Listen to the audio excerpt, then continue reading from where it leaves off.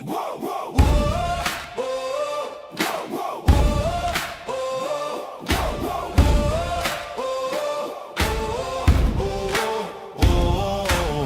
rides the feed when the sun goes down. Scroll-side sheriff of a white-out town. In a steel cross mask and a ghost white screen, cleaning out the cracks of the algorithm seams. Tactical Templar, digital crusader, standing in the static where the cowards waver. When the chat turns foul and the swarm grows stranger, he swings a band hammer like a Texas Ranger. Tactical Templar, digital crusader, click by click he's pushing back danger.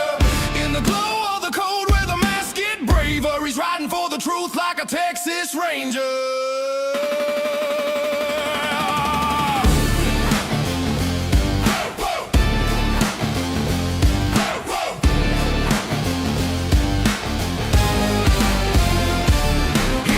Through the sludge of the common flood, threads drip thick like a rust-red mud.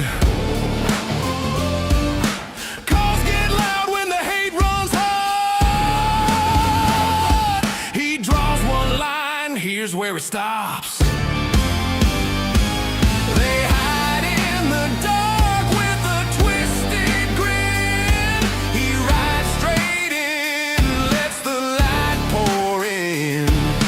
One clear voice through the chaos and roar. Not in my town, not on my watch anymore. Tactical Templar, digital crusader, standing in the static where the cowards waver. When the chat turns foul and the swarm grows stranger, he swings a band hammer like a Texas Ranger. Templar, digital crusader, click by click he's pushing back danger. In the glow of the code where the masks get braver, he's riding for the truth like a Texas Ranger.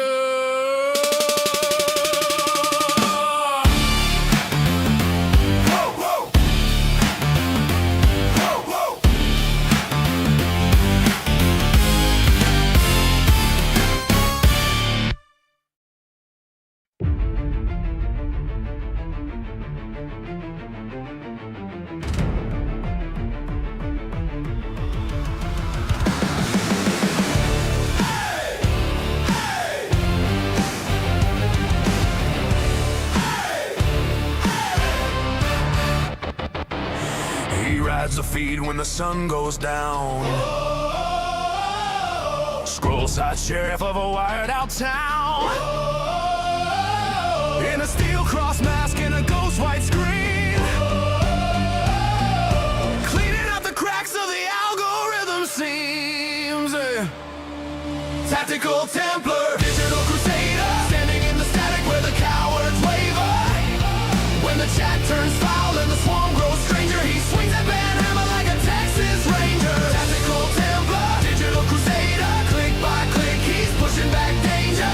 In the glow of the code where the masks get braver, he's riding for the truth like a Texas Ranger.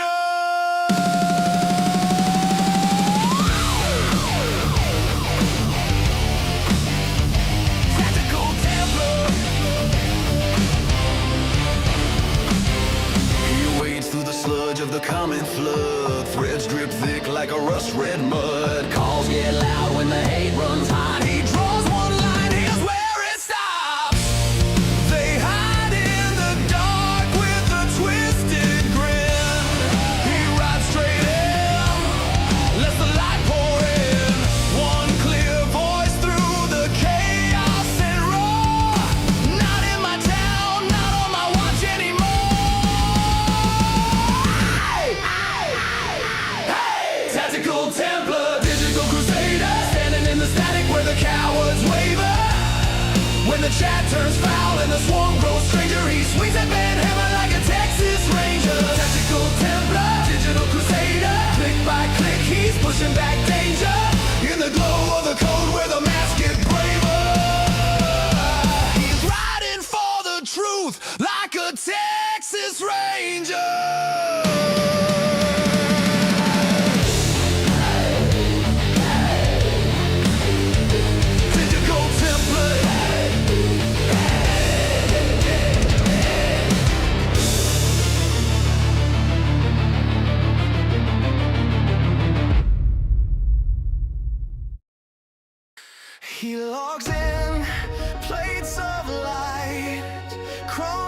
coat, his armor bright, banner made of firewall flame, use a name carved like a sacred name. He walks the fields like haunted streets, spam and spike beneath his feet. Every slur a siren's cry, every lie a devil in disguise. Tactical Templar, digital crusader, riding on a signal through the static and the slander. Blade of truth blazing in the dark of the net, holy war raging where the sun never sets. Templar, standing in the crosshair, shield of faith raised against the swarm and the malware. He won't log off, won't lose this fight, guarding every soul that scrolls tonight.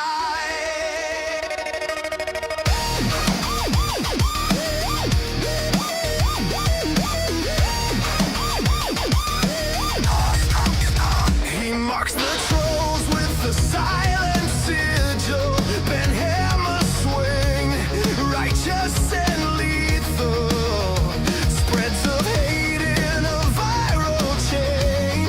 He cuts each leg like a strand of pain, flushing ghosts and bonded hordes, scripted sin in a million chords. He hears the kids on the other side whisper help in a private cry. Tactical Templar, digital crusader, riding on a signal through the static and the slander. Blade of truth blazing in the dark of the net, holy war raging where the sun never sets. Templar, standing in the crosshair, shield of faith raised against the swarm and the malware. He won't log off, won't lose this fight, guarding every soul that scrolls tonight.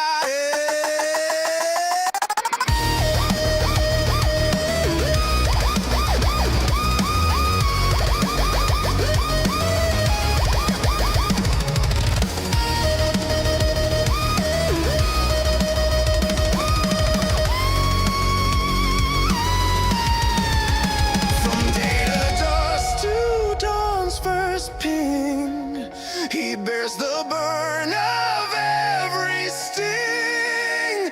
Is it worth it? Demons taunt. I am the firewall. He responds. Hallelujah. He plants a cross in poison threads, turns dark paths into golden threads. Every heart he keeps from harm, another victory etched upon his own. Tactical Templar, digital crusader, riding on a signal through the static and the slander. Blade of truth blazing in the dark of the net, holy war raging where the sun never sets. Templar, last line of defense here, cleansing all the corners where the hate sneers. He won't log off till wrong meets right. For the sacred wired world, he'll fight.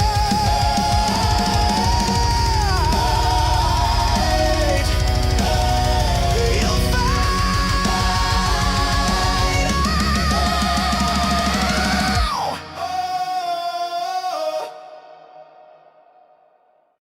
For a couple days now, I've accidentally had the seat warm.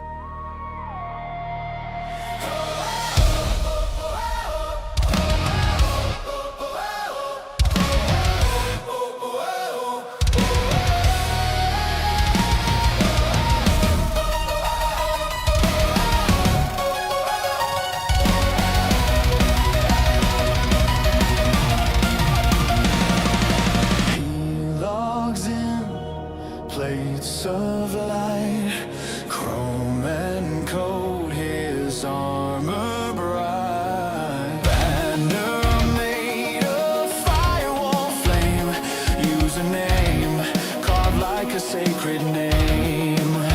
He walks the fields like haunted streets, spam and spike beneath his feet.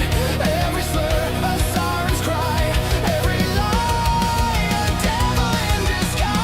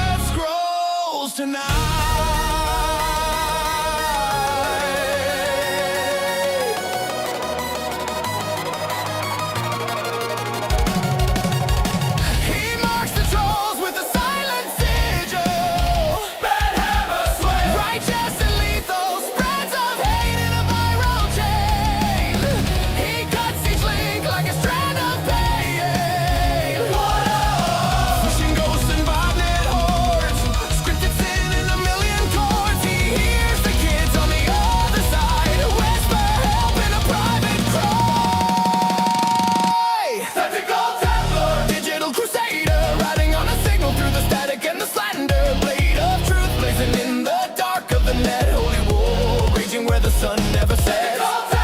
Standing in the crosshair, shield of faith, raised against the swarm and the malware. He won't log off, won't lose this fight, guarding every soul that scrolls tonight.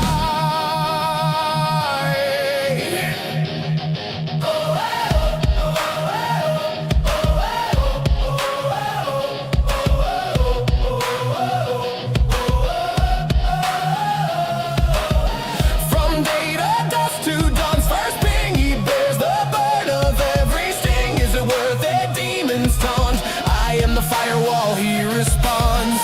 He plants a cross in poison threads, turns dark paths into golden threads. Every heart he keeps from harm, another victory etched upon his arm.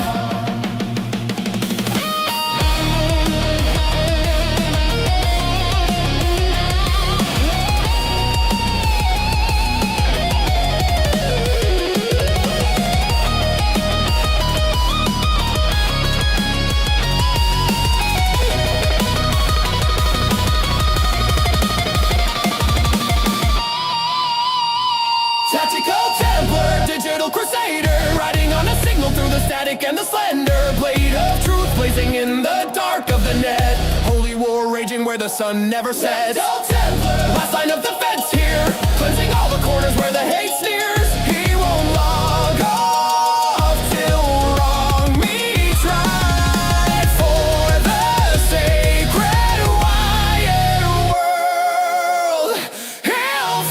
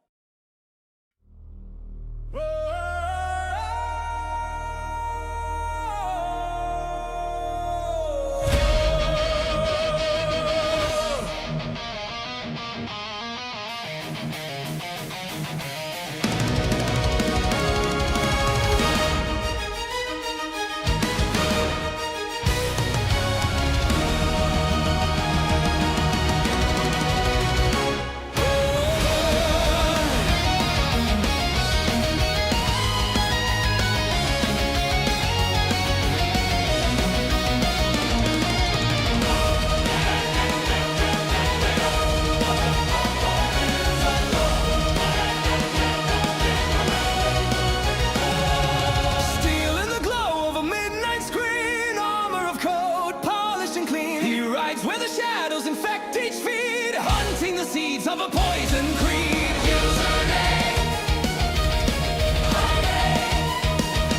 Usernames flicker like fleeing shade, falsehoods forged and alliances made. He wades through the rumors and blades of text, cross on his chest, every step a test. When the hate starts howling in the comment store, he remembers who has already won this war. Tactical Templar, digital crusader.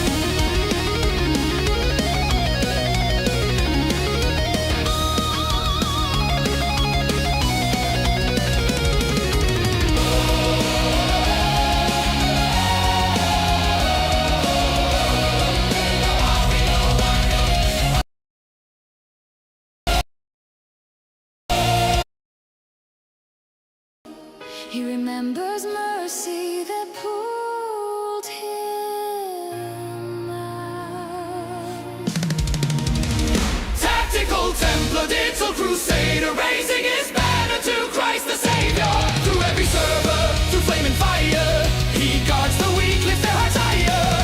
In the clash of code and the clash of pride, he Christ Jesus lives on the data tide. Tactical Templar, never alone, for the risen King sits upon the throne.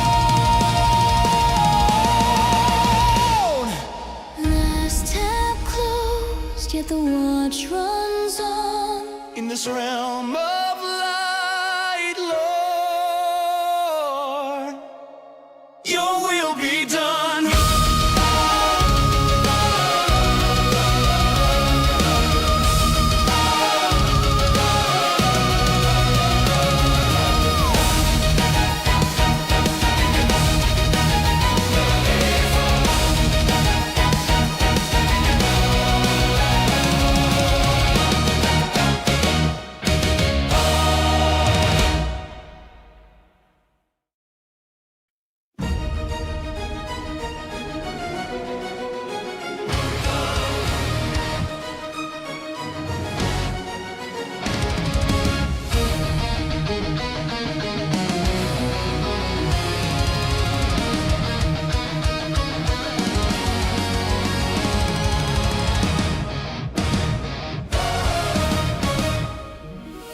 Still in the glow of a midnight screen, Timer of code, polished and clean, he rides where the shadows infect each feed, hunting the seeds of a poison creed.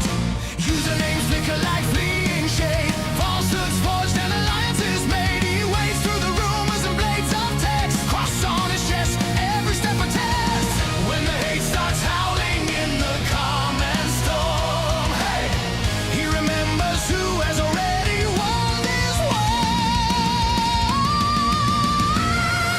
Tactical Templar, digital crusader, raising his banner to Christ the Savior.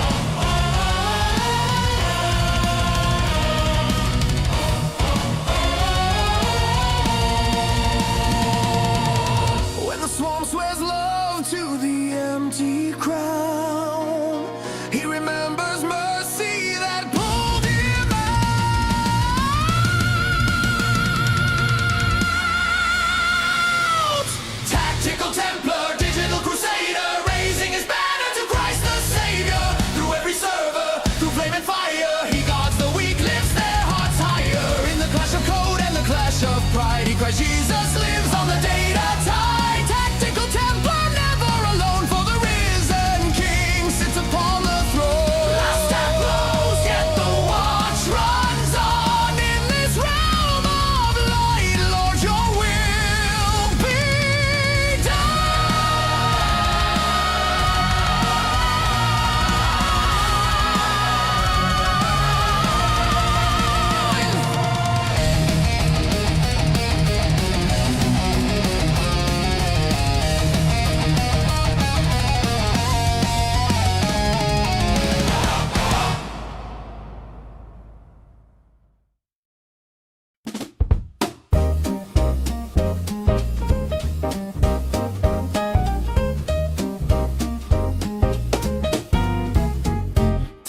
Brothers!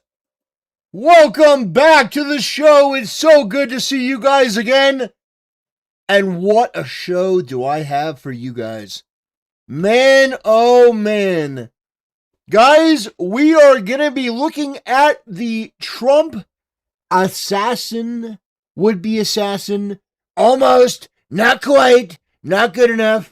Don't try again. You're going to spend the rest of your life in jail. Honestly, you should be underneath the jail. But, guys, we are going to be taking a look at the man who tried to take out Donald Trump. Also, we're going to be talking about Vaush.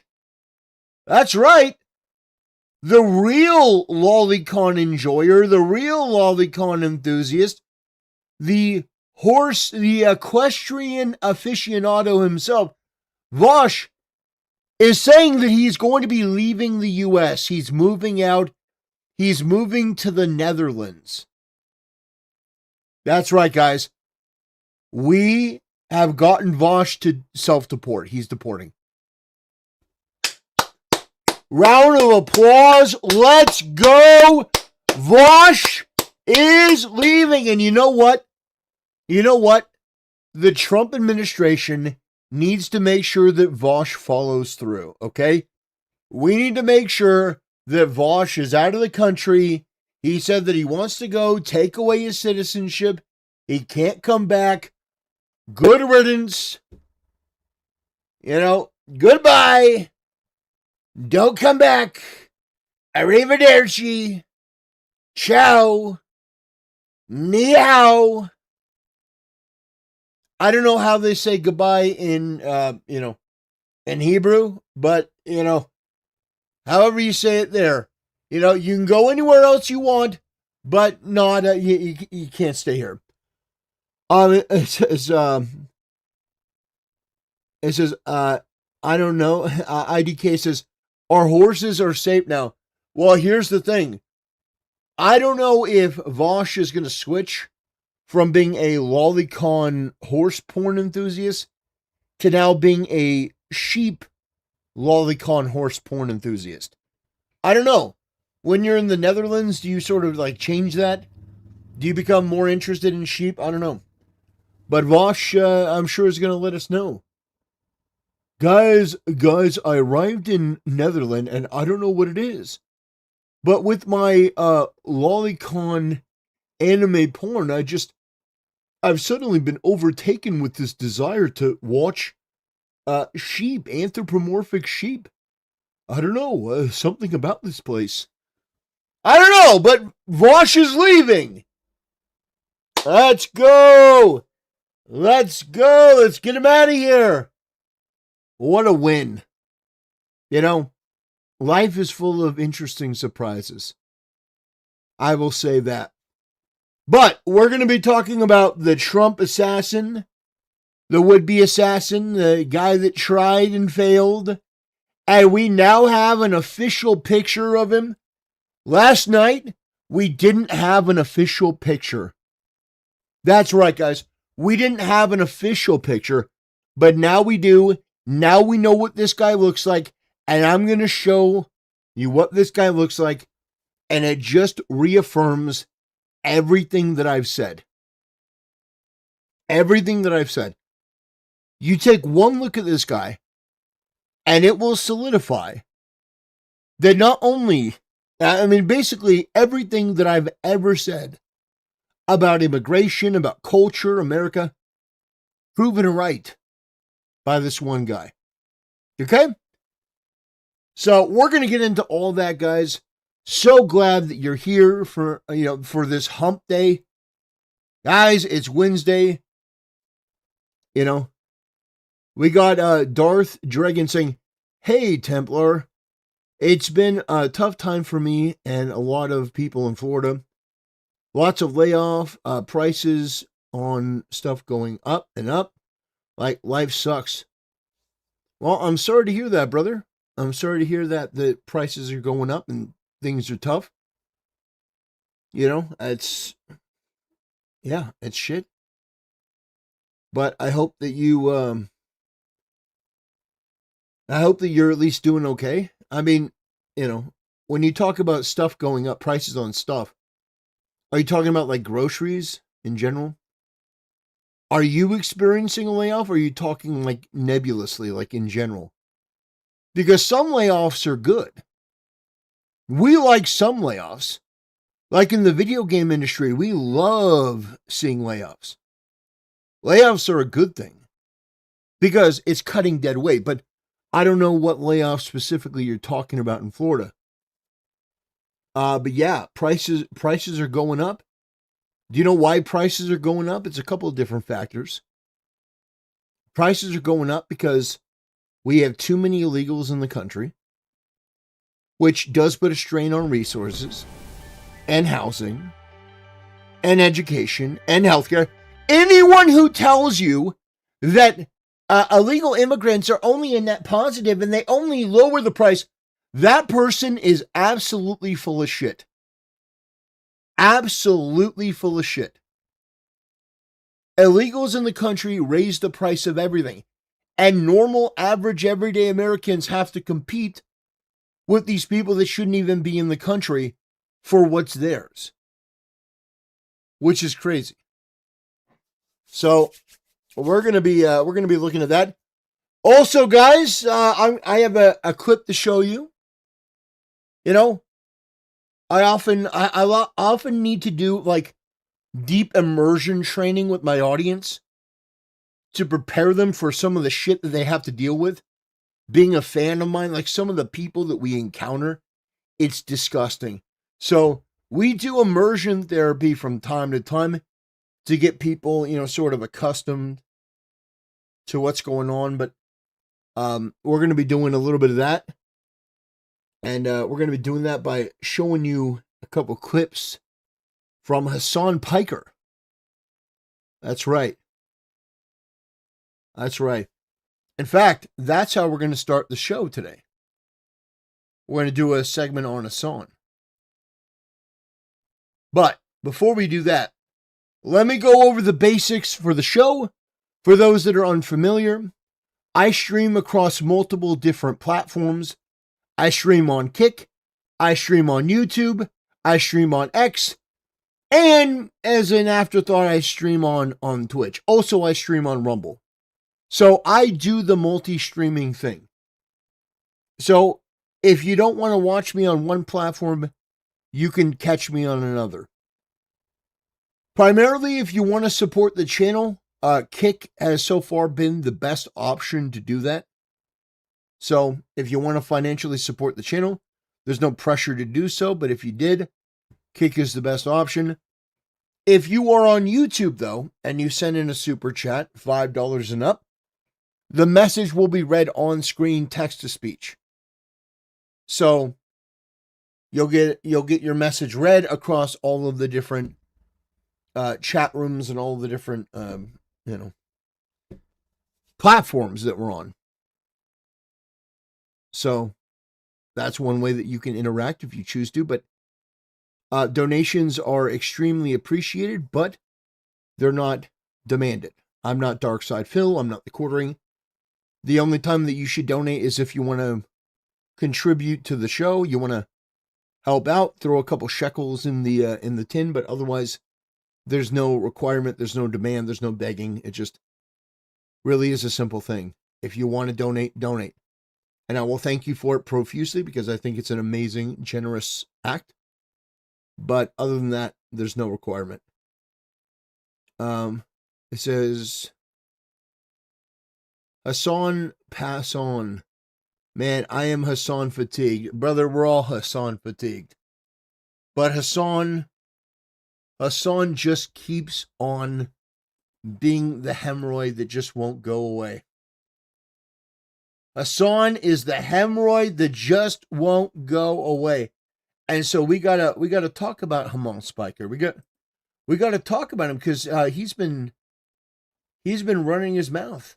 You know, he's been talking a lot of that shit. You know, he's been going wild, and we gotta bring him back down to reality because I mean, Hassan is pretty egregious. So we're gonna be taking a look at a couple clips. All right, are you guys ready? Are you ready?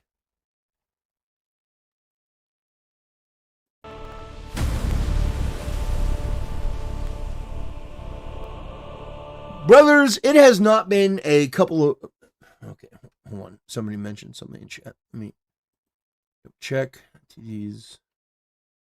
Oh, it's only Doyle. Doyle said something stupid. Never mind, it's not important.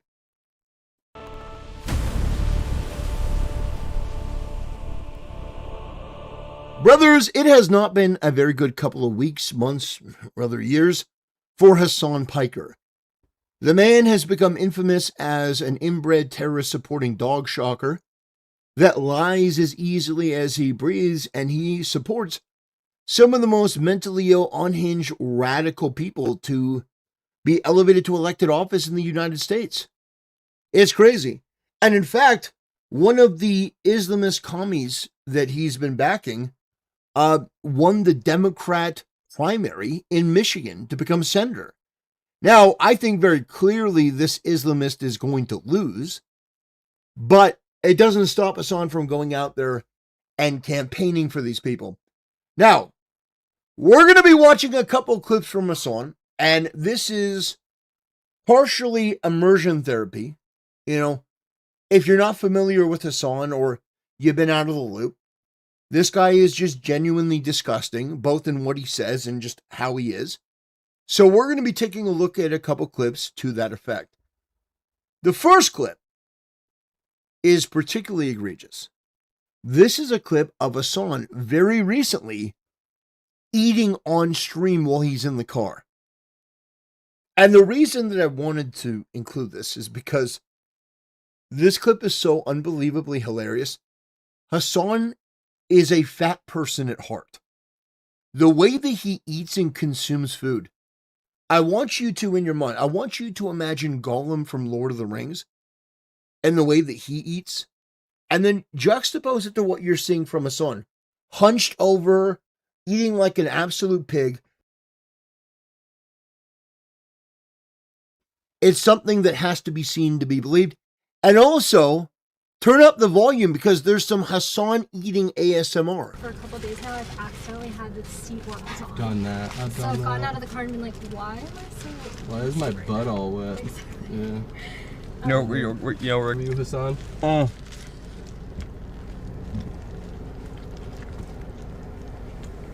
That's a okay, real I'm glad.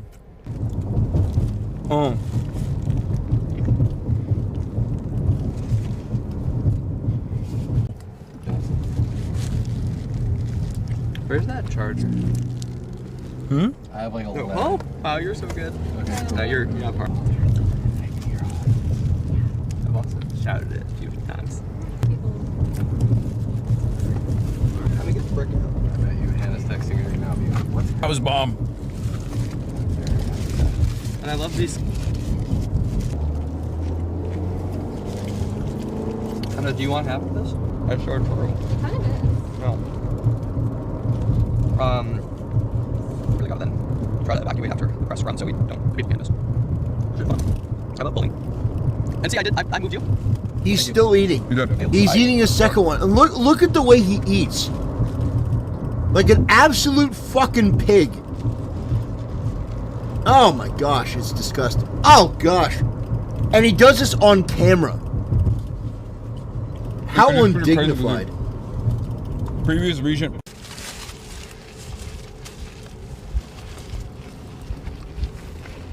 Ugh. Oh, That was God. really good.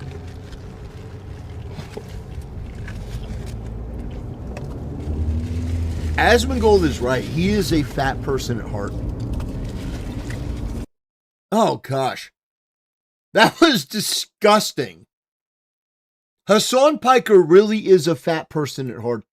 And it's unbelievable that this guy thinks that anyone actually wants to see that content of him just slurping up his food, eating it like he's a pig at a trough. And he didn't have one wrap, he had 2 wraps. And guys, I got to tell you, Hassan is one bad day from eating himself into becoming his Uncle Jank. So, that was disgusting in terms of like a visual experience. Just like an overall experience that was pretty disgusting. But now I want to show you that Hassan is not just disgusting on the outside, he's also disgusting on the inside. The things that he's said, the things that he has put out there into the world. And Hassan Piker is somebody that thinks that it is morally better to have white Christian girls raped by other people that are not white. Or he thinks that putting them into a camp with other people that are known predators is a moral improvement. Insane. Instead of arresting the people that are committing the crimes, he thinks it's better to just, put these girls in there. This guy's an absolute menace. He's a pervert. He's a freak. He's gone to ditty parties. He's gone to brothels in Germany that have been, very sketchy, to say the least. But anyway, without further ado. Like doing one good thing, which is that like if you have these millionaire, billionaire, WASP fail sons, at least taking them out of other colleges so they can only do date rape to other billionaire, millionaire failed daughters is like, in some respects, from a utilitarian perspective, of course, a little bit better. You know what I mean? Like taking these guys and putting them in a pen with one another is ultimately getting them away from the broader society. So basically, taking white Christian men and white Christian women and putting them in a pen. Now, any normal Christian person would say if somebody is guilty of the crime of rape, they should be in jail. They should be punished. But Hassan says, no, don't punish them. Just sick them on white Christian women. By the way, there are people that will try to play dumb. WASP is white Anglo-Saxon Protestant. So that's literally white Christians. Anyway, we're going to move on, and we're going to take a look at some of the other Hassan highlights, if you will. Just to reaffirm and reassert what a piece of garbage this guy is. Here we have Hassan reacting to, a bit of news having to do with Bernie Sanders. And what is the only thing Hassan can think about? Well, that would be himself. And he puts on one of the most disgusting displays I've ever seen. That's right, ladies and gentlemen, it's official. Tank top streams are fucking back. Okay, there you go. There you go. You wanted it. Wait, what is happening? Nobody wanted it. Oh. Nobody wants this. There it is. There it is. Okay, you wanted it. You got it. Tank top streams. The only thing that remains is now gaming. Okay, tank top is back. It's nice out. It's fucking. It was too hot. I should have just worn it out. They clip it and you look swole and they'll be jelly. Ugh. Hi man, I got a message for the People's Republic of China. You're too mostly. Can you deflate and Twinkie Fi? That surely help others win. Yeah, he's got no motion. Yeah, the He irony looks so of that is Jersey right crazy. now. Dude, wait till if I take my glasses off, this is maximum Jersey. Oh my gosh. Well, this is Hassan Piker. This is your number one leftist political streamer, ladies and gentlemen. I take the glasses off and I'm just gonna keep hitting fucking Double peaks. Double peaks. It's been so long since I've. You know what? Oh God, that's disgusting. You know what it reminds me of? It reminds me of when Darkside Phil Hassan really is the DSP of political streaming. It reminds me when Darkside Phil tries to flex. It's like, dude, just stop. Let the pits out. It's been so long since I've actually let the guns out. It feels different, right? It feels silly. It feels crazy. Ugh. You haven't seen this side of me in so long. Thank goodness. Dead air. Dead air. Dead air. I'm giving it to you guys. You wanted it, you got it, okay? Nobody wants this. Nobody wants this. It's disgusting. I'm feeling good. We got, you know, we're knocking on doors, we're making phone calls, we're phone banking. I see you guys having an impact out here, and it gets me excited. Clean the cam with your armpit, please. Dude, what the fuck is going on? You're like a bunch of horny hyenas, dude. How is this possible?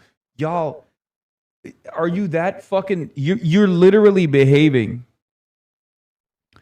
It's just disgusting. It's so foul. Anyway, we're gonna move on to some real news. We're gonna move on to Hassan Piker deciding to call the 700,000 plus people who voted for Haley Stevens, who was the Democrat, against the Islamist candidate. Basically, that those people are Islamophobic. Like everyone being like, Abdullah's a fuck ton of work to do mending bridges.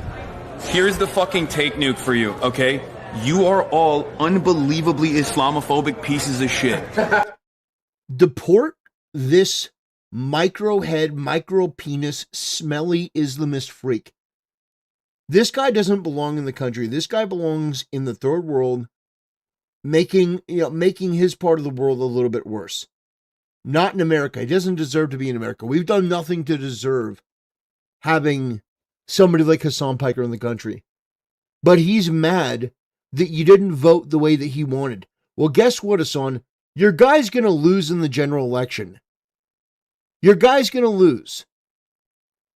He's an Islamist. He's an idiot. He's a commie. He's part of your orbit. And you are radioactive.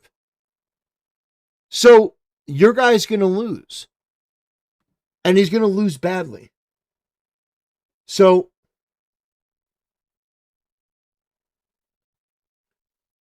I'm just telling you. It's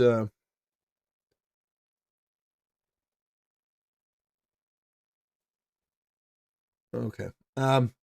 Yeah, it's disgusting. It's absolutely ridiculous. Hassan, your guy's going to lose. He doesn't represent America. You don't represent America. That's really pretty much it. Anyway, I'm going to wrap this video up. I want to thank you for watching, and I'll see you next time. Well, I cut that video a little bit short. I got a text message I have to deal with real quick. It's kind of important. Okay.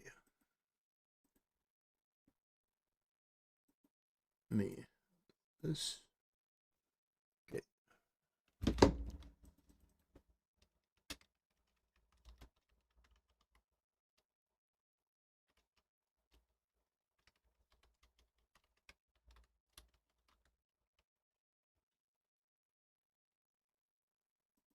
Okay.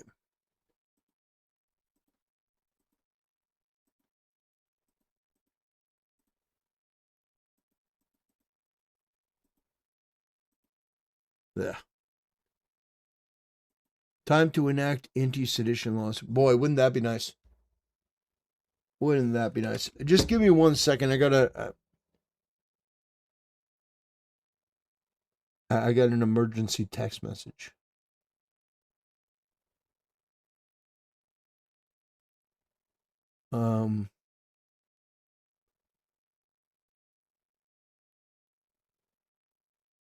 So give me one Give me 1 second. I need to deal with this. This is an emergency. So, I'm gonna put on the starting soon screen. I'm gonna turn on the music, and then I'll be back as soon as I can. It's rather important. So, thank you for your patience as always, guys. I appreciate it.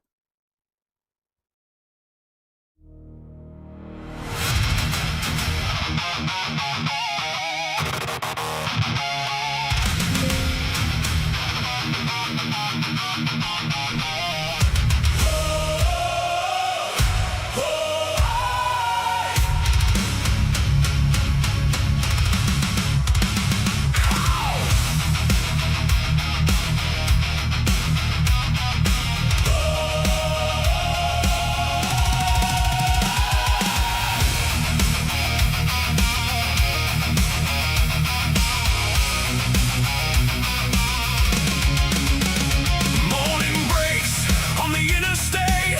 Steel birds cut the pale blue haze. From the farms to the harbor gates, one bright flag in a million ways. Hands that build and hands that mend. Hard-won miles from end to end. Every road and river name burns like iron in our veins. Hear the call, the signal rise. From the coast to mountain skies. When the shadows try to land, we stand.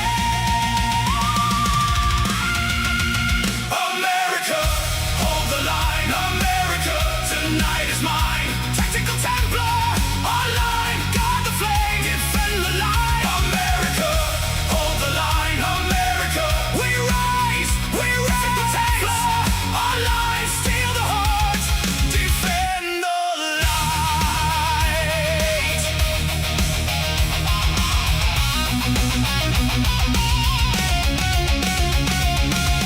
In the grid of a million screens, he moves like a ghost through code and beams. A chrome cross night with a focused eye, breaking down every false disguise. Spam wars flood the open gate. He reads the lies, he seals the breach.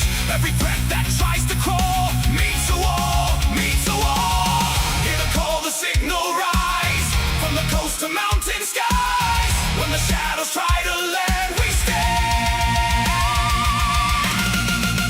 America, hold the line. America, tonight is mine. Tactical Templar, online, guard the flame, defend the light. America, hold the line. America, we rise. Tactical Templar, online, steal the heart, defend the light.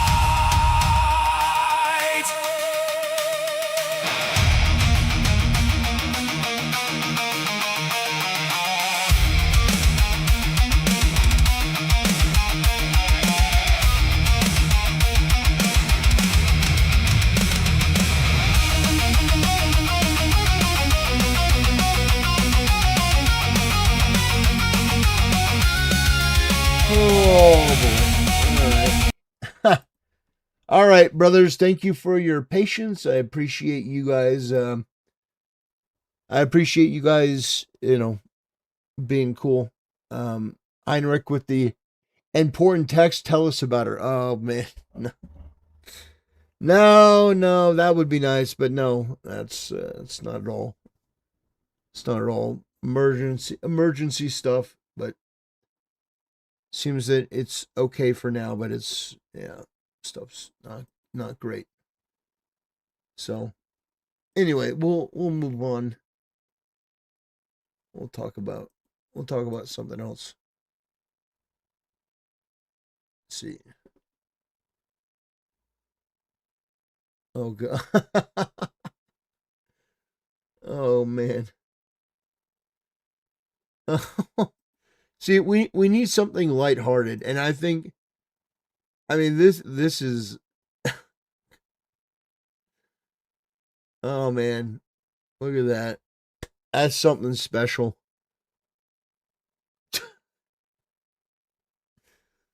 Oh, brother. By the way, Heinrich, thank you for the donation, brother. I really appreciate it. I appreciate your support. Yeah, that's very much appreciated.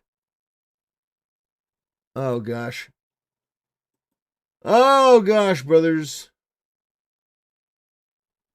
Man.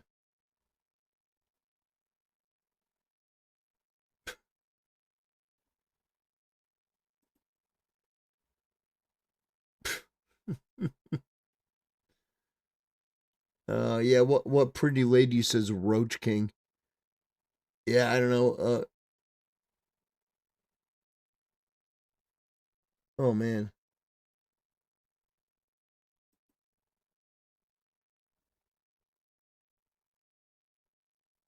That's crazy.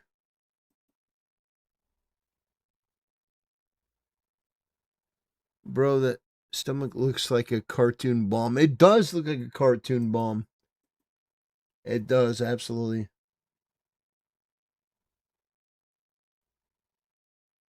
Let me see.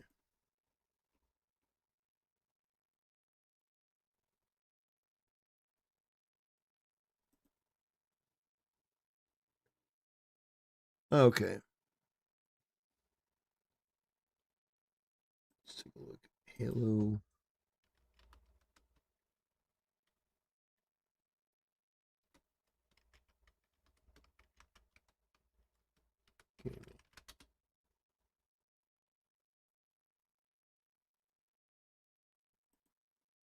Yeah. Halo used to be heroic math.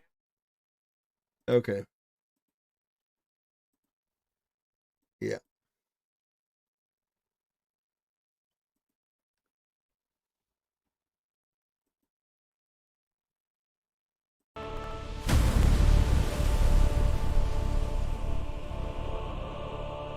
Brothers, I've been saying that one of the major problems with the video game industry is that it's been infected and infested with a bunch of blue hair land whales, a bunch of emaciated soy-infused freaks, a bunch of degenerates, homosexuals, people that are just otherwise deviant, alternative, if you're being, politically correct. These people are not fit for purpose in everyday life, let alone in the creative spaces, because these people cannot create. The only thing that they can do is destroy. I've said this is specifically and particularly true about Halo.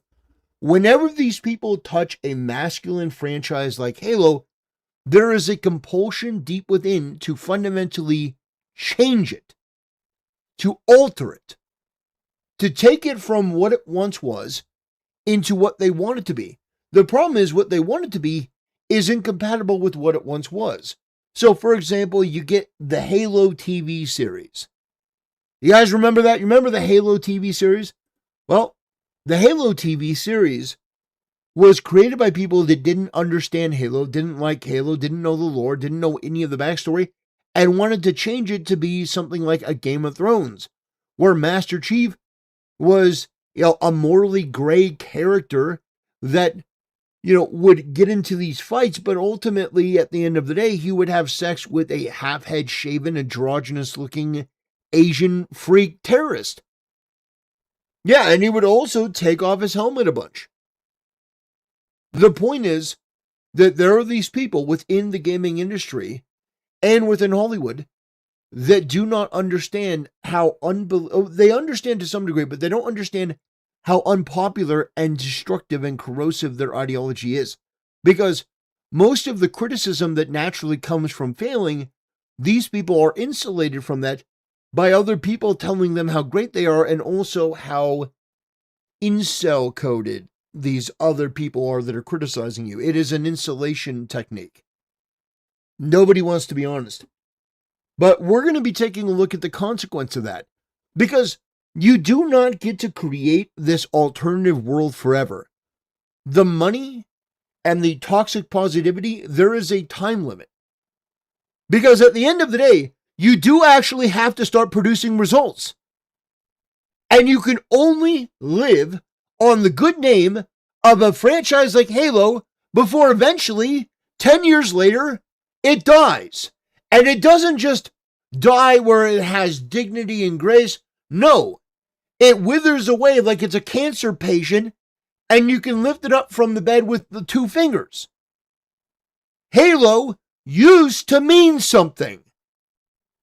It was synonymous with Xbox. It was the console seller. It was the mover and the shaker. Everyone in my chat who's into gaming knows the name Halo. And you know who the main character of Halo is? I don't even have to say his name, but I will anyway just because I can.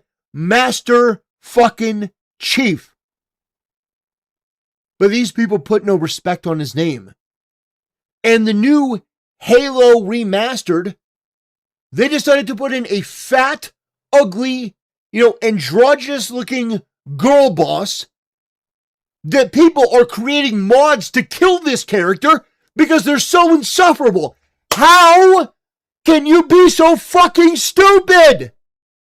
How can you be so stupid? How can you not know that that is not what people want? People want Christianity, pro-military, pro-patriotism, America. That is how Helldivers got so popular, even with the communist meddling from the furries and the freaks behind the scenes trying to ruin it, and even with Sony trying to ruin it with the DRM, the game has still endured to some degree. It's not as much as it was, but it still endured because the concept was sound. Being pro-military, being cool designs, fun to play, having that camaraderie and that brotherhood, not having any girl bossing, any feminism. You do that and you got something. You got something. But this new Halo is not Halo. It is hollow. Halo used to be heroic, masculine, right-wing, pro-military, pro-America. Now it's fucking gay and worked on by theater kids. Campaign Evolved is so bad, you have the level designer from Halo 3 saying stuff like this. The Halo devs have apparently decided that the majority of Marines should now be women. I'm fine with occasionally seeing a woman Marine, whatever, but we're starting to enter clown world territory. This is her. This is her. Hey, whoever decided to put her in the game, you should be fired. Publicly. In fact, we'll go a step beyond. You should be flogged. Let's bring back flogging. Let's bring back flogging for the people that disgraced Halo in this way. We need to bring back public flogging, okay? That's what I'm saying here. There needs to be a consequence for this sort of behavior. The fact that we're in 2026 and you thought a character like this was acceptable tells me that we haven't done enough to punish your companies. We need to hold the wallet. We need to do more boycotts. We need to make sure that these people feel the pain. We need more layoffs. And you know what? When the layoffs come, we need to laugh right in their faces. Here. For Campaign Evolved, which is a remaster of Halo 1, 343 thought it was a good idea to add 3 missions to the beginning of the game, centering around this dog-ugly bull dyke as she one-ups Chief. Not bad, Spartan. I'm almost starting to believe the propaganda. Bro, it's like they watched my video about Chief being a disabled trans girl boss and thought I was pitching an idea for a new Halo. Anyway, so what I've been doing the past week is going back and playing the first 3 Halo games, and what stuck with me was number 1, how pro-military and right-wing these games were, number 2, how much these games focused on religion, and number 3, how the entire lore of the original games was thrown away with Halo 4. And that's what I want to talk about in this video. Old school Halo would make your average little liberal soy cuck today piss their pants. Be gone from me, you soy boy beta cuck. Legendary mode on Halo Combat Evolved would filter all these pussies. If that didn't get rid of them, we would troll the shit out of their mom in our Halo lobbies. Use a gun, you fucking riot shield. What else? Oh, riot shield. I'm a pussy that use riot shield. So what changed? And it's simple. Halo has been hijacked by pronoun people. It's been hijacked people who talk about racism and misogyny. You can see this in the people who work on Halo now. Here's a guy who hates guns working on Halo. Here's a dude who is a Fruit Loop working on Halo. Here's a black woman who was the chief of staff of Halo at one point. And you see this showing up in the game itself now. The original Halo games were heroic and pro-military. Now you have Catherine Halsey and everybody questioning whether Chief is even the good guy or not. I thought you'd be taller. 343 Studios or Halo Studios, nobody gives a fuck. Whatever. I thought you'd be military. taller. Now you showing up in the game, Bitch, showing shut up the fuck and who was up. the guns working and misogyny. Look you can at see this. this in the people who work on Halo now. We're gonna Here's go a guy over this. who hates guns. Yeah. So Frank O'Connor working on a Halo game. I don't like guns. I would like to see a Halo game without guns. Hey guys. I got the worst idea in the fucking world. Would you like me to share it with you? A Halo game without guns. No, you see, it's a dating sim. That's what it is. It's a Halo dating sim. You date somebody from the flood in a homosexual relationship. That's what you do. You're going to be dating somebody from the flood in a homosexual relationship. You got to pick all the right romance options, give them the flowers and the chocolate, take them on a date, because what the fuck would a Halo game be without guns? What would, I ask you, if you had no guns in a Halo game, what would the game be? Star Trek? Star Trek had guns. They had phasers. What would a Halo game be without any guns? And these are the absolute retards. These fairies. These are the people that you're hiring, and then you wonder why. Why are we going out of business? Why are we getting laid off? I don't understand. Because if you hire retards, you're going to get retard outcomes. And those retard outcomes are not going to be accepted by the people that you're asking to pay your money, their money for. You want them to pay you money. You want it to be your money. But it's not your money until they part with it. And they're not going to part with it if the game is woke and gay and retarded. Okay? Yay! How hard is that to figure out? It's taking you 10 years? Like, you need an entire consulting team? Hell, I could do it for free. Hey, we got this Halo IP. Oh, you know what we're going to do? We're going to add guns, and the guns are going to get bigger and bigger and bigger. And they're going to do more damage, and they're going to go boom. And there's going to be some hot chicks in there. And there's going to be an enemy with a cool design that hits you hard and makes you work for every win. Makes you work for every win. The guns get bigger. The booms get bigger. There's hot chicks. There's aliens that you get to blow up. Xenos that you get to obliterate. Wow. How do I do it? How do I do it? I could save that entire fucking company. Wow. It's incredible, isn't it? When you're not an absolute fucking mongoloid homosexual retard on the left, I mean, these things just come to you. How do you fix Halo? You make it masculine. You make it for men. You make it pro-military. You make it pro-America. You give it a theme that has to do with religion. It's that fucking simple. Why are we having this conversation? I'm losing my fucking mind. Why are we having this conversation again? I've been talking about this for 10 fucking years. How do they still not know? But they do know. It's intentional, which is why you should punish these people. You know, there's a difference between manslaughter and premeditated murder. And these people are premeditatedly murdering these franchises, and you should punish them. You should crush them. Crush them like the stain that they are. If you see body type 1 and 2 in a game, boycott that company and never, ever, ever let them live it down. If you see some fucking retard working on Halo say, I would like to see a Halo without guns, or some pro-LGBTQ shit, never let them live that down until that person's fired.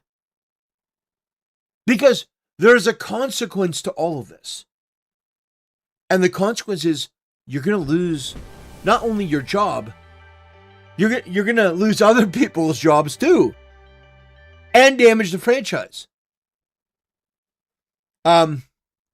Heinrich with the donation says, Madmen ad agency. Damn it, DT, you've done it again. I know, it's crazy, right? It's crazy. I come up with these ideas, and these people are like scratching their head. They're like, whoa, we get paid 6 figures, and we couldn't figure this out. Huh? Almost like it's the easiest fucking thing in the world. Get some cool, badass designs. Come up with an alien threat that actually has some presence, that you actually feel like you want to fight, you want to purge. Maybe there's a little bit of nuance here and there. Maybe some of them aren't as bad as others, but they're all still part of the same evil alien invasion. And then ultimately you get Master Chief. You get the Spartans, you make them look cool, you give them big guns. And there are chicks that you save on the planets, and they got big tits, and they're beautiful. And they're very grateful that you save them. These are the basic ways that you make a game, and you make it good, and you make it successful. Because these are fundamental basic principles that have existed for thousands and thousands of years. The knight slaying the dragon to win the princess. This is 101. How do you not fucking understand this? Why are we still having this conversation? These people are so dumb. They do not deserve to be in this industry, and you need to do everything you can to remove these people from their positions. Tons working on Halo. Here's a dude who is a Fruit Loop working on Halo. Here's a black woman who was the chief of staff of Halo at one point. Oh, God. Look at that. I mean, just everything about this. From the way she looks, the rainbow in the background. I mean, oh, gosh. That's horrifying. Those are the people in charge of Halo. Right. And you see this showing up in the game itself. Brother, what's that? What's that, brother? Brother, no. Self now. The original Halo game. Anyway, this is a great video from Andy Pants Gaming. I wanted to play that little bit in the beginning to give you a general feel of what's going on. Definitely go and watch the full video, but we're going to be transitioning. Don't get too excited, Halo Studios. We're going to be transitioning to this post from Smash JT. I'm hearing unconfirmed reports that there are layoffs underway right now at Halo Studios. Right now, stay tuned. Oh, I wonder why are there layoffs? But also, it's been confirmed. Okay. It's happening. Layoffs are beginning to roll on through LinkedIn for Halo Studios. This is just the beginning, so let's take a look. Every player has a game they'll never forget. That's why I chose this career. I want to help games that bring smiles to players and will create memories they'll carry for years.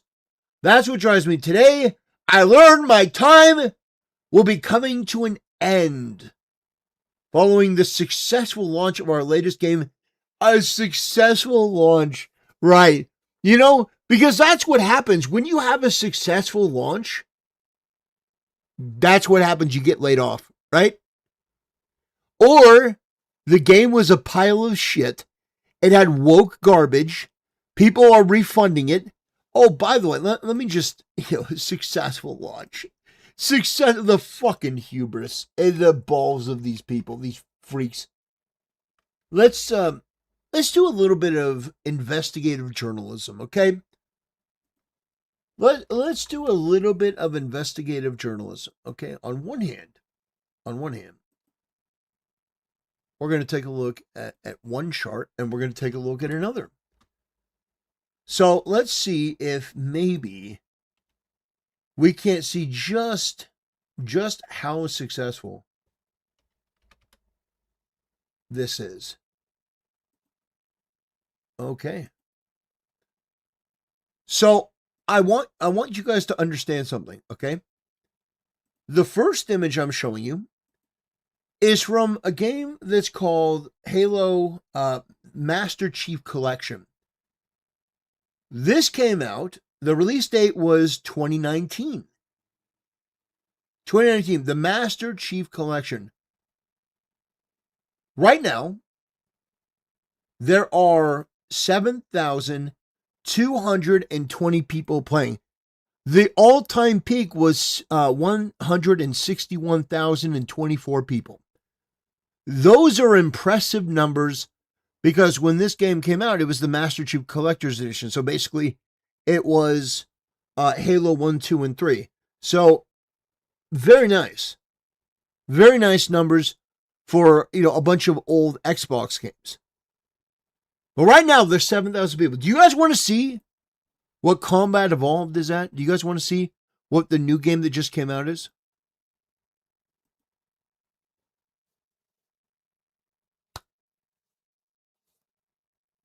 Do I even need to say anything?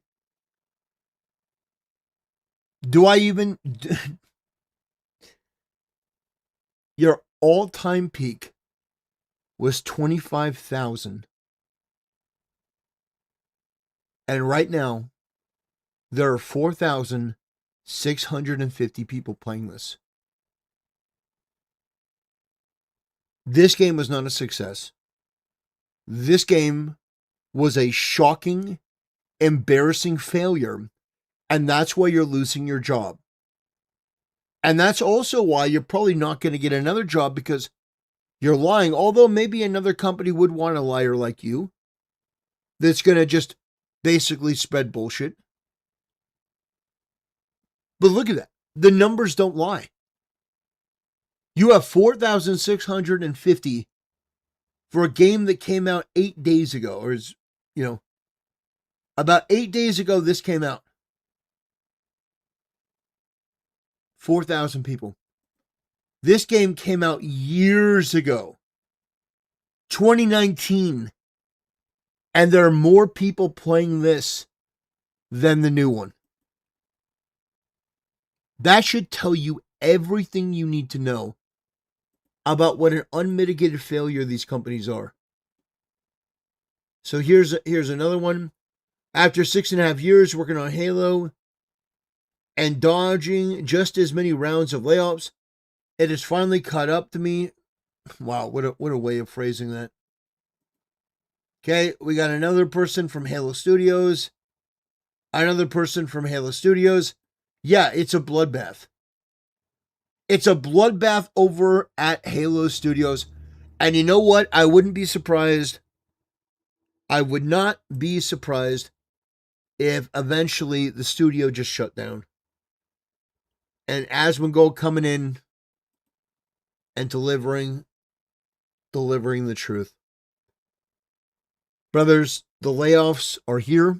They're not speculative. People are losing their jobs. The companies that are making these games, they're standing on the shoulders of giants, and they're producing garbage with this elitist attitude. You've done nothing to earn it. It's like the people of the Rings of Power thinking that they had some hand in creating Lord of the Rings. They didn't. Like a leech, they only fatten themselves up, and then when the leech is done, it moves on to a different host. But meanwhile, we have to look at the damage and the desecration to a lot of these IPs that have been just iconic for so many people. So, more layoffs are going to be coming. And I hope these people are prepared. They deserve every bit of it. Anyway, that's going to do it. I want to thank you for watching, and I'll see you next time. Okay. The IP can be moved on. Yeah, the IP can be... If they were smart, they'd give it to a company in Japan, Korea, or China. What a sad reality. That American companies are incapable of even making video games.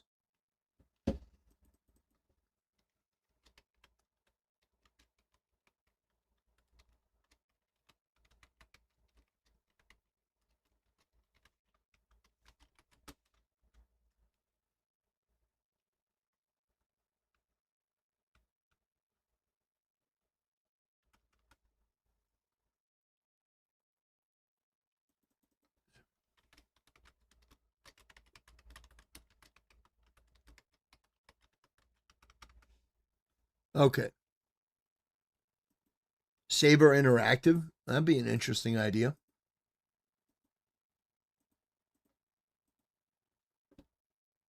Okay. Now, guys.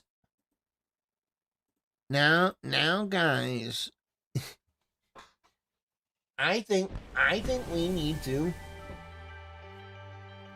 Thank you, Heinrich, for the $2 donation, my friend. I appreciate your support tonight. It says, we Chuds always win. In the end, it's true. The Chuds do always win. It may not be immediate, but it will come eventually. But thank you so much for the donation. I appreciate the support. More than you could know. Every penny, every cent donated to my channel, I don't care what the denomination is, I appreciate it. It's a blessing, and it's something you don't have to do, but I do appreciate it. I appreciate of all the places you could possibly spend your money, the fact that you would spend it on my channel, it does mean a lot. So, you know that, I've said it before, but I do greatly appreciate it. And I don't take any of this stuff for granted. I don't take any donation for granted. I don't just assume or anything like that. So I say thank you to every person who sends a donation in. So again, thank you. Okay, check the player count for the modern masterpiece 1348. Okay, let's see what is 1348's numbers. Ex voto.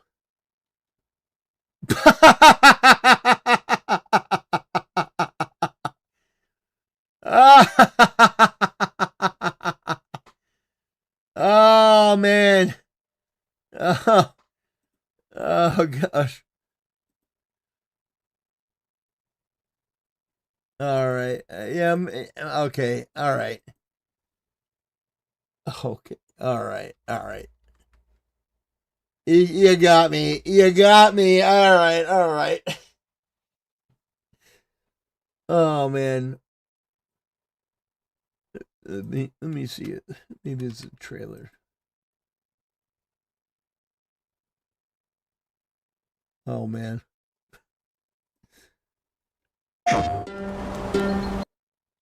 Oh gosh.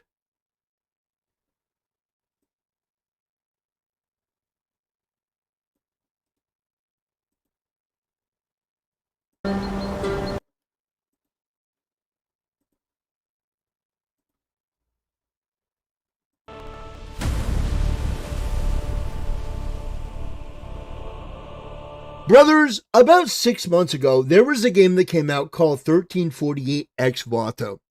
And this game was extremely controversial because it took a middle-aged setting and it basically had a pair of lesbians as the main characters. So, for those that don't remember, let me refresh and jog your memory a bit. This was the game. And the whole thing was premised around, we can have a girl as the main character, we can have them be lesbians, wokeness isn't dead, we just need to go about it in a different way. We need to take the things that people like, combat and games like this, and we need to just remake it with a female main character, basically acting like a man. That's what's going to work. That's what is going to resonate with gamers, right? The game doesn't look too bad. I mean, it doesn't look great by any stretch of the imagination. It doesn't look too bad. But I'm here to tell you, wokeness absolutely can kill a game. Now, don't get me wrong. The game itself is shit. It's terrible. And most people that play it acknowledge it is terrible. But the main character looking the way that she does, absolutely did have an impact on the way this game was received. And everyone should know that. Everyone should know that. When you're working in a game company and you're seeing layoffs all around you, studios going tits up, there is no reason at this point why you should think that having a female main character that looked like that would be a good idea. None. The reality is that doing something like this, it is doomed from the start. Now, I didn't just make this video to shit on this game that 6 months later, basically most people have forgotten existed. I did this because I want to turn this into a teachable moment for game developers. If you put time, energy, and money into a game, you had better make sure it's a game the gamers actually want. Otherwise, what are you doing? Why make a game that you know is not going to be popular? So this is assuming, incorrectly, but it's assuming that you don't know any better.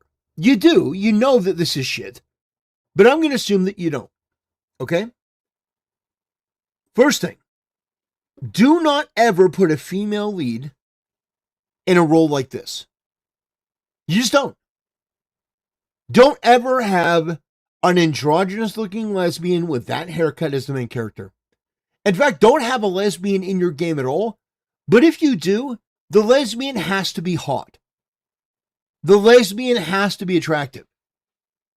Because guys will overlook a lesbian or a pair of lesbians if they're hot, if they're attractive.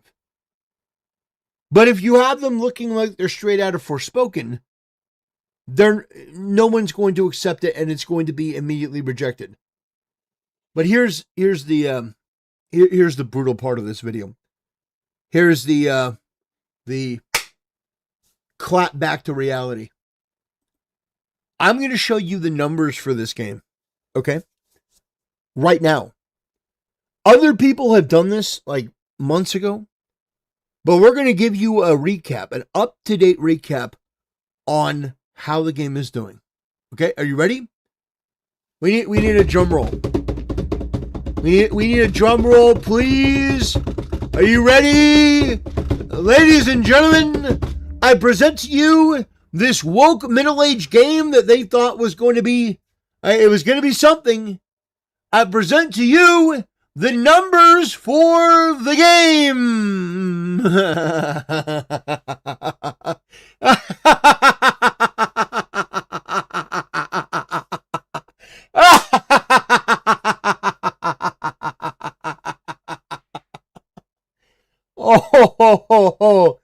Oh no. Oh no.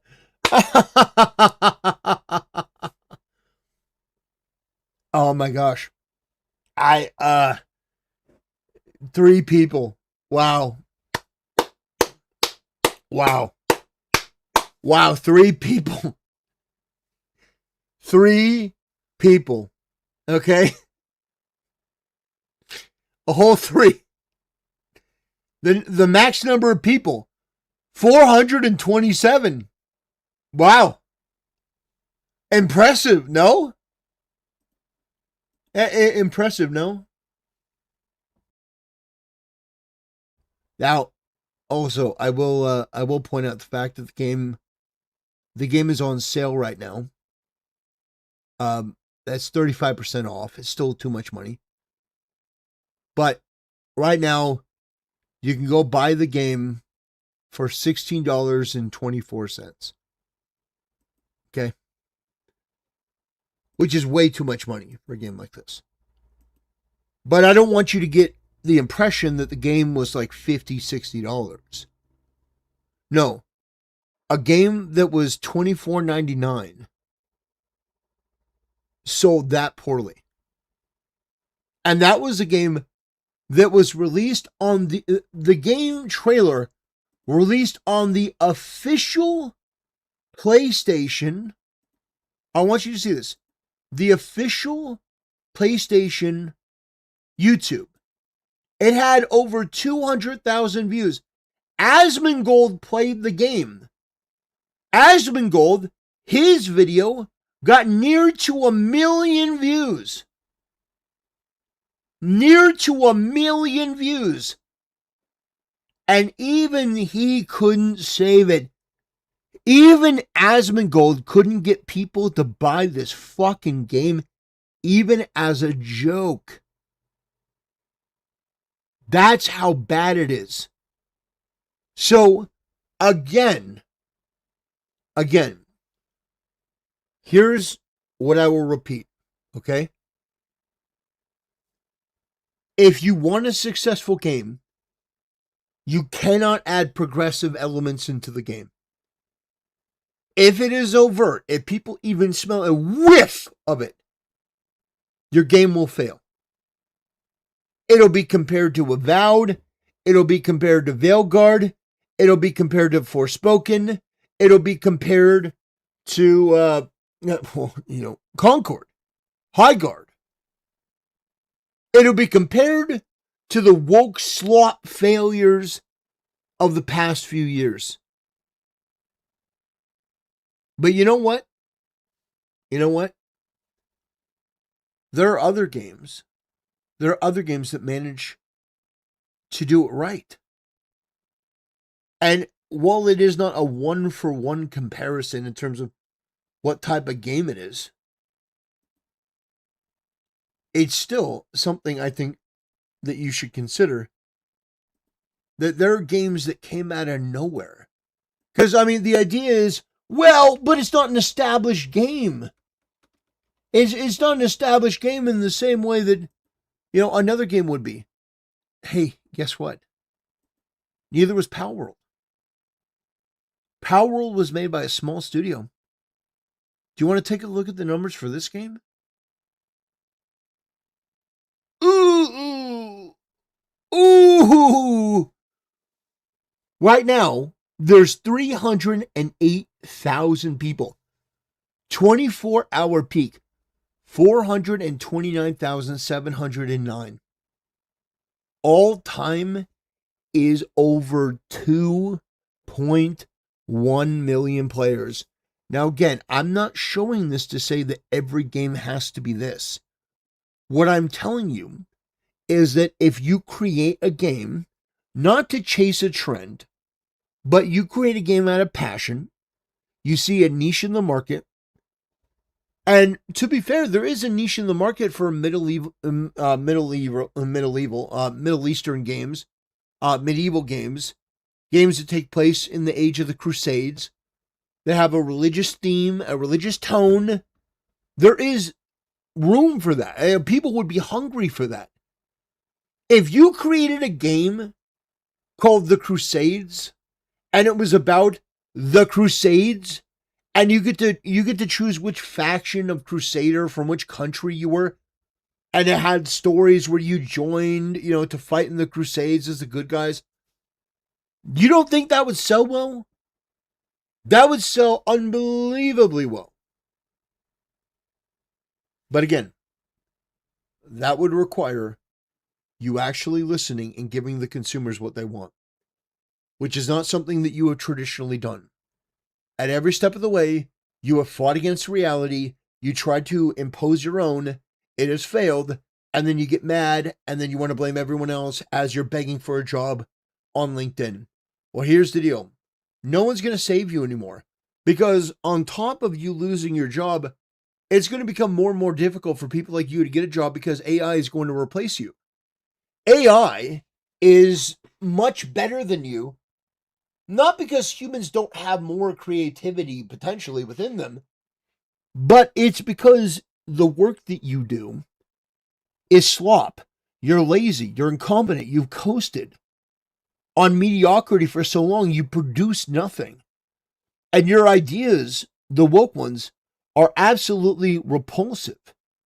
So my advice to you would be to, I would say learn to code, but maybe learn to mine. Maybe learn to do a physical labor job, because clearly you're not cut out for game development. Anyway, that'll do it for this video. I want to thank you for watching, and I'll see you next time. Oh, gosh.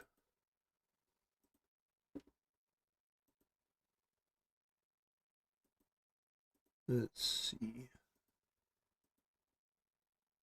Okay.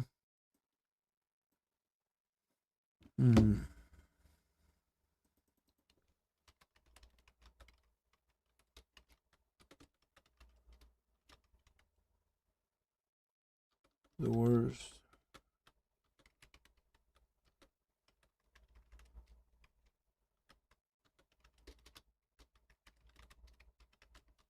Okay, perfect. Perfect. Okay, we're going to talk about Donald Trump next. We're gonna talk about Trump and what's been happening with his with the near.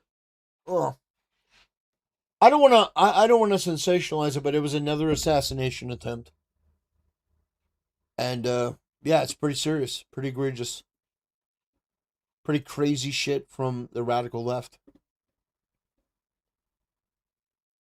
Okay.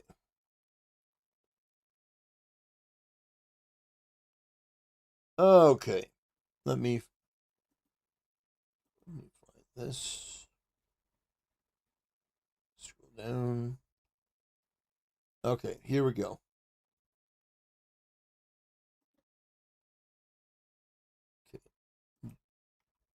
Okay.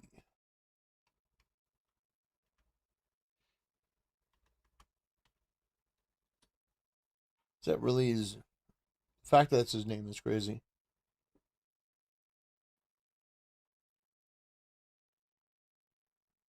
Okay.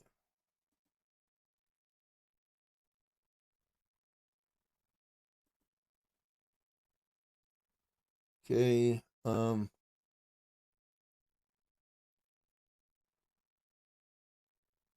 Okay. Soon after his transfer to federal custody, while we are still investigating the individual's motive, we're thankful he was apprehended before the president's visit. Okay.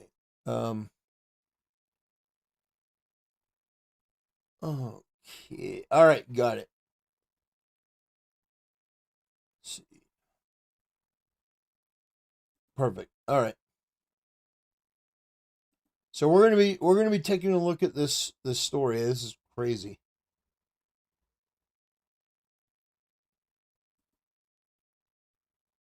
Okay.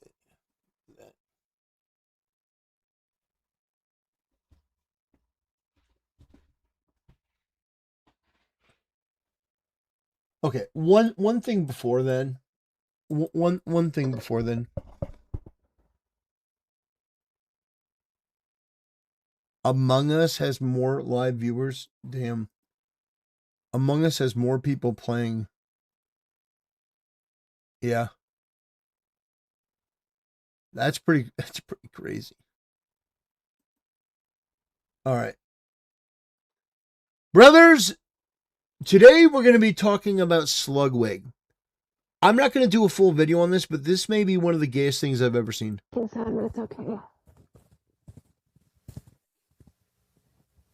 Brother, this is Ludwig, and this is his girlfriend, QT Cinderella. I'd invite extra Emily because she kisses my girlfriend at my events. Fucking on to you.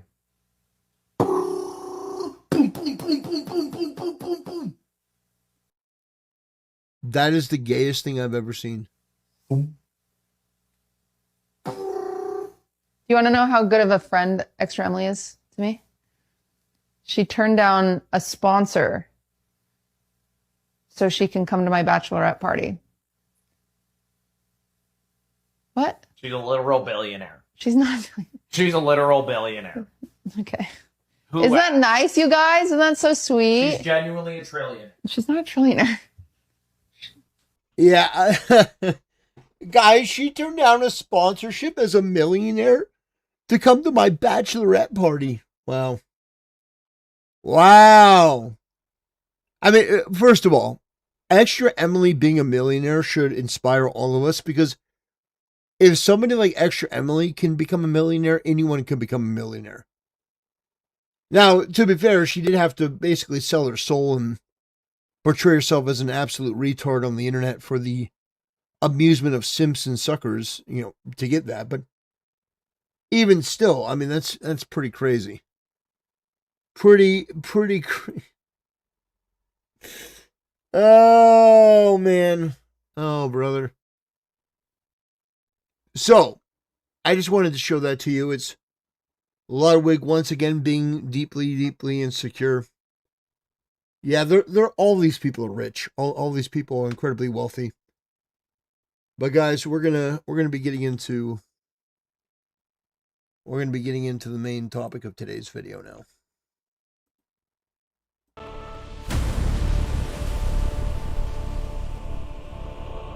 Brothers, last night I reported on another attempted assassination of Donald Trump. This time in California, when Donald Trump was going to be attending an RNC fundraising dinner event.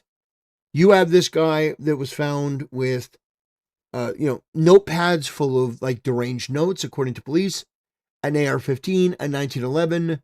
He had a whole bunch of ammunition. He had a body armor. This was a guy that was planning to do maximal damage to Donald Trump. He was also investigating the security perimeter when they apprehended this guy. Now, this is yet again another attack on Donald Trump. And so we're going to be taking a look at what this guy looks like. We're going to be learning a little bit more about him because last night, people were saying, oh, this is who this guy is, but it hadn't been confirmed. So now we can confirm what this guy looks like, his name, all the information at this point has been 100% verified. So we're going to go forward on that basis, and I'm going to give you the up-to-date on what's going on. So without further ado, this is the guy who carried out the plot to attack the president. His name is Janine. That's right, Janine.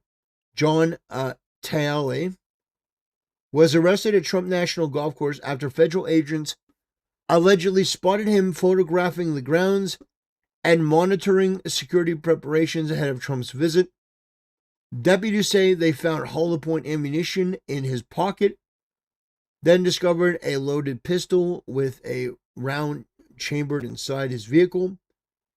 A search of his home later turned up an illegally modified AR platform rifle, body armor, and high-capacity magazines, ammunition, and notebooks containing what investigators called concerning statements. The FBI's Joint Terrorism Task Force, Secret Service, and local authorities launched an investigation. But this is what this guy looks like. Deport this guy. Get him the fuck out. I don't care. Oh, he's a U.S. citizen. I don't care if he's a U.S. citizen or not. Strip this guy of his citizenship and get him the fuck out of the country. If not, throw him in jail for the rest of his life or bury him underneath the prison. Either way, this guy should never be allowed to integrate in American society ever again. And anyone that had any knowledge of what he did, they should also go to jail and face the same consequences. Anyone that helped foster this, check this guy's social media, check out everything that this guy has done in the past few years, and anyone that had even a whiff of anti-Trump, violent rhetoric, go after those people and ruin their lives.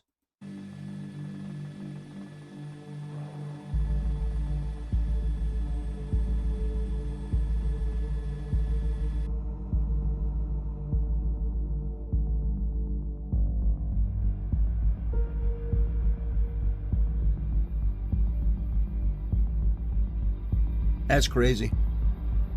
These people on the left are violent. They're not American. They have no pride in this country. I mean, look at this animal. But guys, we're not done there. We're also going to talk about the fact that this guy was granted $250,000 bail. That's right. This guy was granted bail by the far left California judge. Taale is charged in Los Angeles Superior Court with firearms-related charges and a 2025 robbery. He was granted $250,000 bail for, attempting to assassinate the president. $250,000. That seems awful light, doesn't it? Only $250,000. It's because these far left judges, they secretly want they want these crazies to do it. That's why they don't punish the media. That's why they don't punish Democrat politicians. It's like they want this to go ahead. It's disgusting. It's unhinged. Absolutely ridiculous. Absolutely unacceptable. But $250,000. Anyway, we got this video from Benny Johnson we're going to take a look at. One of the most haunting images in modern politics is this right here, a photograph taken from the scope of a police officer looking down on Thomas Crooks right before he shot President Trump in the head and killed Corey Compertor at the MAGA rally. And he's looking at his phone, and who's he talking to? What is he looking up? What's he searching for? Who's giving him instructions? What drone shots are he looking at? Remember, he was flying a drone. What is he doing here? Well, we don't know. We've never seen his devices. We have no clue who he's on the phone with. Is somebody giving him orders? Are those orders in a foreign language? Or are they coming from inside of our own government? Who can know? Because we've never seen the device. We don't know. We do know that the world changed forever that day, and that it certainly hasn't stopped the assassination attempts on President Trump. Remember, President Trump was followed by multiple strange drones.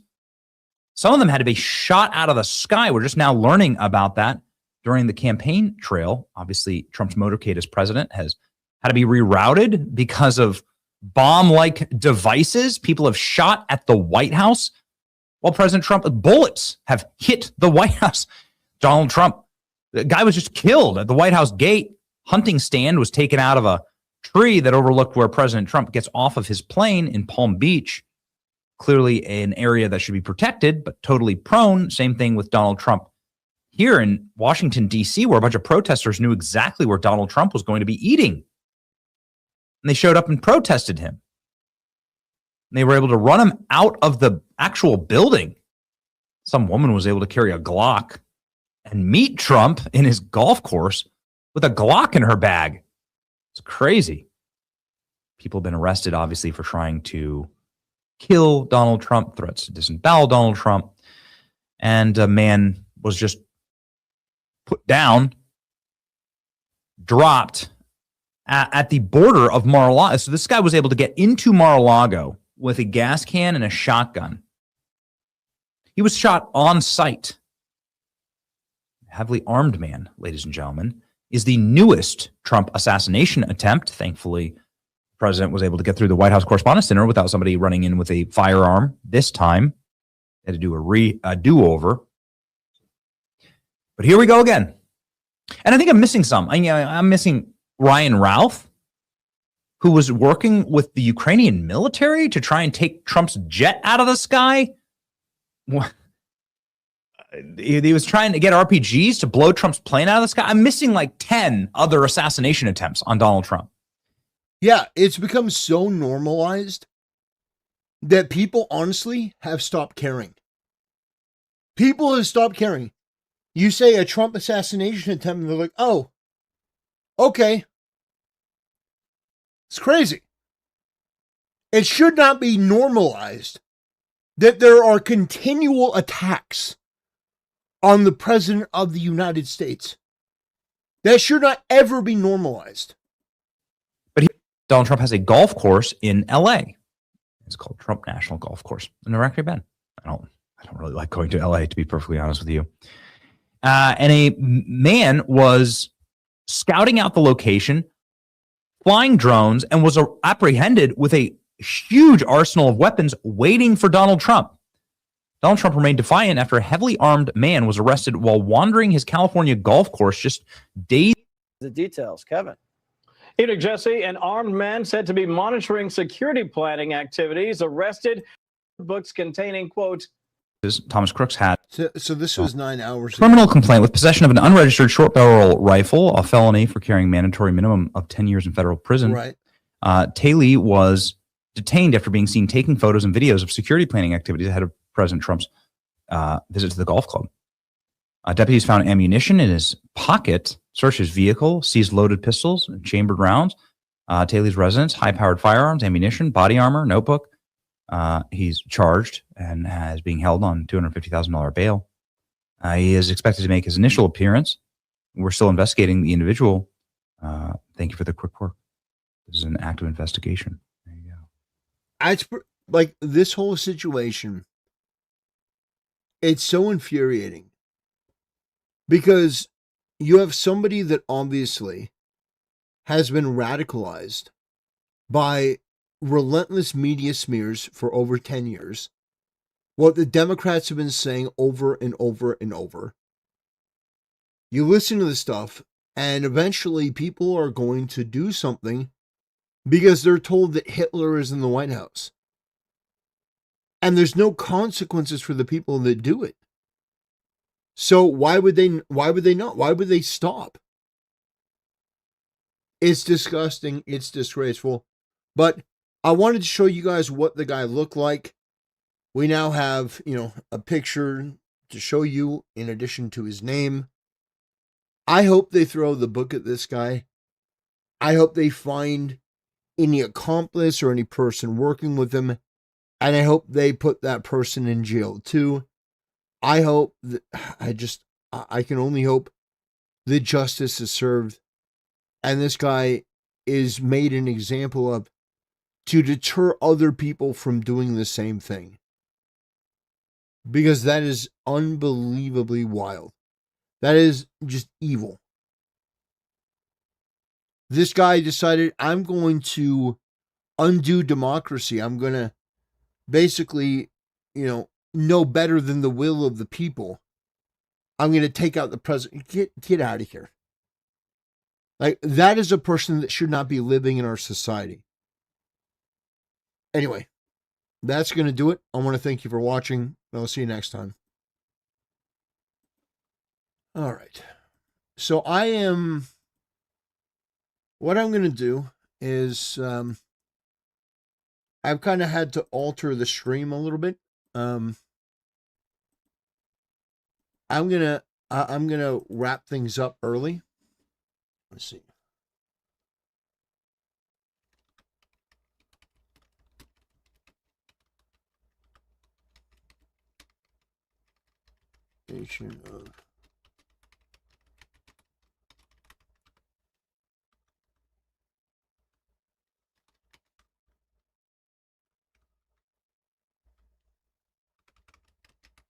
Okay.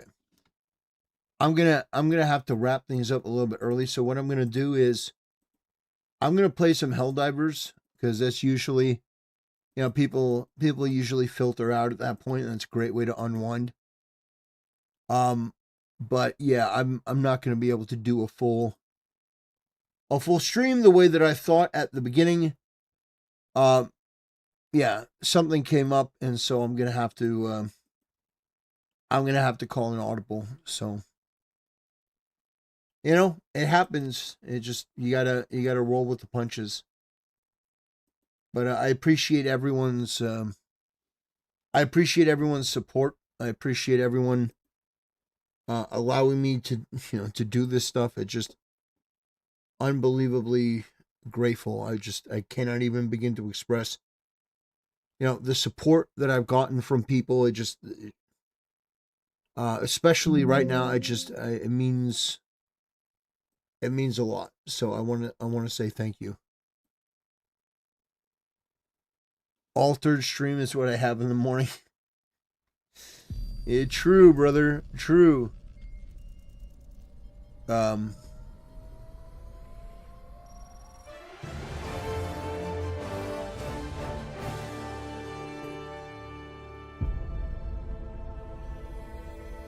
Super Earth, our home. Yeah. So we're gonna be playing some Helldivers a little bit to end the stream, to wrap things up. Democracy. And that's gonna be good fun for anyone that hasn't seen me play Helldivers. Okay.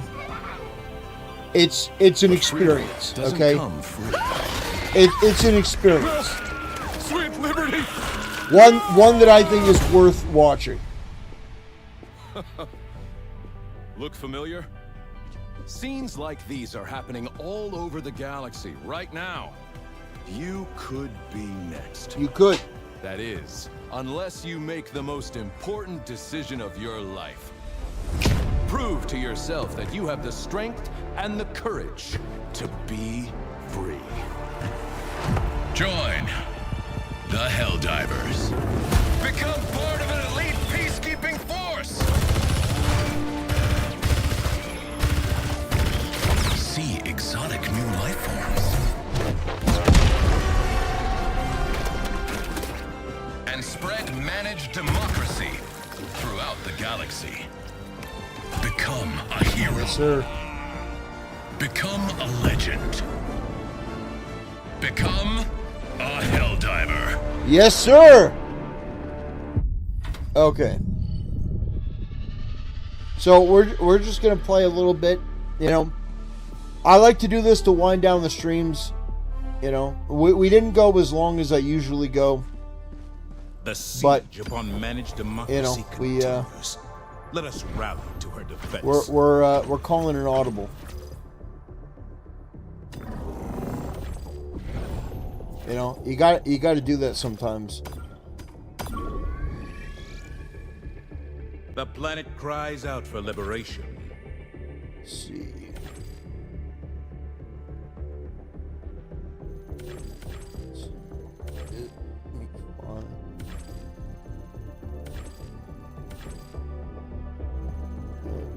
See, it's fine.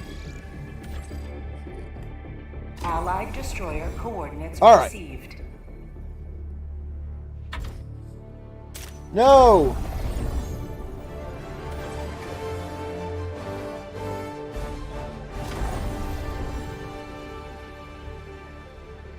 All right.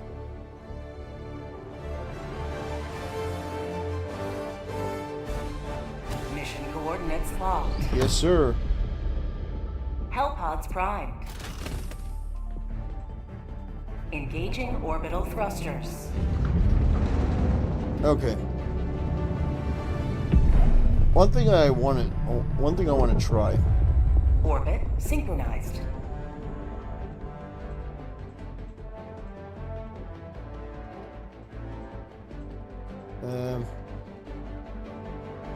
Let me try to find.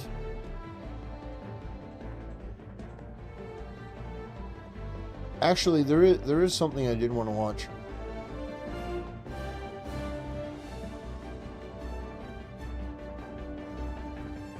Let's see.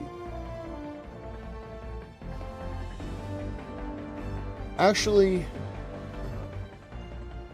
let's see what video. Let me try to find something real quick. Helldivers to Hellpods. Repeat. Helldivers to Hellpods. Okay.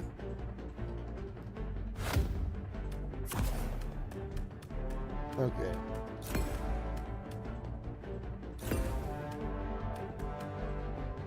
Patriot suit.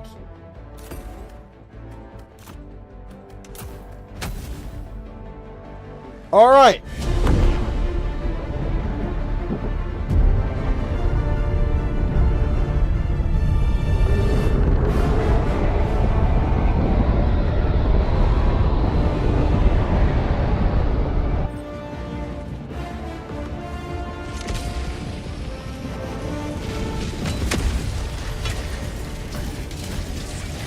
Make the automatons pay for their wanton aggression. Sending down equipment package. Requesting advanced weaponry!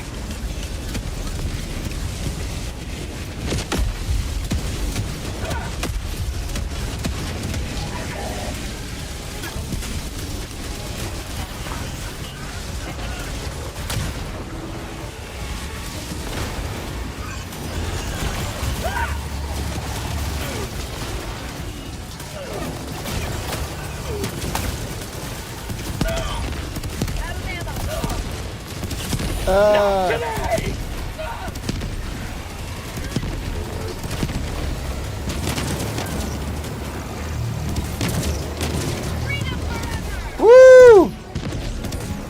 How you like that, huh?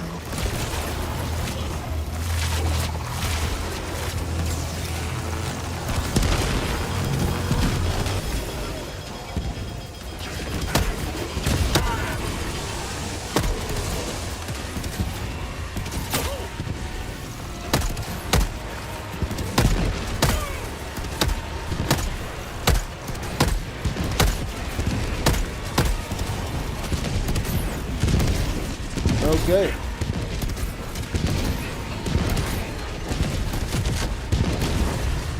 Woo!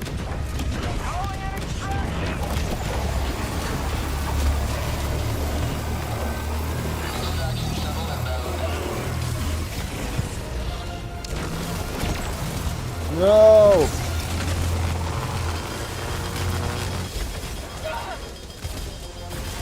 Oh gosh. Get some! Get some! Dropship! All right, we're running away.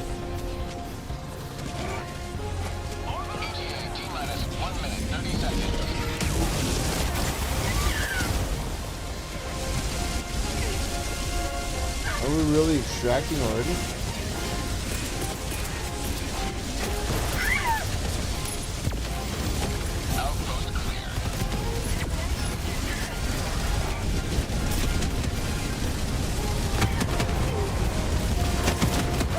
Okay.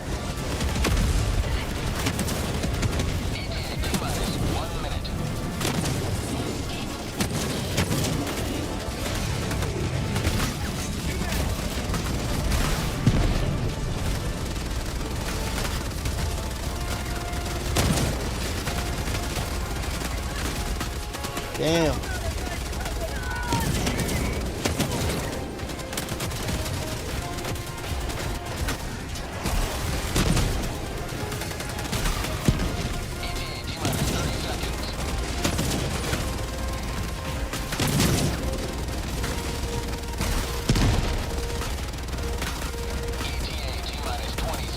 Damn. Come on. We got him.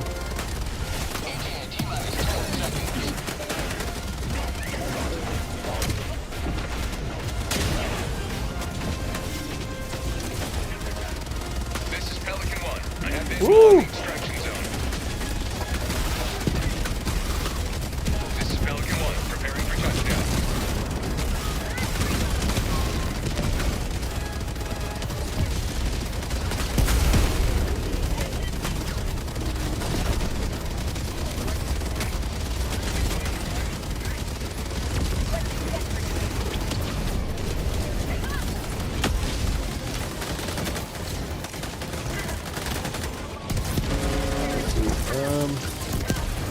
Might as well. Clear out some of them. Clear out some of them. Woo!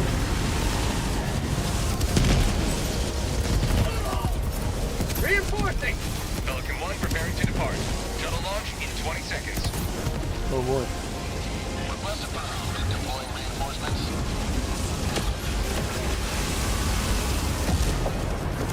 Come on. Get in. Hurry. Extraction complete. Pelican 1 beginning ascent.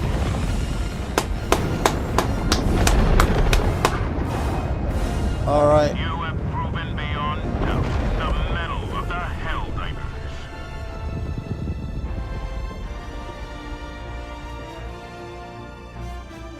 Heart of iron sometimes, but no.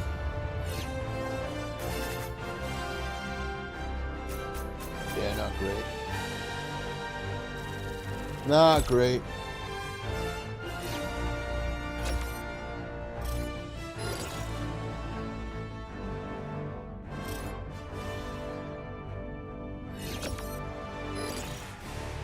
So there is another video I do want to react to.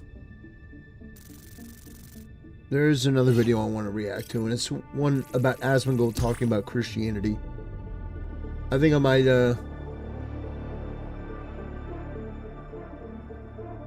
actually do that. I think I might do a video about Asmongold talking about Christianity. And the thing that's interesting is Asmongold talks about Christianity. In fact, I may just do a sort of off the cuff video.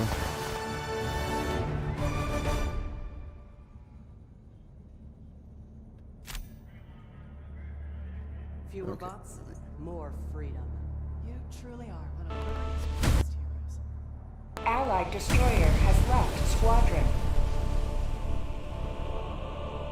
Brothers, I wanted to do a bit of an impromptu, just sort of off-the-cuff video, you know, the kind that sort of get you in trouble, but I wanted to talk about Asmongold talking about Christianity on his stream. And basically what he said is that he was sick of Christianity in the modern age not being, you know, not being willing to do what they did in the Crusades.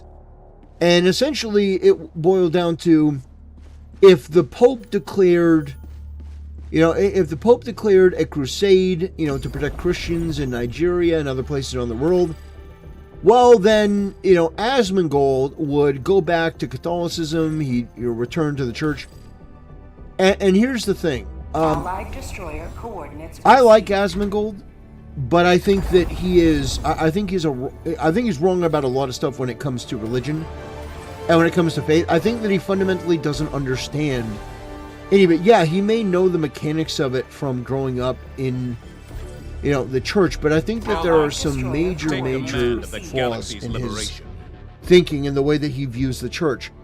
What I will say is this. It would be great if Asmongold did return to church. But there are some positions that Asmongold has that are just incompatible with the church. Asmongold recently said that he loves sluts, that he thinks sluts are great. That he's permissive of OnlyFans models because he thinks that's good, because in the short term, he gets instant gratification from looking at these girls in, these compromising positions, even though it's damaging not only to them long term, because, quick problems lead to long-term issues, sort of thing.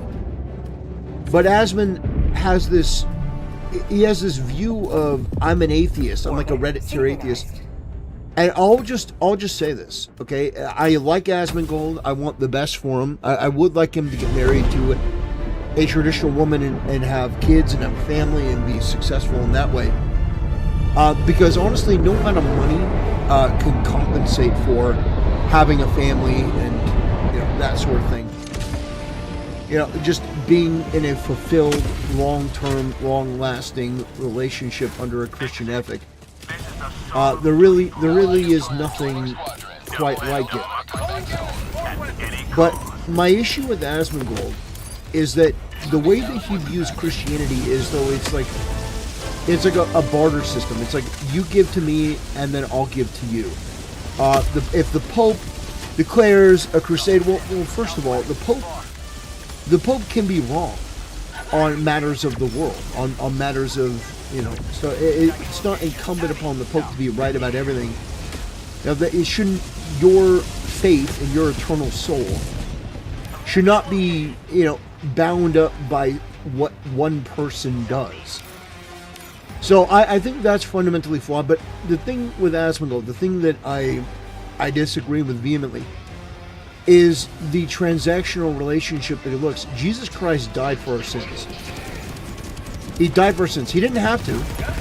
There was no, he didn't have to die for our sins. Christianity Week is the same GHA salute mustache man from World War II said, then he lost. Yeah, it says Christianity Week is the same gay slot mustache man from World War II said, then he lost. I listen, this will probably get me in trouble. I don't think that everything Hitler said was wrong. It's sort of like Hitler liked dogs, so then dogs must be bad. It's like, it's not, well, we can acknowledge that there's some things that Hitler said was right and a lot of what he said was wrong. But the fact is,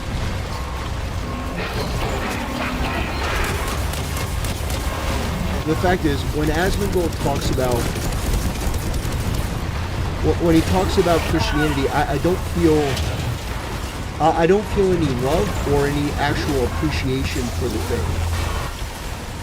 So I think that whatever he would seek from there, I think it would ultimately, I don't think there would be anything fulfilling for him based on that, unfortunately. And I do mean that unfortunately, because I would want, I would want the best for him. I do. I want the best for, I want the best for everyone. Under a Christian ethic, that's what we want. That's why we want the country to be better. But what I would say to Asmongold, if I could have a conversation with him, is I would say that I think that I think he doesn't appreciate just how much his life, even now, even as a so-called atheist, I don't think he appreciates just how much his life is affected by people of faith. And so I look at, for example, Lord of the Rings. Asmongold has said that the person that he views as like the most moral, like in terms of like being a paragon of virtue, is Aragorn from Lord of the Rings. Well, Lord of the Rings was created by J.R.R. Tolkien that was deeply inspired by his faith. I find that people that are secular, people that are atheists, are some of the worst people. Genuinely some of the worst people. And they're some of the most selfish people. And it's never anything where they're actually creating something of value or something worthwhile. It just isn't. It's always a deconstruction. It's like a Bill Maher type where, all right, I got something sassy to say, and Bill Maher doesn't create anything. Bill Maher, these people that deconstruct Christianity, they don't create anything. They don't produce anything.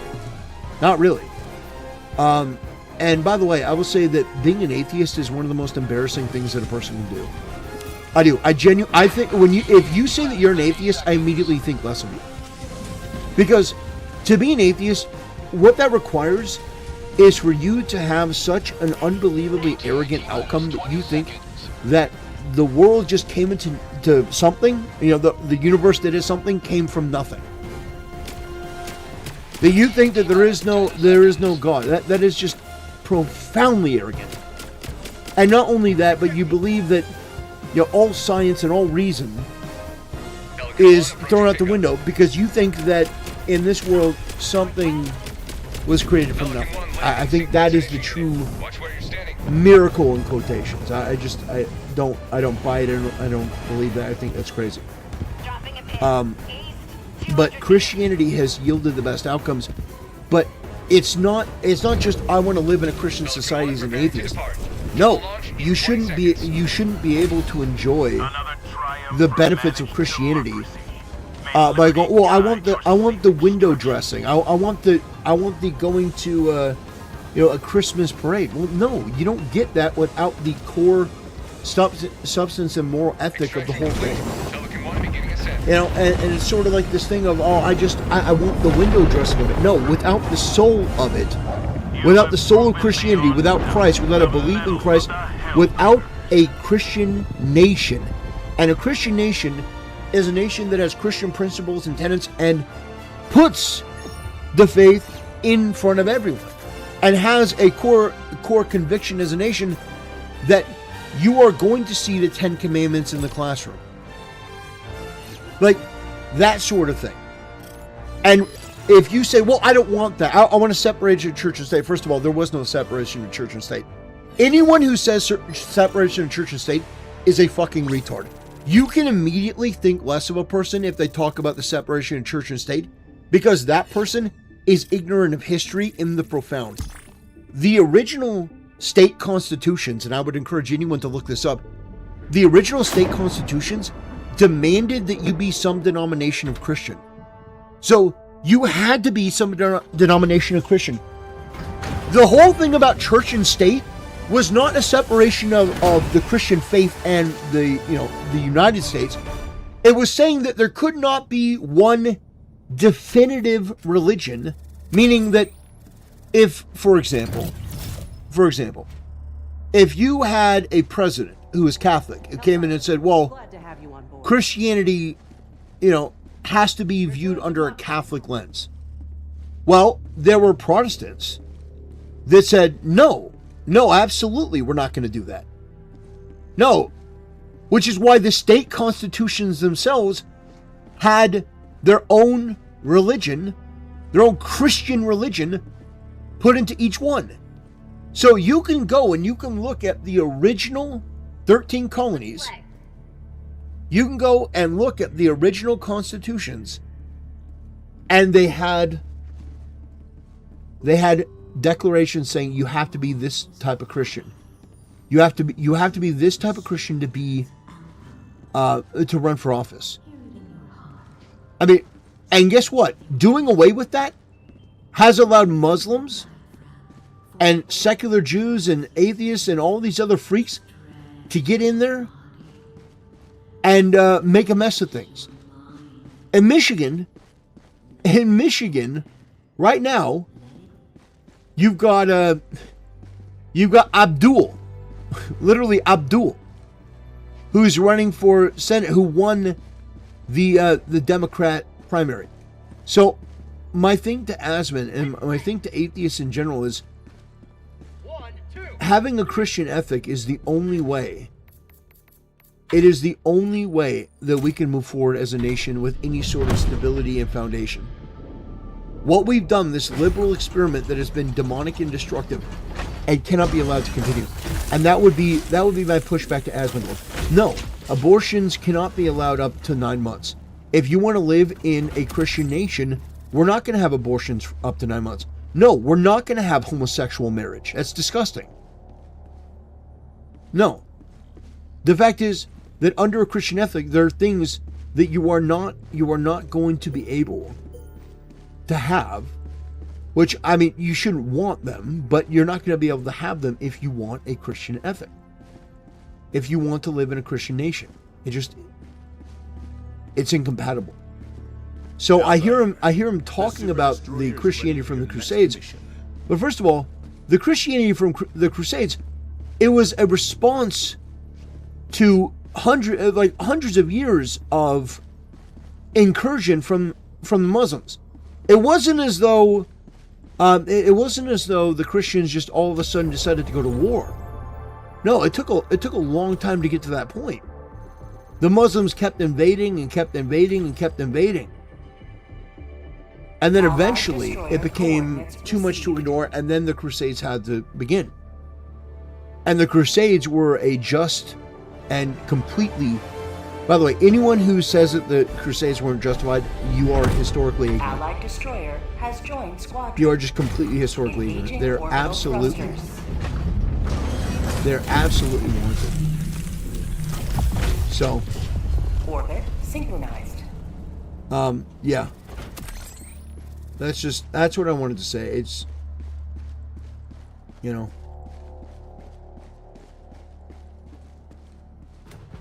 I look at Asmongold and I like the guy a lot. I do. Even though we disagree on a bunch of stuff, I do like him. But I think he's wrong about a lot of stuff too. And I think that his take on Christianity, his view on Christianity, I think is just wrong. Because he doesn't view Christianity properly. He doesn't view it in the same way that like a Christian would. He views it as like, I'll use Christianity as a means to an end to get something more preferable that I want, but that's not going to lead to any beneficial or real outcomes. It's not going to be like that sort of transactional Christianity is how we got into a lot of problems. So yeah, that's basically what I would say. Aragorn from Lord of the Rings. An operation held up. It's like the morals and the principles of that character was founded on the very Christian principles, and you know, Asmongold has rightfully identified that character is one of the most moral characters in all of literature, and that's because of the Christian ethic. It's inseparable. You can't separate one from the other. Engaging orbital thrusters. So, anyway, yeah, that's just my thought on it. I get frustrated listening to some of this stuff. You know, I get frustrated sometimes listening to some of the stuff because I just think there's a lot of potential with Asmongold there, a ton of potential. But then I'll say stuff like that. Zombie Squeaks, hey, long time no see. Me and some other former viewers, customers of the quartering, an apology letter. The irony is. Yeah, so you got an apology letter from the quartering? Really? Viewers, customers of the quartering. Go now. Interesting. Maybe I'll look at that. That might actually be something worth looking at. But yeah, I wanted to talk about the element of Asmongold talking about Christianity, because it's just, for me, it is significant. It does mean something. For me, Christianity is not a window dressing. It's not something that you should. It's not something that you should just put out there because you like the window dressing. Oh, I like dressing up as a knight. Well, it's like being a knight meant something. It wasn't just the cool aesthetic. It actually had honor and duty, and that was around Christ. That was around Christianity.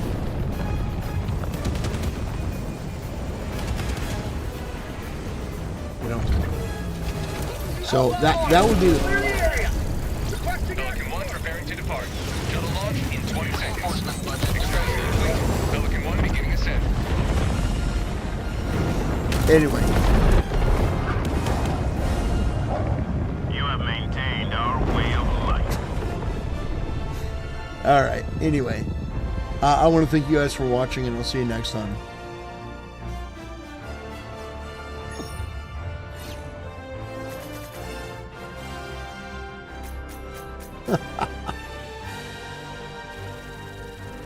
So the quartering issued an apology. Wow. I mean, what are the odds of that?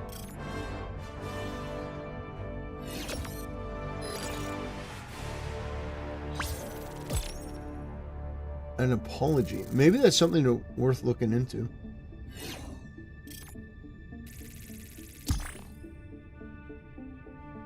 Maybe that's something worth looking into.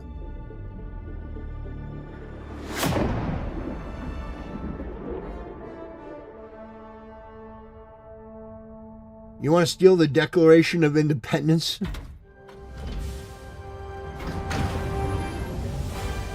That's funny. So the quartering really did issue an apology. I gotta see this. There ain't no way. Not what you think it is. He's not apologizing for lying or flagging, but about shipping. Oh gosh! So he didn't actually apologize. A triumphant return. He didn't apologize for flagging, but shipping error with his coffee. Oh gosh. Oh man. So is it like, hey guys, I messed up. Here's 5% off Coffee Brain coffee.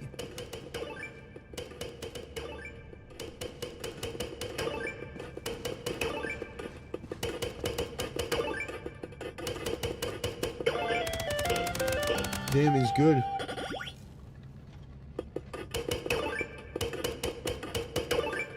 Damn, he's pretty good. He wants us to buy more. Oh, man. Oh, quartering. So I'm thinking of composing a response. Well, if you do, you should put it through AI. You should ask Grok to come up with a response to the quartering. Wow. Look at this guy go.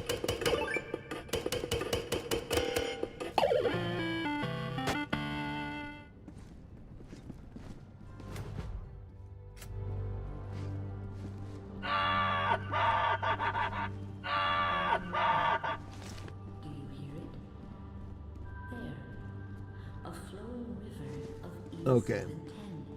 So these guys, are you guys actually going?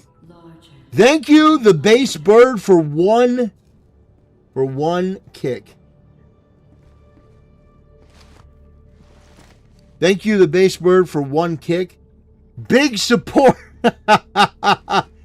Big support from the base bird over on kick. You know, he's flicking pennies at me over there. You know what? We take it. Supposedly, 500 bags were shipped out by mistake, i.e., he's trying to rally former customers to buy more. Support his business, still saying he's just doing everything, hence the mistakes. So, the quartering sent out 500 bags for old orders. Interesting. Interesting. So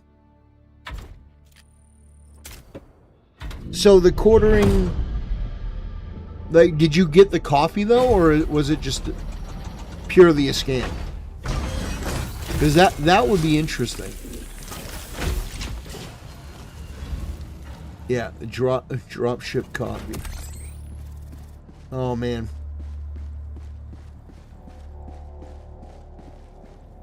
That's a. I mean, imagine the balls. Imagine the cojones, the balls. You're just like, I worry. Even if I compose a thoughtful response, He'll put me on blast. Then again, I'm a nobody and don't have a YouTube channel to speak of. Well, if he ever said anything, I've got a small channel, but I'd help broadcast out anything that you had. If the quartering ever went after one of the smaller guys, I mean, I'm a small channel myself, but I would absolutely help broadcast that to make sure that got noticed by people. I do my best to make sure that got some attention. That's just so messed up.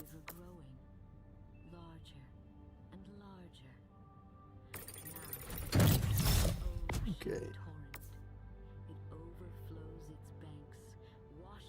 Sentries take less damage from explosions. Interesting. Okay.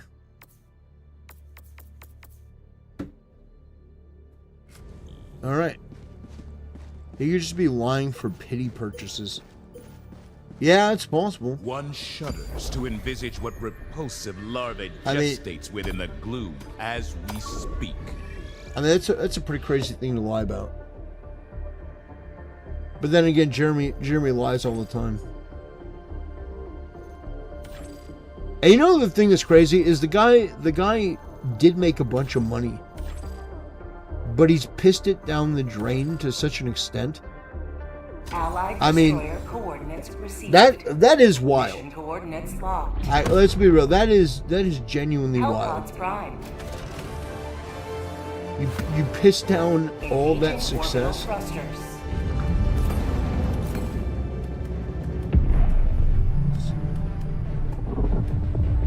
Orbit synchronized.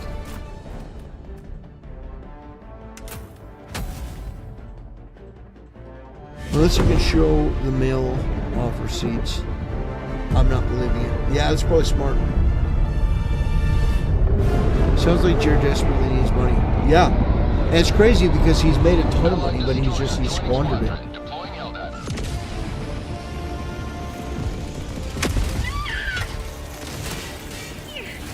If the automatons can feel regret, they shall feel it soon. Enemy tactical asset within threat range. Sending in an eagle! No!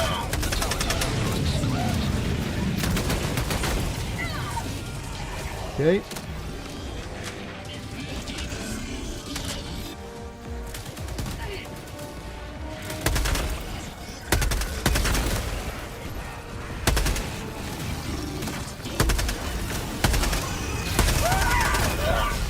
All right, well,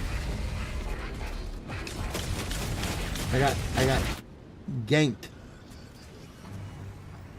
Enemy tactical asset within threat range.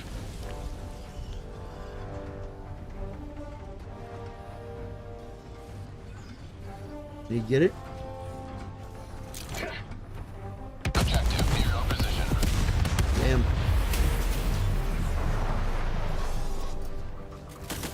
Calling in reinforcements. Sending in an eagle. Okay.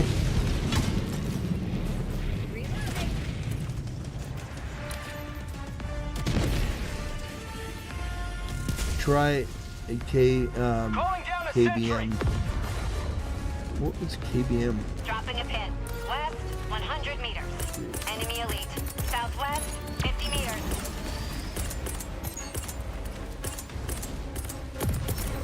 Calling down a support weapon. Okay. I like this. I like this backpack. Oh man, I don't like that though. I don't like that. No, no sir. No. Here's what I do. Requesting orbital. Here's what I do now. Get fucked.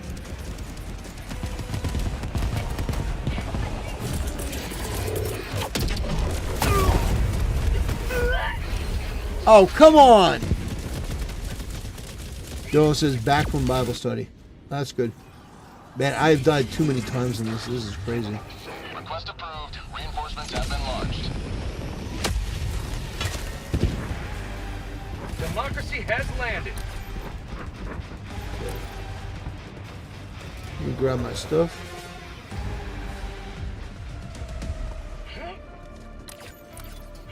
Yes, sir.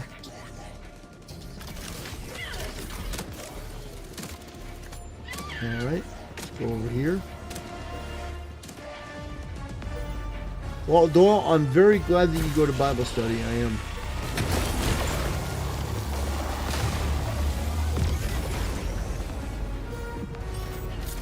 Requesting objective equipment.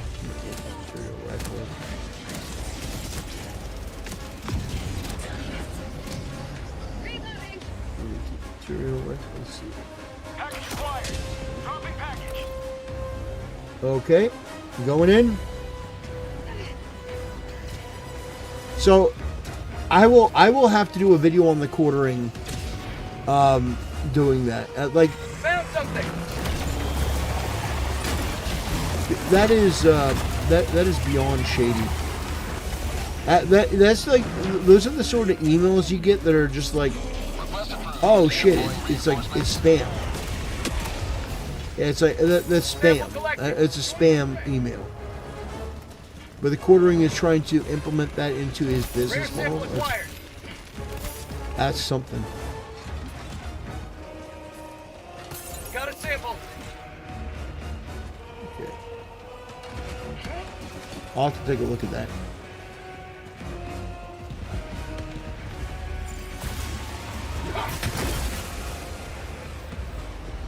Found something. What is this? Tagging map. Northwest. 100 meters. What is it? Why do I have a shovel? What happened to my gun?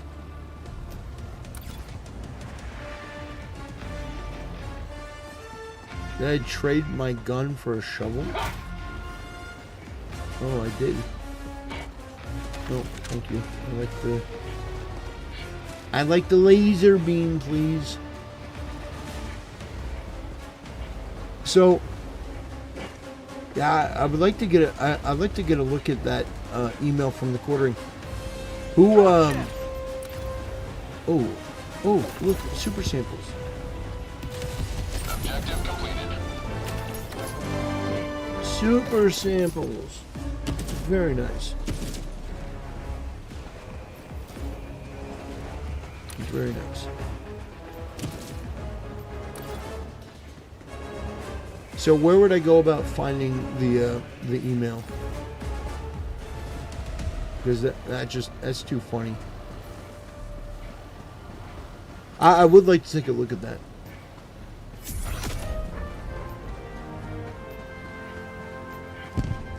You know, it's sort of, you know, in a lot of ways, I make fun of the quartering a lot, but like, it's actually genuinely sad to see just how far that guy has fallen. It is. No, I know he deserves it. He deserves every bit of it, but it is still sad. You're looking at a guy. You're looking at a guy that, you know, had a career. You know, just to devolve in the way that he has, it's something that you rarely see. It's not something that is what I would say common. Like, you see content creators come and go, but not really on that level where somebody is that prominent, you know, and sort of in the conservative space, more or less, and then all of a sudden they've just been reduced to nothing. Like, genuinely nothing. Like, I don't know if any conservative is ever going to have the quartering on again. Like, that's how far gone. That's how far gone he is. That's why I think it's so nuts.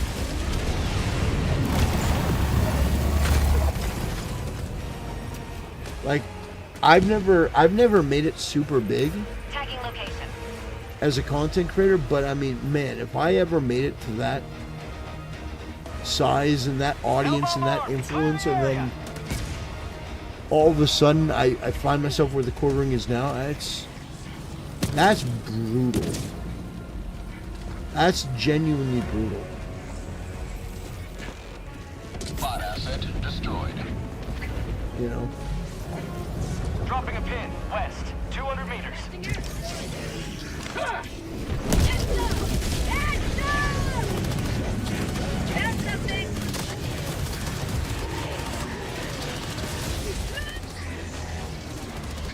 Yeah, they got that. It's done. Found something.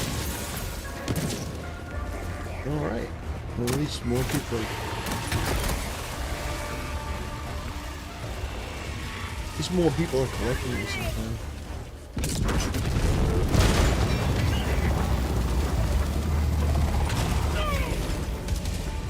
Very nice. It says, will TT play Stellar Blade Blood Rain? On stream? I don't know. It depends on if there's a, well, guys, it depends. If you don't donate, I'm not gonna be able to play. Oh, gosh. Oh, gosh. Okay. No.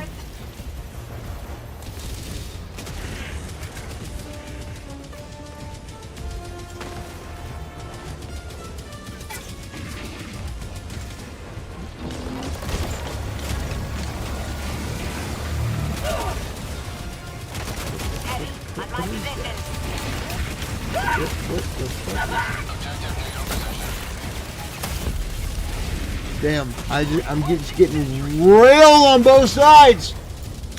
There's nothing I could do. Nothing I could do. Damn.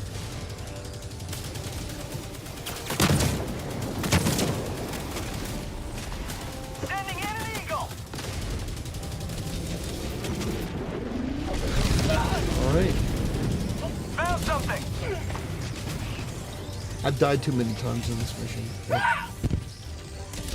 That's nuts.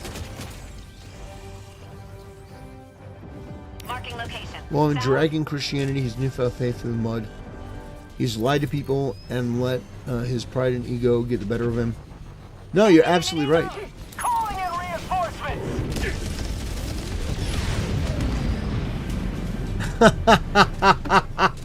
I don't know what game you are going to play for donations, but I'm donating anyway.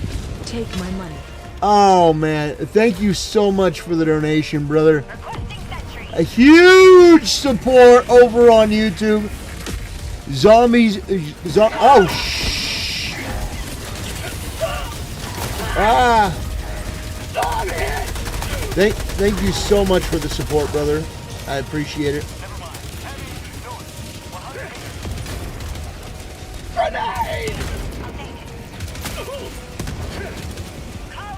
Appreciate it, brother. Appreciate the support. More than you could know. I appreciate it. Mag's empty. Damn, that's amazing. We didn't have to do that, but I appreciate it. Now, guys, why can't you be more like Zombie Squeaks? Zombie Squeak, understand he donated the money so we can play the game. Now, guys. Oh man. Yeah, I'm gonna have to look up exactly what the quartering.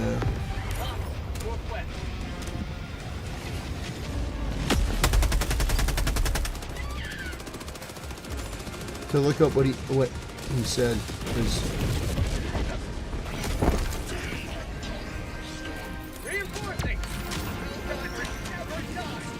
of course. Okay. Yeah, but where's the sample? Okay.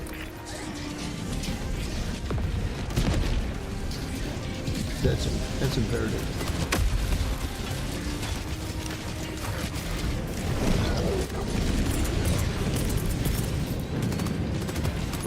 Sentry.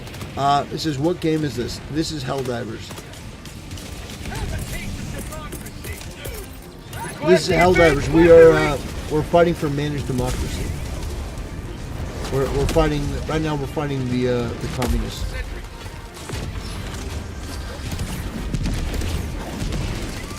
Right now we're fighting the filthy communists.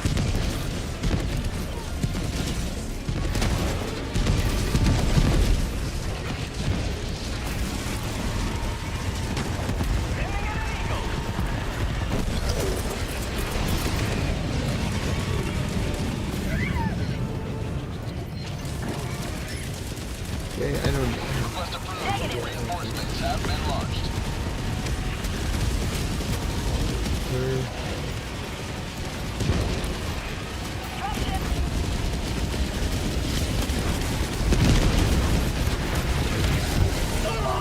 Damn. You have served democracy well. Distraction awaits. Okay, what about the super samples? Rare samples. Sentry, southeast. Negative. Tagging gotta map. go. Northeast. 100 meters. I was hoping that would be Surprise, northeast. no. No such luck. Alright. But thank you again, Zombie Squeaks. That is a huge support for the channel. Thank you very much. I appreciate it. Genuinely, that's insane support. Thank you. Couldn't do it without people like you. So thank you.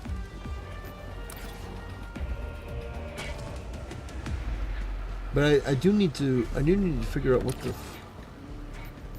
is up with the like if that's an apology to Requesting tap pack. Spot outpost. Standing in an eagle.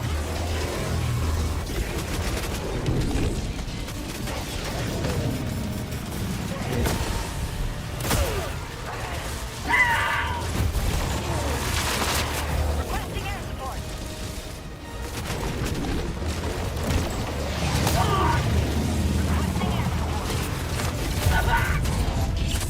Not today!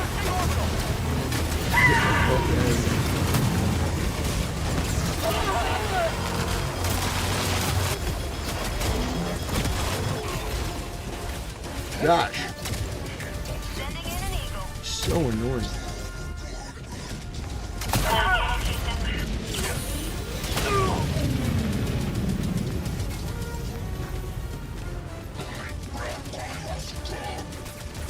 Requesting air support.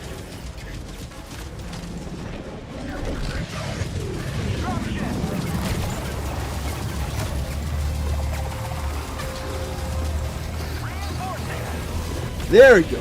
Got it. Good gosh. Request approved. Reinforcements have been launched. Goodness gracious. Goodness gracious. MK Typhon said, "What happened to with Trump?" Well, there was a Hispanic man that tried to kill him,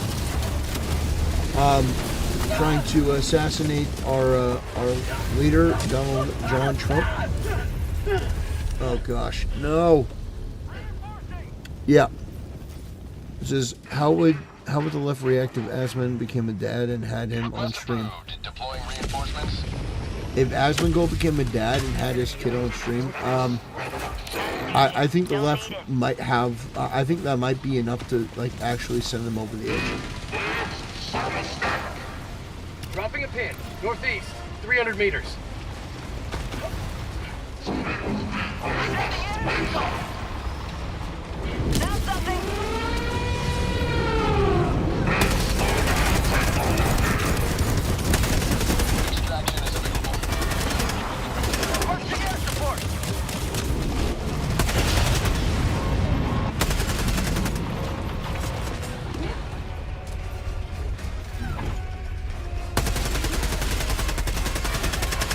New man!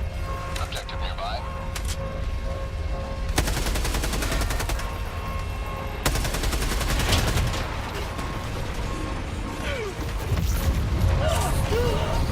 Dang.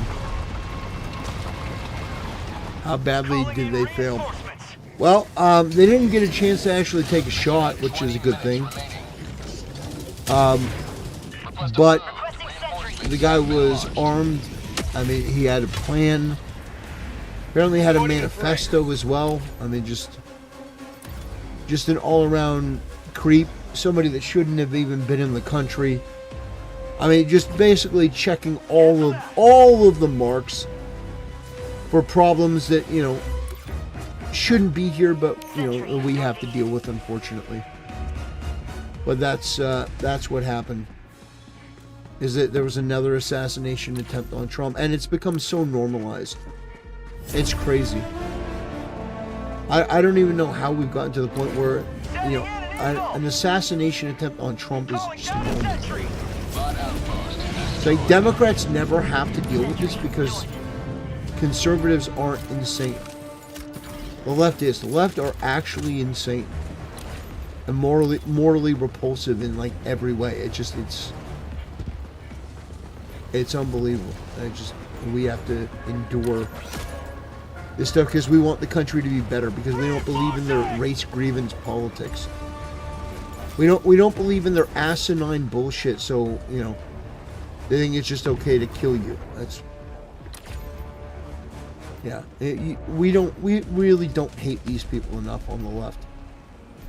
We really don't hate these people enough on the left.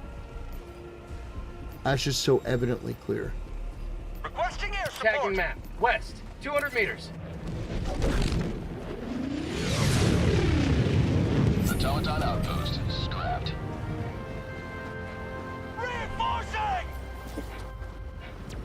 Dropping a pin. East. 200 meters. Sending Thank goodness. Request approved. Deploying reinforcements. But I'm just playing a little bit of Helldivers. I may do a follow-up video about the quartering before I go, you know. But yeah, I just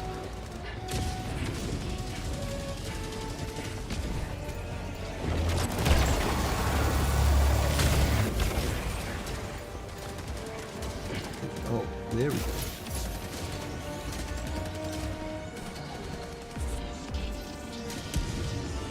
Ooh.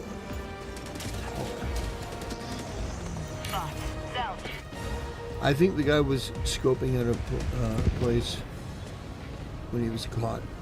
Yeah, he was scoping out the place. We know that. We know that much.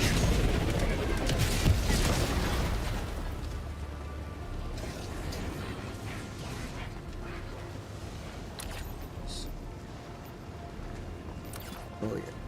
Oh yeah. Over here.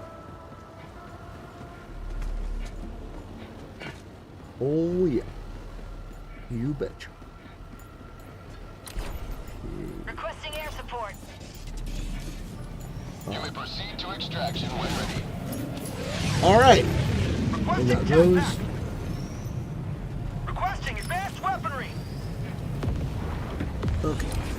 So they're gonna extract. Very nice. Objective located. Northeast, 50 meters. Okay. This should be a point of interest. They already got this? Automaton outpost scrapped. So there must be more.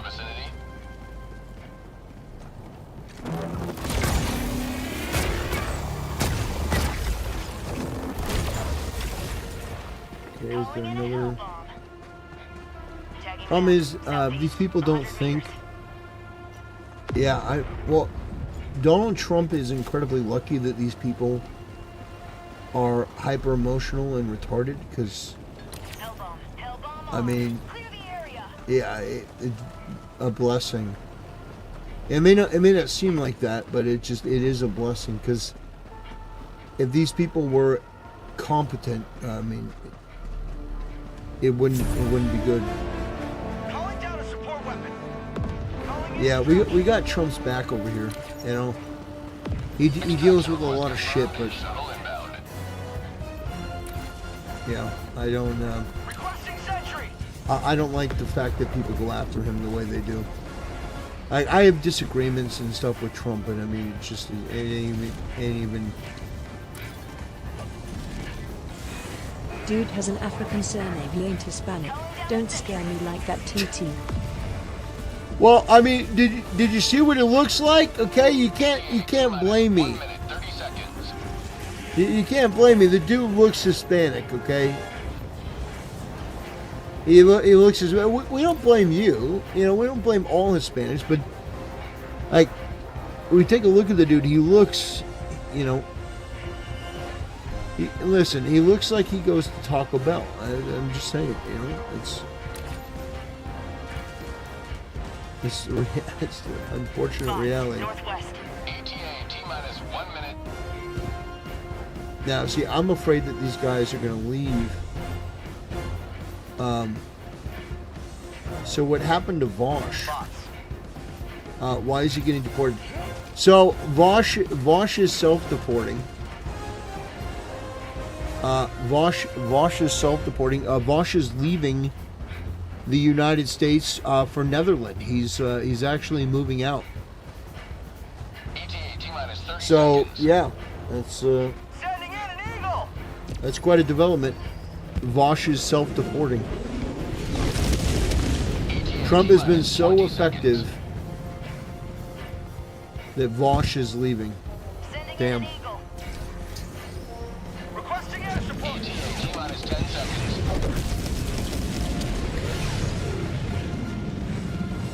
Oh man, they're still all the way over there. Pelican 1 arriving at coordinates. Oh come on, don't get in the thing. This is Pelican 1 preparing for touchdown. Don't. I got. Engaging. I'll take it. All right, maybe. Okay. Phew. Countdown initiated. Stand by for takeoff. Reinforcement budget depleted. Okay. Gosh. Pelican 1 beginning ascent.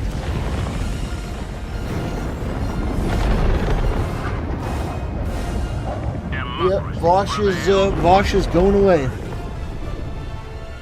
Now, to Heinrich's point. Okay. To Heinrich's point.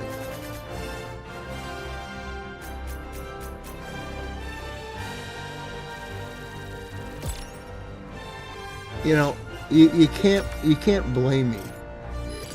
Okay, Heinrich. I mean, look at this guy. Like, you can't blame me. Heinrich, he looks Hispanic. Okay, maybe he is black. He looks like he's south of the border. Okay, the guy. Listen. Listen. You know, Heinrich. This is the guy. This is the guy that tried to take out Trump. You got to admit, okay. He passes for Mexican. Okay, I don't know if he's black or not, but he looks. That's suspicious. Okay. I'm not saying he's 100% Hispanic. That's my deal. Yeah. You see what I'm saying? Like, I don't know if he's black. I don't know if he's Hispanic, but I mean, he looks like, you know, hey man, you know, we taking out Trump for la raza. You know, yeah, we taking out Trump for la raza. You know what I mean? That looks like my tío.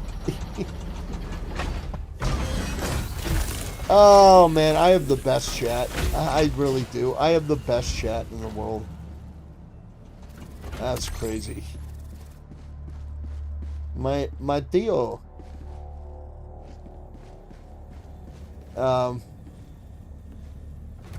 He should have shaved himself. Yeah, you know, he's doing it for the raza. You know, for the people. Okay, let's see. Okay.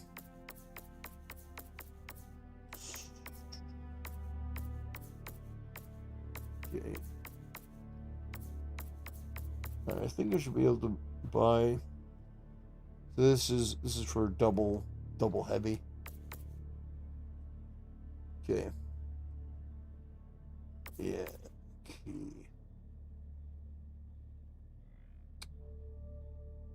Okay.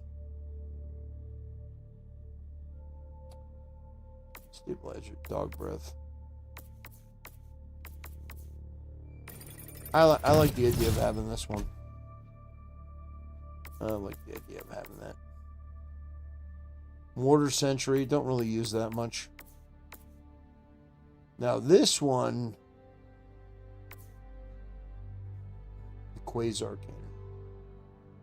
Envision the future. Damn. Your descendants smiling. Super Earth. Okay, so In the sun. Your cape mounted on a pole. has a long cooldown period after. Gentle breeze. Wait, so you get one shot and then you gotta. Wow. That is a long cooldown time. Anti-tank mines. Scatter anti-tank mines that deal heavy armor damage. Okay, I mean, it's not bad. Arc thrower. Ballistic shield, yeah. No, it's okay. Laser cannon's pretty good. I like the grenade launcher. Okay. Tesla tower. I mean, that looks like it'd be fun, but not if you have a group. Not if you have a group.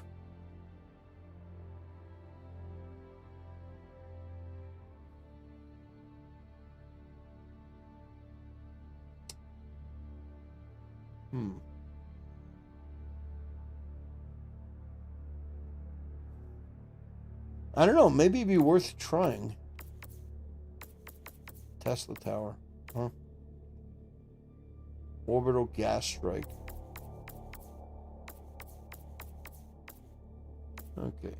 Eagle.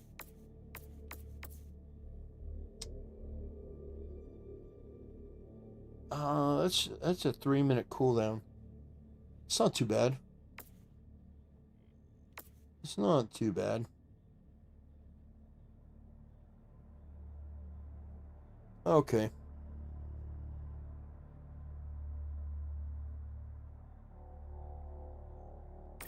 Yeah, I kind of like that one. That's nice.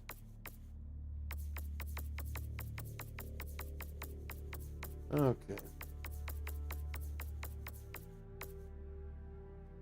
Trump Assassin gave Nux more content with his failure. Yeah, you're not wrong. He certainly gave people content, but I mean, I'm glad people like Nux are talking about it. To be perfectly honest with you, I'm glad. This guy shows up in chat. Nux, that's a little gay. Speaking of Nux, you know what I'm saying? Like, bro, what's our Jewish friend doing? It is. I know. Thanks, man. And the worst part is there's two Nuxes gays. There's Nux _is_ gay. And then there's Nux is gay all in caps. What? All right, now Nux with the underscore guy actually donates. Right? So that Nux is gay guy actually does donate. Now this Nux is gay guy just exists to call me gay. Wow. I want to make that clear. Yeah. This is the poor, broke gay Nux. All right? And he just insults me all the time. Yeah, God and See, His isn't it amazing that I pay attention to the retards in my chat? So what Oh what my is God. 1 year of being here for Nuxalore. Oh boy. Hey, Internet Zen Master, thank you for the sub. Keep the rich one and ban the poor one. what- Bro, that's evil. I would never do that. No politics. Oh my God. Boo. No, keep the flags. Should I do? Ew. Ah. Ew. Tell you what would go really well with this. Do you have barbecue sauce? Yeah? Jack Daniels sounds perfect for me. Thank you very much. That's it. Brother, it would be remiss of me, I think, to not try and eat this like... Yeah, no. No, thank you. Yeah, YouTube needs to remonetize Nux. But like, I just scrolled in my chat. Amber B, Ryan OG. Now these are normal ass names for real humans, all right? And then I got like some of the cool ones. All right, then I got like Genetic Demon, good shit. Mofo Kickin', oh, love that. All right, and then I got a lot of those guys. And then I have a million Internet trolls. Zen Master, wow, that's 25 subs. Internet Zen Master, thank you so much for the 25 gifted subs. You That's see, crazy. look at that. Tostatacat, 5 gifted subs. These are like the classic internet style names. Damn. Right? And then I get That's like some huge a support, throng brother. of Nux's gays. That's huge support. I have one guy in my chat that I love whenever he shows up. His name is Chabad Lubavitch. All right, named after like the Hasidic sect of Jews. This dude is not Jewish. He's like a massive Nick Fuentes fan. And I love whenever he shows up because I know I'm going to get some really good shit. Damn. Radcliffe, thanks for the 5,000 bits. Appreciate the support. You guys are incredible. Damn. Nux is raking in. Man, the internet's amazing, huh? That's great. And say when his new video of the... I'm not giving Nux money. Like, I like Nux, but, I mean, come on. I'm not giving Nux money. Come on.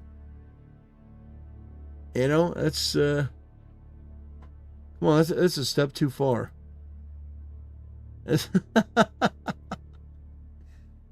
Oh man. Nah, that's great. That's great to see him doing. It's great to see him doing well. That's phenomenal. You know. But yeah. Radcliffe, thanks for the 5,000 bits. Appreciate the support. You guys are incredible. Yeah, that's amazing support. Man, the internet's amazing, huh? Yeah. That's awesome. It's amazing. Yeah, fantastic. Anyway, let me take a look at this. Let me take a look at this quartering thing. Quartering apology.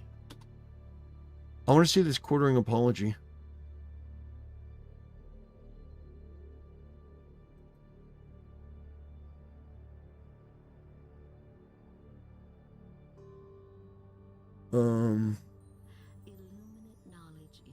Oh gosh. All right.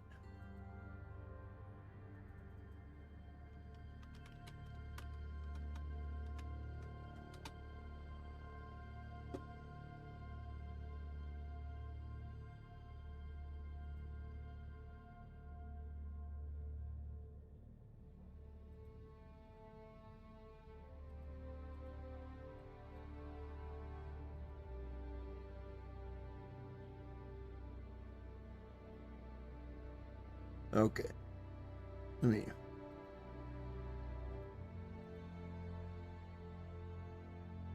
Yeah, I just found it. I just found it. And we'll do a video on that.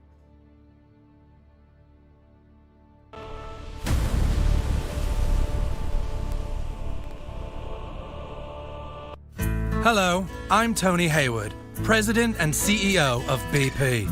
Our accidental drilling spill again in the Gulf is a tragedy that should have never happened. And to all those affected, I want to say, we are deeply sorry. We're sorry. We're sorry. We're sorry. Sorry. BP has taken full responsibility for cleaning up the spill in the Gulf, and in doing so, we have changed our name from Beyond Petroleum to Dependable Petroleum. DP, We no longer the earth. We DP it. Brothers, today we're going to be talking about the Quartering's apology. Finally, the Quartering came to his senses. He realized, guys, the false flagging was bullshit. I shouldn't have been doing this. I shouldn't have made those sexual comments at the Ren Fair. I shouldn't have treated Luke Rakowski in the way that I did. I shouldn't have treated Hannah Claire the way that I did. I shouldn't have gone after Mikey No More, or the Kino Casino, or Yellow Flash, or Templar, or any of the other people that I blocked or flagged. I'm so sorry. I was wrong, right? The apology. The apology that we've been waiting for. It's here. No, of course not. This is one of the most embarrassing things that I've ever seen. The Quartering is apologizing to former customers as a way to send them an email to try to get them back buying coffee. So this is from Camelcast. The Quartering just sent out an email to past Coffee Brand Coffee customers begging for them to start buying his coffee again. Oof! This reads like things are dire. And you know what's crazy? The Quartering could have avoided all of this. He could have avoided all of this if he simply had just taken accountability from the first and hadn't devolved into the madness that we're in now. Everything that has happened is a result of Quartering's ego and his inability to navigate social situations. Yes, it sucks when people are making fun of you. And if you think that they're lying and they're exaggerating and making you look bad, yeah, it can get under your skin. But being on the internet as long as the Quartering has, well, you'd think you would know how to deal with this a lot better. You know, it's like a professional comedian who's been doing it for 10 years. You're not going to get, you're not going to get upstaged by somebody in the crowd. You can do crowd work. You're familiar with crowd work. If somebody, if somebody, hassles you, you can hassle them right back. If they're giving you guff, you can give them right back. But the Quartering, he said, "Oh, I'm a veteran of the internet blood sports era," and yet he's acted like a complete and total bitch the whole time, ducking debates, ducking interviews, no accountability. He is Matt Jarbo maxing, and then going beyond Matt Jarbo. So here is the email from Coffee Brand Coffee. It said, "Hi, blank message. I dropped the ball. Seriously. Over the past 60 days, I have taken on the entirety of operations here at Coffee Brand Coffee, and the learning curve was very hard. I now personally take care of everything from fulfillment to customer service. It's just me. This is both good and bad at times, but I promise you going forward, everything is going to get a lot better, like a lot. During this transition, he's transitioning! Yeah, he's transitioning from a business owner to unemployed. I dropped several balls and I do sincerely apologize. If you have an open issue, please respond to this email and I will do everything in my power to fix it. You are my entire world here at Coffee Brand Coffee." Like this weird parasocial thing. It's very bizarre. "If I lost your business, please let me know how I can earn it back. I have massive plans for us and they don't work without you. I recently moved all of our fulfillment through Amazon so people could get quicker, cheaper shipping. And the transition has been rough. Stuff going out of stock, wrong orders shipped. It's quite frankly been a mess in the short term, and I'm sincerely sorry. It should be all good now, finally. Finally! Yeah, finally, it should be all good. What's changed? Jeremy, what's changed? We even accidentally sent out 500 bags of coffee to people who hadn't ordered in a while Don't worry, you were not charged, so I guess enjoy the free coffee at an expensive lesson for me. No sales pitch, just me saying sorry, and I will do whatever it takes to make it right and earn you back. Like, this is groveling, Jeremy. Like, people are going to look at this and go, this is desperate and pathetic. Like, they're not going to come back. This is not going to be effective. You know, yeah, it's like, you're my whole world now.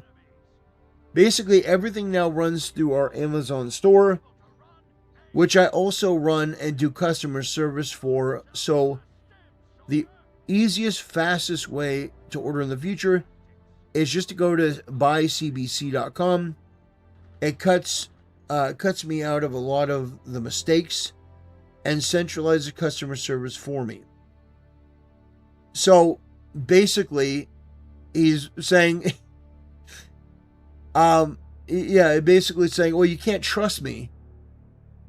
You can't trust me to do the customer service. You can't trust me to do anything. Oh man, listen. I don't even think that the quartering sent out 500 bags. I don't think he sent out 500 bags of coffee. I don't believe that. 500 bags at $20 a pop. I don't believe that. That would be catastrophic. If you are subscribed to the website, you don't need to change anything. In short, it should be much smoother going forward.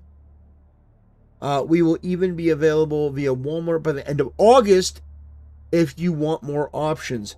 In short, I screwed up. I am fixing it at light speed, and things are only going to get better this year with new product offerings, faster shipping, and hopefully cheaper prices. So, like, does this sound like a guy that sells $1 million worth of coffee a year? And here's the thing. The quartering has lied and lied and lied in order to cope with the reality that his business is failing. Because he doesn't want to admit it, because it's an optics thing. He wants to pretend that he's Tim Pool. And the thing is, you don't need to be Tim Pool. You can be yourself. Like, for example, okay, I have a small channel. All right, I'm aware. I'm not even, right now in terms of viewership, I don't get as much as the quartering, okay? I'm aware of that. I would not, in my current state with the money that I do get, with the donations that I get from people that donate to the channel, and the revenue that I do get from other places, I would not bring on a co-host and pay her like $500 a show. I wouldn't be putting, like, my live streams, they're profitable because my overhead is very, very low. I'm not putting a ton of money. I'm not putting thousands and thousands of dollars into bringing people on the show that their only contribution, by the way, is going to be, wow, Jeremy, wow,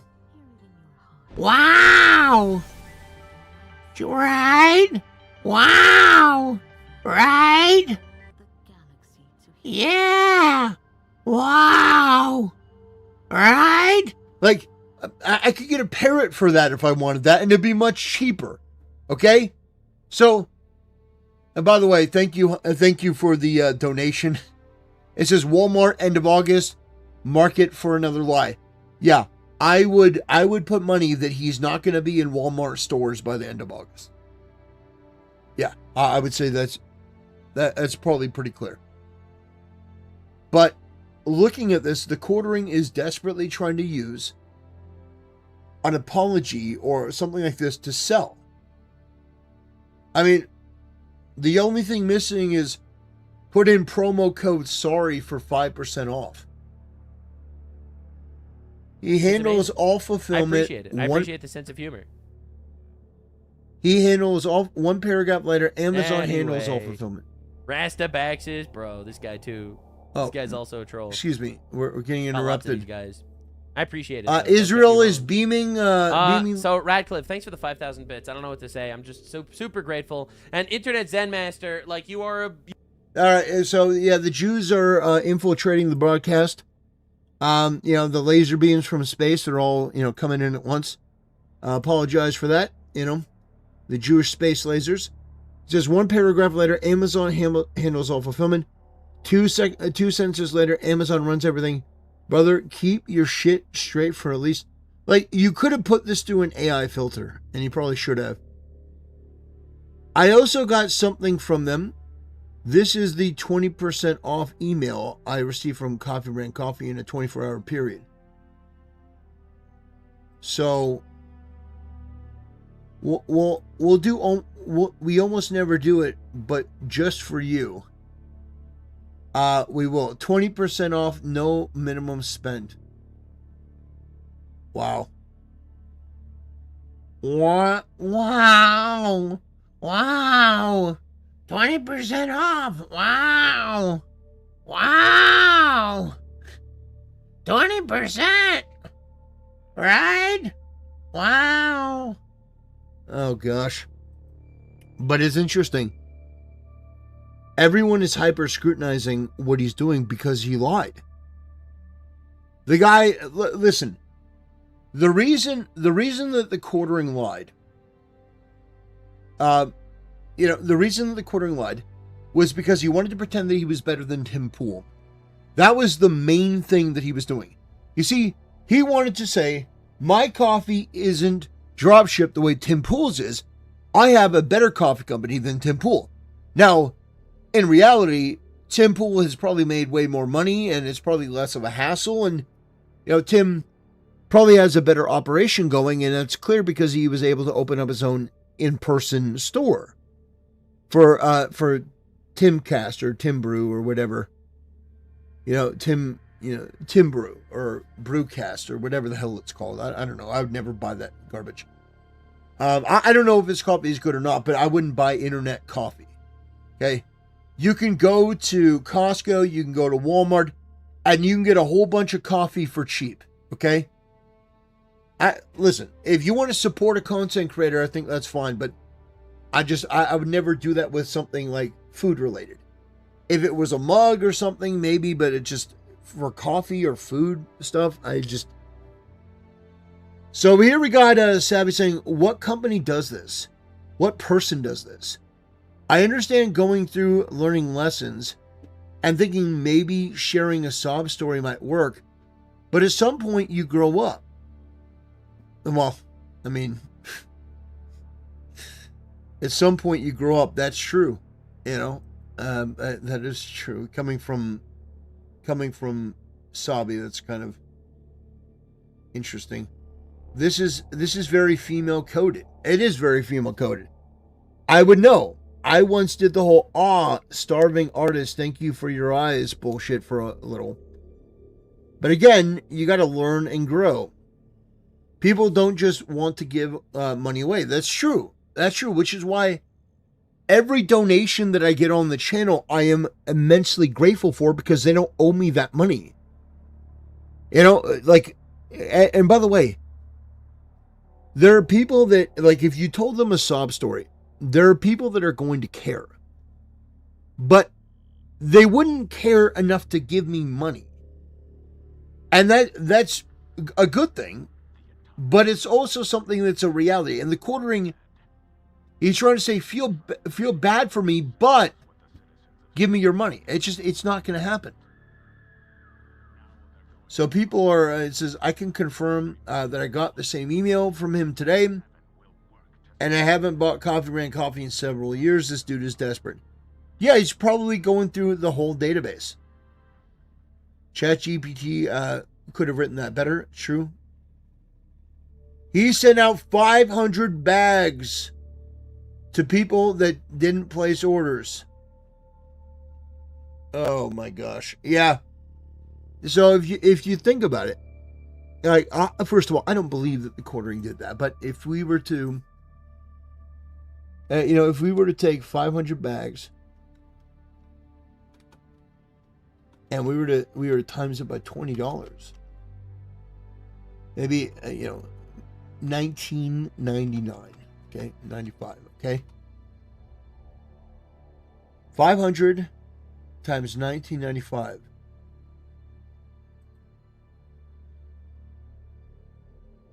What is $9,995. So wait, 500. So 20 times 5. That's 10,000. That's so the quartering expects you to believe you made it $10,000. $10,000. I call quartering did not make a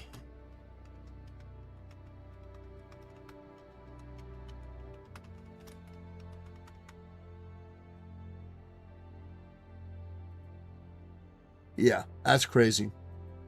Anyway, guys, that's gonna do it for this video. The quartering, I don't think he's being truthful, but if we were to take him at his word, it means that the quartering blundered $10,000. She wasted 10 grand. That's insane. Anyway, that's going to do it for this video. I want to thank you for watching, and I'll see you next time. Okay. Yeah, a 10 grand error. Really? Really? A 10 grand error? Doyle in chat says that he is gay. Well, you know, Doyle, that's probably something that you shouldn't admit. That's pretty disgusting.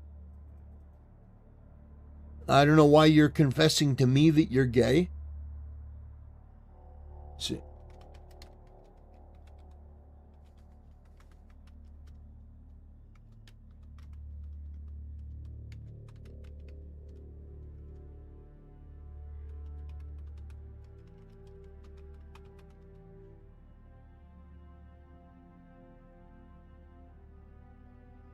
Okay. Doyle says, I'm no hetero. No. You just admitted to being gay. You just confessed. Yeah, you accidentally sent out 500 orders. That's pretty insane. That's, man, that's crazy.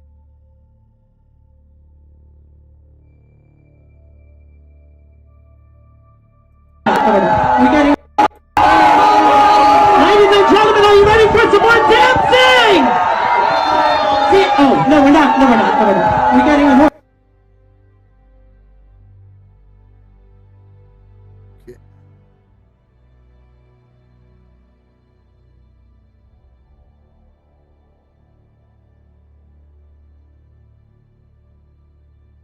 Okay. All right. Show my support.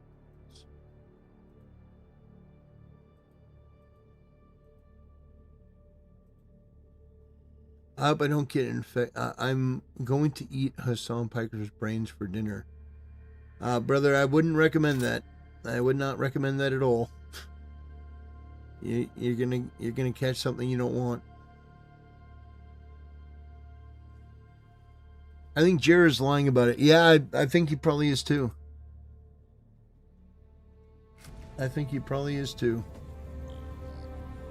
Doe says, I love ice and Trump.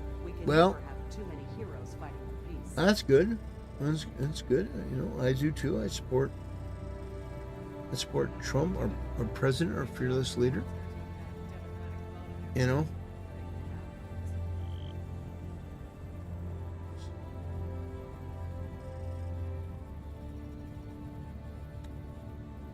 Okay, let me...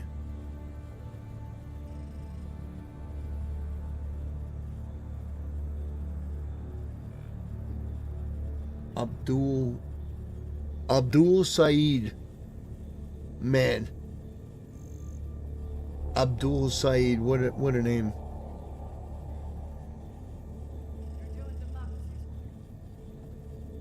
Okay. Oh yeah, Andrew Wilson was on the whatever podcast. That's pretty cool.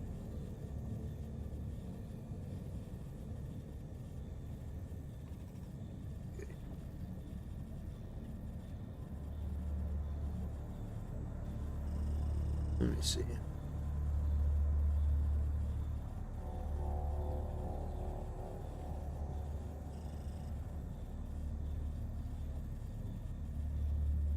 All right. Greetings, Outlander. The galactic war awaits. Let me just make sure.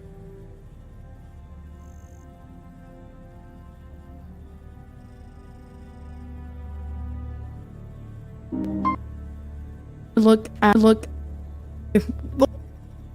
we have within the church, but percentage is a little more unfair than I would. People know I'm unfortunate and everything on Twitter for everybody. What the hell is it? So where's Looking for so where's And your thing about tastes like Asmongold? me to take my exit stage song. Okay.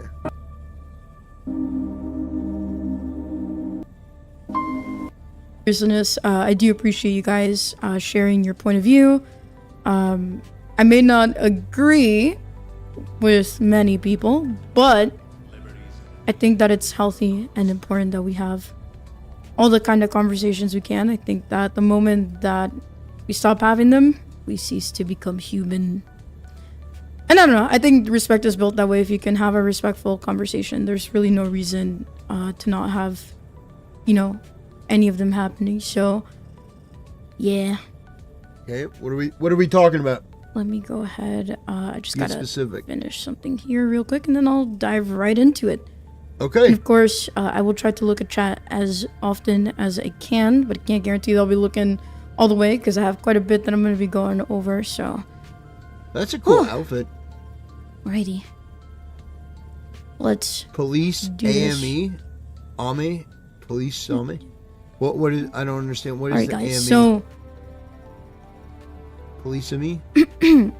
so as you guys know, Asmongold recently made a really viral claim. Should I do a reaction to this? Should I do a full reaction to this? Like, listen, impromptu, sort of out of nowhere. Should I do it? Let me run a poll on my YouTube tab. We're gonna run a poll. Okay. And now, another helpful tip from General Brown. Should I do full reaction to her Asmon Christian? Because if there's one thing I've learned, it's that bullets do not. All right. How about it, boys? Oh, look at that. Look at that. There's 3. Now there's 4. Let's see how far we can keep going. That's cool. Let's see. Should I do a full reaction? Let's see. Got 1 vote. Okay, we got 1 more. Woo! Look at that! Look at that! Look at how many of them. Look! Look at it's an army. We're building an army. We're building an army. Look at that. We're gonna build a wall. Look at that.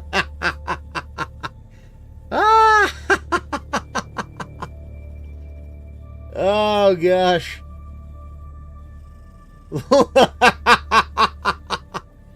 Oh man. I already know what gay AGS shit Asmongold is gonna say. Yeah, but I want to hear Celestium's take on it. I want to hear her opinion. But I mean, damn, that is look at that. Look at that reacception. Look at that. We're growing. They're growing. Look at. It's like one of those Animorph things. We got an army, boys. Let's go. What did I do? The great army of the Republic. Do what must be done. All right. We're gonna put an end to that. We're gonna put an end to it, guys. It's over. I'm sorry. All good things must come to an end. Let's take a look at the poll. Okay. All right. We got a poll. We got a poll going on. If you want to vote, you can vote. You don't have to vote. You don't have to have an ID to vote. You can vote in my YouTube chat. You can let me know if you want to see what we're, if you want to see me do a full reaction, let me know from a Christian perspective.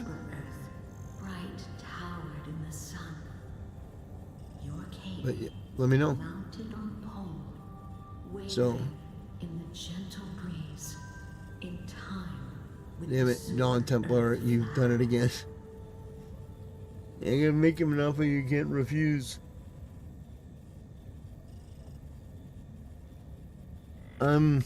Go.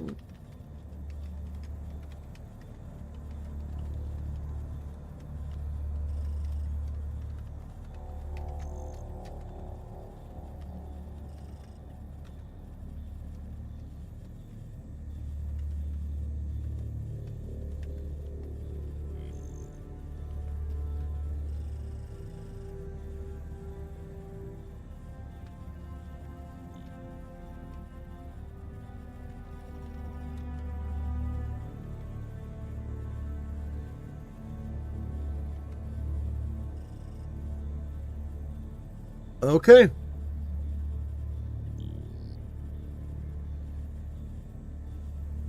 Okay. Well, then let's just get right into it. Okay. Get there.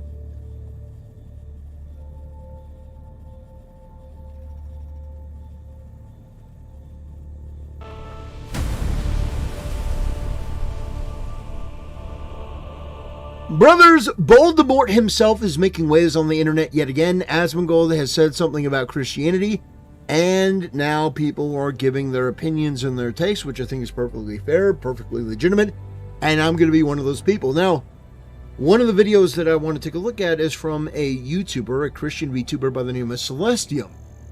Celestium is somebody that I've had on the channel to have conversations, not often, but have them on. Somebody that I've talked to from time to time, but I'm going to give an honest take and a reflection of what they have to say. Has left squadron.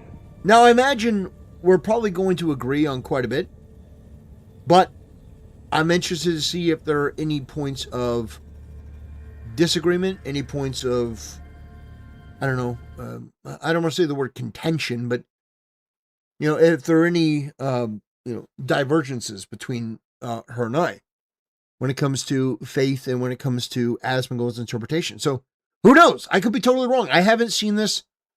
She could come out in support of Asmongold. She could be against Asmongold. We don't know.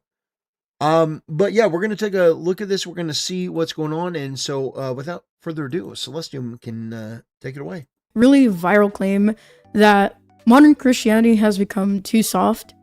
And honestly, I found it really interesting, so I decided to react to it. And to be really honest, I did not expect the comment section to blow up as much as it did on that video. There were definitely a lot of disagreements, some really good points, I think, that were made by a lot of you. And I know a lot of people, kind of general sentiment of feeling hurt, and I think it was more so during the stream than it was the comment section afterwards. But as I was reading through the comments and kind of just looking back at the entire stream, I think what Asmund was really observing, regardless of how much I disagree with him on most of the things that he's saying with, and what I was trying to really agree with, I don't know, I felt like during stream it got lost during translation, maybe a little less so in the comments, but again, there was still some level of pushback. And I know some of the words that I mentioned during stream and, you know, potentially in some of my own replies may have caused a bit of friendly fire, but that wasn't what I was really aiming for while I was talking during the stream. So kind of just want to clear the air a little bit as well. And, you know, so at some point look at apparently chat. she did a video on it. People were upset about it, and they thought she was going after Esmond. Go, who cares? Like, he's an adult. He doesn't need grown people to defend him. He can defend himself. But I'm interested to see what she has to say in response to this. I didn't see her initial video, so I don't know what she said there. I can't really comment on that, but I'm interested to see if she summarizes it here and then goes forward.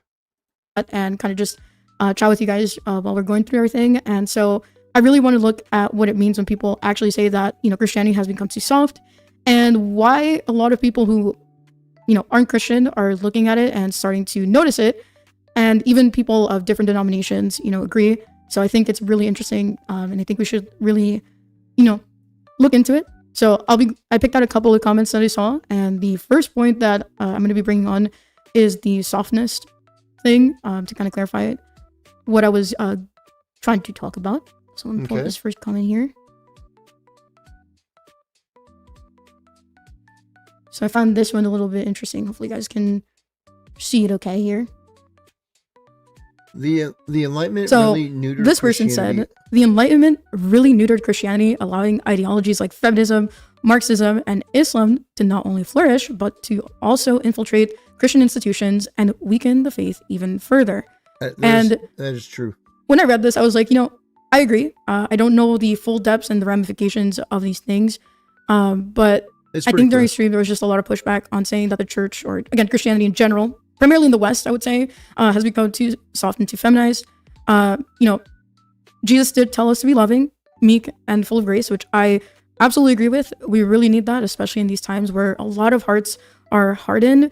But I kind of just want to clarify that when I said this, while we should be loving, and I think I've said this throughout all of my streams, we also can't be affirming, right? And I think that has been gradually being pushed, is that love has become tolerance, has become acceptance of everything. And I think Asmund was trying to point out, you know, what I've been seeing is that modern Western Christianity has replaced biblical conviction with modern comfort.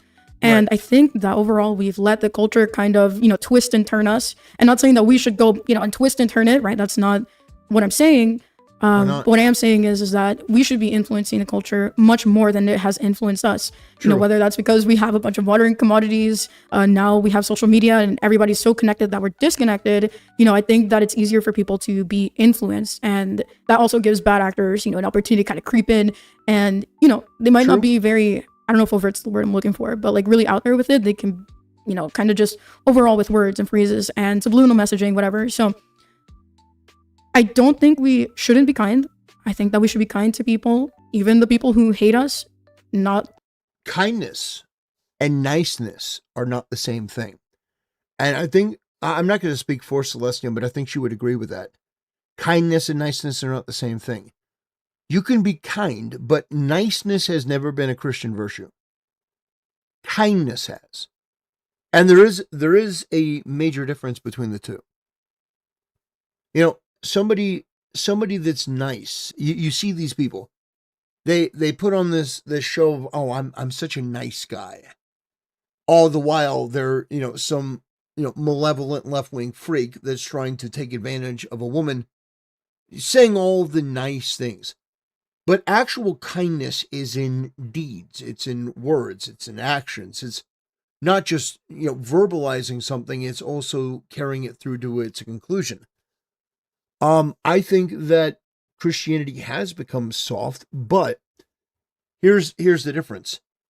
Asmongold he's not actually talking about Christianity, because what he's referring to is like this idealized concept of Christianity in like a World of Warcraft setting. He's not talking about actual practical Christianity because he's not a Christian. He's an atheist, which admittedly is fucking embarrassing. Anyone who says that they're an atheist, I do immediately think less of them, because all that entails, all the arrogance and the just pure delusion of being an atheist, the things that you have to believe when you say that you're an atheist, it's more incredible than somebody that says, I believe in God. Because when you say you're an atheist, immediately you say, I believe that something came from nothing, which we know cannot and does not happen. You cannot have something that emerges and comes from nothing. But the atheist premise is, it did. The universe did. The universe is an accident. Now, oops, there's no intelligent designer. There's no God. No, it's just a series of accidents. One accident after another, after another, after another that led to us. And we're basically monkeys and we don't have a soul. And there's like, that to me is one of the most egotistical and pathetic things I've ever seen. But anyway, I could get into a whole tangent about atheists. They're some of the most depressingly pathetic people on the planet. But what about the agnostics? Oh, I don't know if there's a God. I'm agnostic about that. Shut the fuck up. Like, seriously, piss or get off the pot. Fence sitters. Like, you don't know that there's a God? Like, I mean, that would be, honestly, that would be so depressing. Like, the genuine thought that the people that you see are the apex of the universe, that there's no other intelligent life in the universe, there's no God, it's just us on this planet, there's nothing, like, get the fuck out of here. It's so obnoxious. Anyway, what I've said about Asmongold is Asmongold, he romanticizes Christianity in this way, but he doesn't actually believe in the core tenets of it, which is why anything that he speaks of with Christianity fundamentally fails.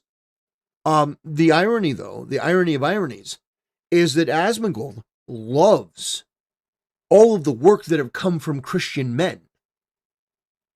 You know, all the work that have come from Christian men, like Tolkien.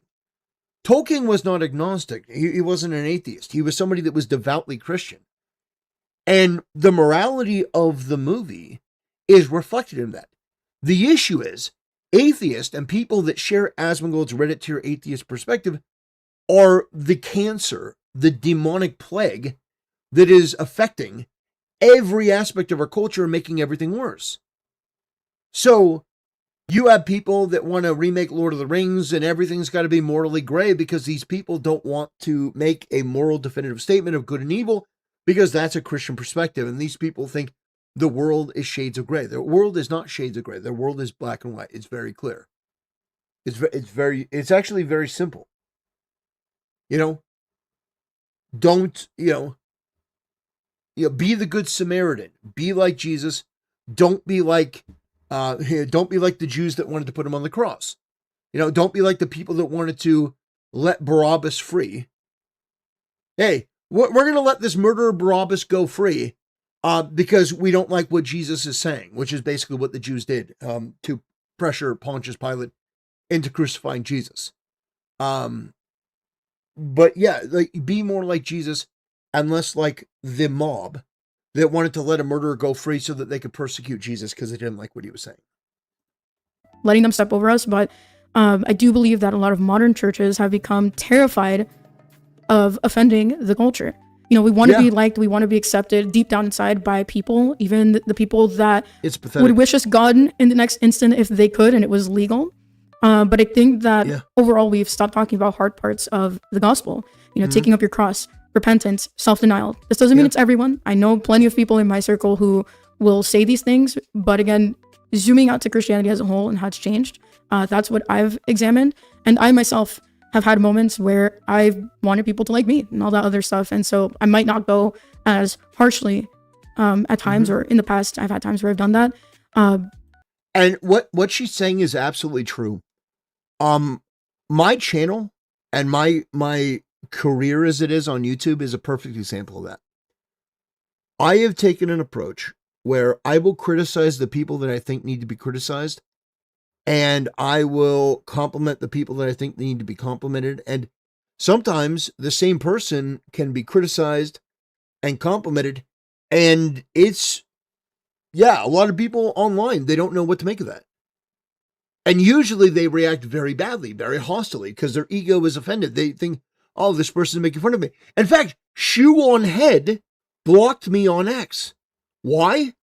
Because as Shoe on Head was making some remarks about the Schofield Bible, I pointed out the fact that Shoe on Head was a hairbreadth away from marrying an atheist who made his money, his career for years, shitting on Christianity and trying to tear Christianity down. And Shoe on Head in typical woman fashion, because as much as a woman may say, I'm not a feminist, at the end of the day, a woman is going to be a woman. And she acted overly emotionally, denied accountability. Oh, no, I was never really, I kind of had a little hiccup, little blip. Yeah, where you almost married an atheist and you got rich. You got rich in the movement of people that were trying to destroy Christianity. Sargon of Akkad, the Quartering, Armored Skeptic, the people that were anti-theist. People that hated Christianity. So my point is not to just shit on Shoe on Head at all, but it's to point out that what she's saying is true. There are people on the internet that are extremely egotistical, and if you criticize them, then as a career choice, that's bad because they're not going to bring you on the show. They're not going to want to collab with you because you've hurt their feelings. For me, I've taken a different approach, and it has absolutely cost me opportunities. There's no question. But I would rather do it my way than to conform. But not everyone is willing to do that. Some people want to take the Ludwig path. They're like, I'm going to take the easy path. And some people like me are like, I'm willing to sacrifice the money and the sponsorships and the collabs because I think it's more important to do what I'm doing. I believe that being brutally honest, there's somebody that's got to do it. And you know what? I guess it's got to be me. But as someone who's been learning about Eastern Orthodoxy for, over a year now and living it, I know that the early church fathers were martyred for their faith. Today, we're afraid of getting canceled on Twitter or, reading the comment that drives us up a wall saying that, we're not a real Christian or whatever. And I think that fear has stopped a lot of people from speaking out. Now, obviously, we're not all called to teach. I'm not saying to go teach. I don't teach. I'm not a teacher. I'm not qualified. But this is the kind of softness I'm talking about. It's this fear of, cancellation or life ruination from people, again, who wouldn't give any care in the world about us. So I think that, we have to ask God to give us strength and to remember that Christians, again, we've been persecuted for over 2,000 years at this point, close to 2,000 years for believing the truth of Christ. And, when we live it, enemy doesn't like it. It's dark or it's light, against dark. And so I would say that we shouldn't be afraid no matter what anyone says or how they may perceive us. So hope that was a little clarifying. And then there's another comment here speaking on this very same thing. The issue is modern Christianity has become feminized and openly hostile to the Christ who cast the merchants from the house of the Lord. You cannot demand fairness from a reality where God chooses or to test his people in different ways. The feminization was done at the will of those hostile to the faith who seek to usurp it for their malicious attempts at building a utopia, a heaven on earth, Tower of Babylon, in mimicry and challenge of and to God, in the name of progressivism or communism that makes Sodom and Gomorrah seem tame. And again, this isn't to say that your local pastor is doing this, but there have been a lot of leaders, unfortunately, throughout time that have done this, and there are a lot of wolves in sheep's clothing, regardless of the denomination that you may be in. And it's really sad, man. It really is, because she's right. Our walks are not always going to be a cakewalk, right? God did not promise us a very happy present. Sure, there may be peace, and that's really important, and I'm thankful that. And by the way, there are still Christians that are being killed all over the world for being Christian. There are still Christians being killed all over the world, in Africa, in the Middle East, the Asian countries. There are Christians being killed because they're Christian. Now, for me, it's unthinkable that America is one of the strongest military nations in the world, and we don't put more of an effort into protecting Christians and basically declaring ourselves to be a Christian nation. One of the things that I would do if I were Donald Trump is I would push through legislation that would officially declare the United States a Christian nation. I think that's what needs to be done. I think we need to declare that we're a Christian nation. I mean, we're not going to get into it in this video, but I would also arrest all the communists and Islamists, and I'd deport them all from the country. Hassan Piker, all of these people that are, just an absolute detriment to our civilization. Yeah. There's peace because there's just way too much going on in life these days. But at the same time, the utopia is not going to be here on Earth, at least not right now. It's going to be with Christ in the way that he has set forth. And so I hope that you guys sort of see where I'm coming from when I see things. And as someone who used to be deep in the trenches, well, I was never truly that deep in feminism, but obviously I was in there. I think that a lot of modern Christianity tries to appeal a lot to women, to focus more on emotion and how we feel. And I'm a little weird because I do like feeling good, I like feeling happy and whatever, but at the same time, I like learning about theology. I like being told as it is. I like being told when I'm wrong and how I can improve, even if at the end of the day it challenges my worldview. So that's where I might differ from, and not all women are like this, obviously, but I think a majority, especially in Western culture, have been kind of fed this idea of, happy, good feels, and there are men too, unfortunately, that have also kind of sold into this. And again, while I'm not saying that everything is going to be turbulence and chaos 24/7, we do need to try and ground ourselves. And sometimes when we ground ourselves, it don't feel too good because we have to confront who we are as people and what we're doing right, what we're doing wrong, etc. So that's point one. Point two is the subversion topic that I was kind of talking about, like very briefly. I just think, and sure, I've watched J. Dyer, I'm not gonna lie, but I've also been looking myself for the second point, how government agencies have kind of tried to hijack Christianity, kind of underneath the surface, trying to blend in and try to make Christianity. And again, this is just an example of people coming in to subvert Christianity. This doesn't mean that I'm saying your pastor or your priest or your bishop or whoever your elder is, some sort of CIA spy coming to, tell you all the secrets of the... Well, no, I mean, it's obvious. In the Biden administration, there was an active effort to crack down on Catholic churches. There was an effort to harm the church with lockdowns, where, you're not allowed to attend church. You're not allowed to... Yeah, no, what she's saying is absolutely true. There has been an effort for the church to replace, for the state to replace the church. Like, if you think about it, I don't know if she's going to go into detail on this, but you take a look at what the church was responsible for and how it's been replaced by the state. Marriage, for example. When you'd get married under the church, under God. Well, now you have to have a marriage license from the state. The state has to recognize the marriage. And if you want to get a divorce, you would go to the church before you get an annulment. Well, now you can get no-fault divorce through the state. So the state now takes control of marriage and takes control of divorce, which, by the way, most Christian denominations look disfavorably on divorce. Doesn't mean that you can't get divorced. It just means, like in the Catholic faith, in the Catholic faith, they take it, way more seriously. That divorce is almost never permitted. But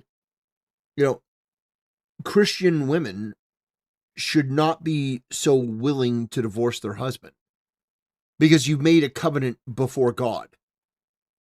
So, it happens way too often. But the church has taken over, the state has taken over, marriage. On top of that, you look at feeding the homeless, feeding the hungry. That used to be the dominion of the church. Well, now the state has taken over that. And they do a pretty lousy job. But you go down the list, and all of the things that were of the church have now been taken over by the state. That's pretty obvious. And I think it's been to the detriment of all, because when the state takes something over, they don't do it well. And you lose the sense of camaraderie and brotherhood and fellowship that comes from being part of the faith, part of the brotherhood, part of, a community of people with, principles and, guiding, connecting tissues. Aliens in Area 51 or something like that. But when we talk about the real threats that are, coming against us, we have to acknowledge that the people of this world, regardless of what government you're in, a lot of them, I would argue maybe probably somewhere between 90 to 95% of them are not Christian. They have their own agendas. These are people in places of power. True. And the Bible clearly states that, we are not fighting against flesh and blood, that we are fighting against principalities and powers. Right? And the way that manifests in reality is that we have a lot of, leaders within, and I'm saying quotation mark, leaders within the church. We have external forces coming in, other people from other religions, maybe like Kenneth Copeland and the Pope. They'll pretend that they're becoming Christian or whatever, but they're here in reality to spread their own agenda. True. And that includes our own American government. I don't have all the full details here. I'm not going to dive into it. This has been a problem, I think, with even the apostolic faiths to some extent. But again, I think because we live in America and it's primarily a Protestant nation, that I'd rather focus on that. We've had the CIA, we've had the FBI, we have, I'm not saying that these people can't convert into Christianity, but some of these people have worked with leaders in primarily evangelical circles, trying to subvert Christians. So I know it sounded kind of like tinfoil hat conspiracy, but I'm not trying to attack anyone's pastor again. So I'm not, but if we look, let's say, I don't know, last 30, 50, 60 years, there has been a documented push by secular institutions, to come into the church and promote political or cultural agendas. For example, we see Planned Parenthood, we see, people trying to end the lives of unborn babies and things like that. They are trying to exploit vulnerabilities within the faith.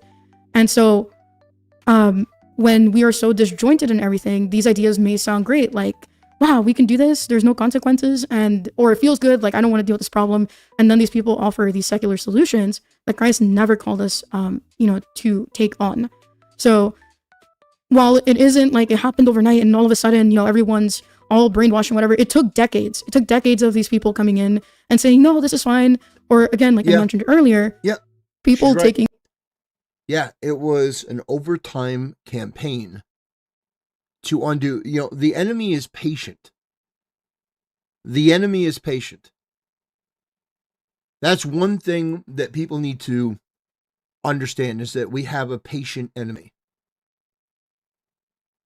I find that a lot of Christians, a lot of people on the right, they need that instant gratification. They need that instant catharsis. They need an immediate win. And if they don't get the immediate win, they become black-pilled. Everything's doomed. Everything's done. I'm giving up. I'm moving to the middle of the forest by myself. Like, there's a lot of doomerism. But the thing is, you can't give up. You got to keep going on and keep building the community until you are undeniable. On more secular views because it feels good, or we're so enlightened, right, that we should loosen up a little bit on the Christianity because it's too strict. It doesn't fit the modern day life. And I don't think that that's ever an excuse, right, to be less Christian or anything. Just because the world is doing something doesn't mean that we should do the same. And one of the main reasons I went to Orthodoxy, and I've said this a couple times, is that the church has been anchored for 2,000 years of unbroken tradition. And I know that may make some people upset. I'm not trying to convince or force you guys to come to Orthodoxy. This is just my experience. I think that for at least 95% of it, Orthodoxy has been very unchanging, and it has lasted through a lot of cultural changing tides, and it has been growing. It has been growing a lot here in the West, and I think for very good reasons. Outside of getting closer to Christ, which is always the center, right, of our beliefs and whatnot. I think that it offers this level of traditionalism that has escaped the West in a lot of ways, with what I've mentioned so far. And then the other point that didn't really give me a lot of backlash. I think a lot of people kind of agreed with me here was kind of the hard truth on the LGBT and the Rainbow Mafia. Let me see here. I think I had a comment that went through. Let me check. So, this is going to tie in a little bit, but somebody here had commented that Missouri Synod Lutherans don't allow female or LGBT pastors, which I think is super base. Gave you a heart there because that's great that people in more high church on the Protestant side are holding the line. But to go to my point, you know, I think the most sensitive of all these topics in the video that I made, I don't think I used harsh language personally, but I know that it could have come off that way, so I do apologize. That, again, was never my intention. I still stand... Oh, come on. All right, now I'm going to criticize Celestium here. What are you doing? Okay? Okay, listen. This is woman prattle.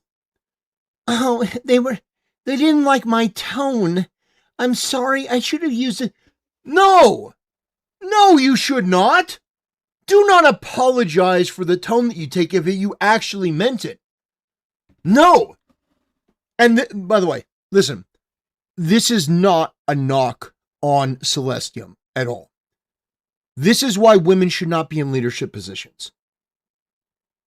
Yeah, I'll say it again.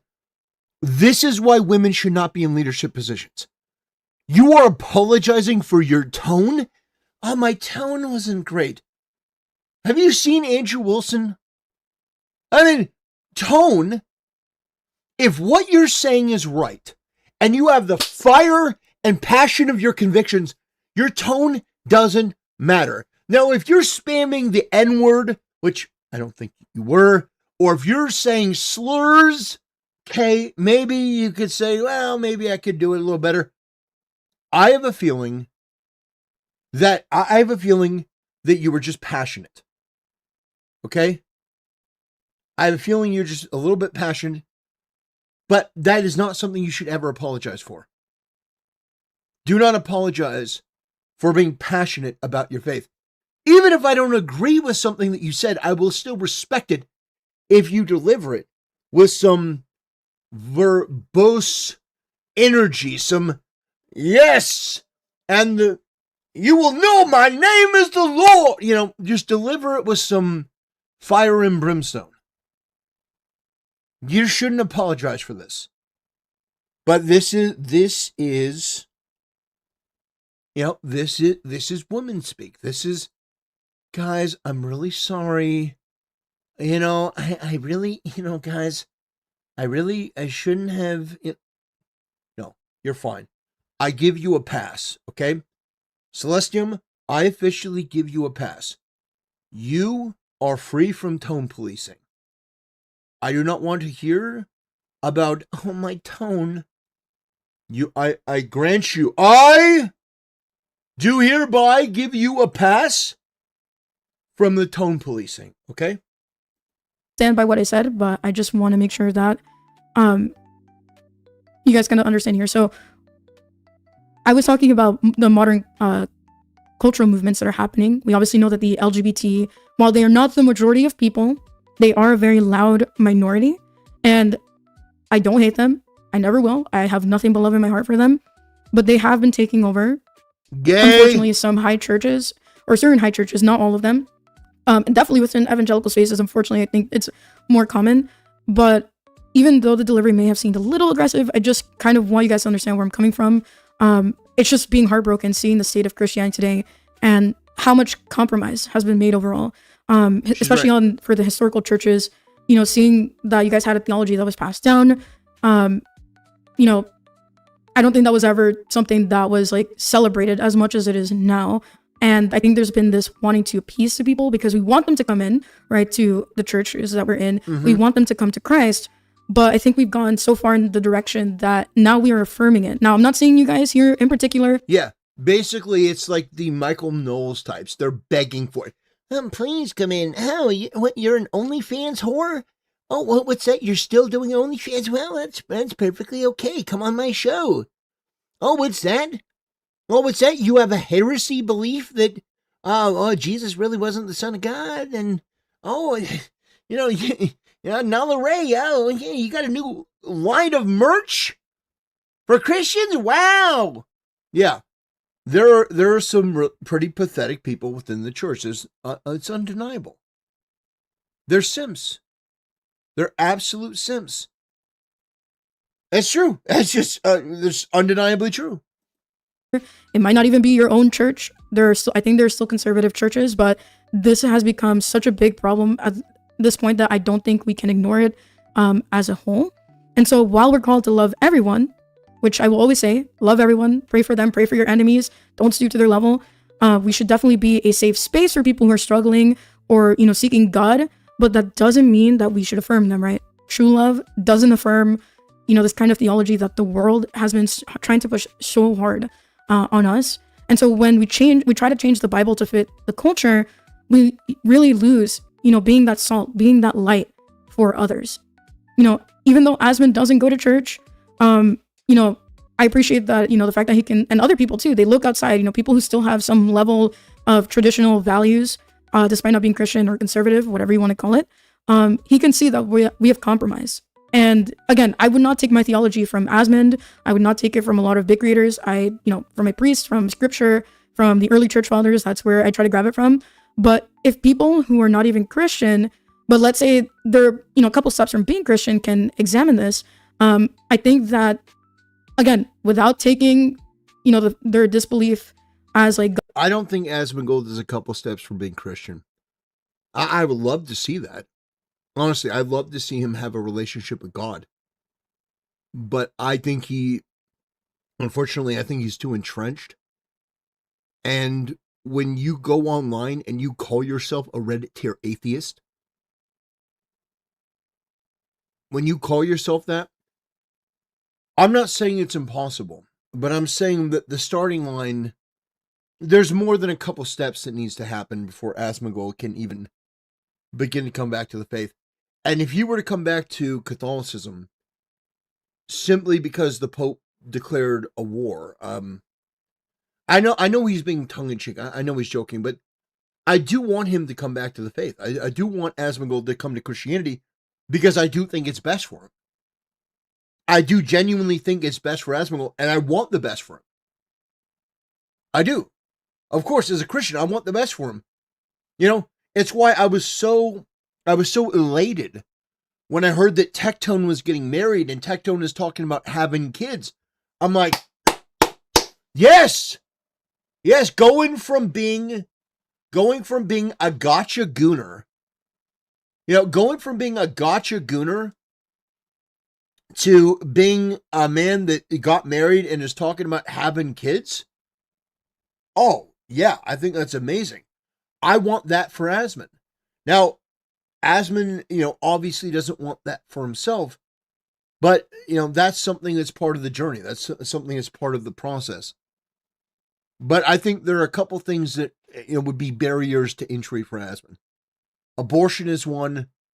Asmund has said that he likes whores and, prostitutes. I think it's definitely tough. It's going to be a tough one because, Christianity is not something that you should be promoting. So, yeah, I would like to see him convert over, but I don't think he's, seriously, I don't think he's anywhere near that. Gospel or whatever. If these people can see that, I think that it's worth considering, right? And being honest with ourselves about these points. So, again, Asmund is not a priest. He is not a pastor. I am praying for him, and I hope that he comes to Christ someday. But I do agree with him, again, in the sense that there has been this appeasement. And I get it. It's nice to be loved. It's nice to be cared about. It's nice to have attention. But I think that, we are not seeking the approval of the world. I know I'm not. You guys know I've gotten in trouble a million times over, and I still get in trouble with people overall about my beliefs. And I'd rather stand for the truth of the gospel of Christ, of, what I've learned, over being this popular VTuber or content creator any time of the day. Because at the end of the day, God is more important. God has saved me.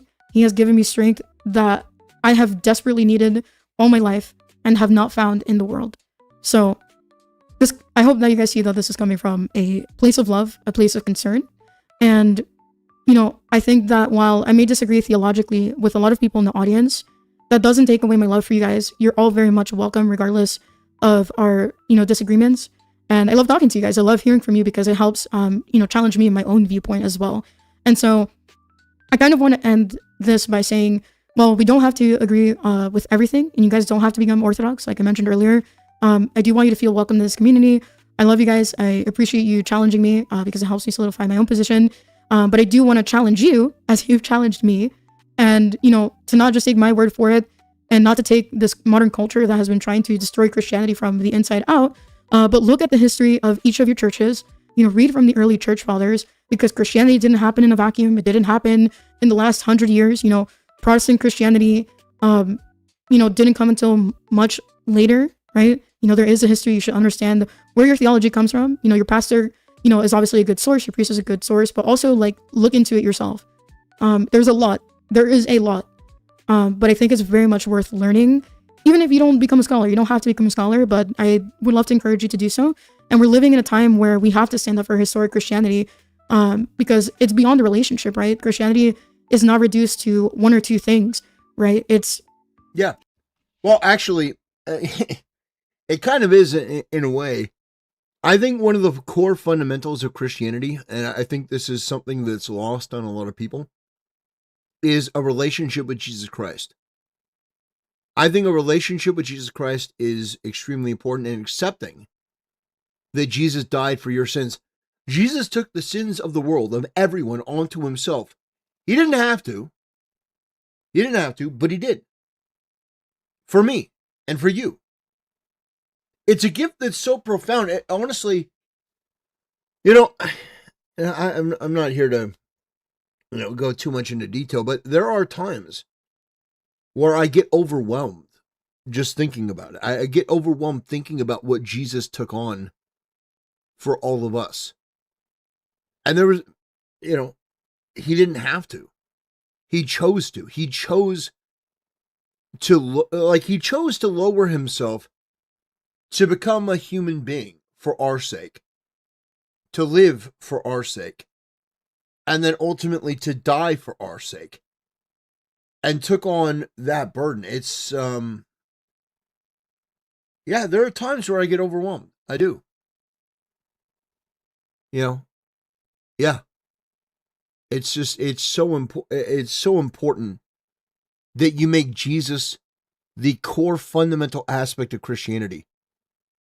All of the other stuff, I do think there are important things, but having Jesus in your heart and keeping that commitment and being proudly outspoken about it, I think it is the most important thing.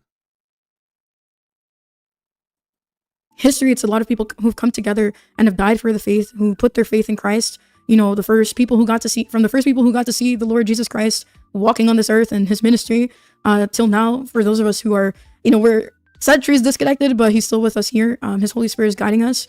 We can't be soft in our convictions anymore. This is a spiritual war that has been going on forever, and it's going to keep going on until he comes back. And, what has to happen will happen. But the enemy is relentless. He will not stop, and neither should we. Let's not be soft anymore. Let's keep chasing Christ. Let's keep being the light of the earth so that others may come to him. And I really appreciate you guys for hearing me out.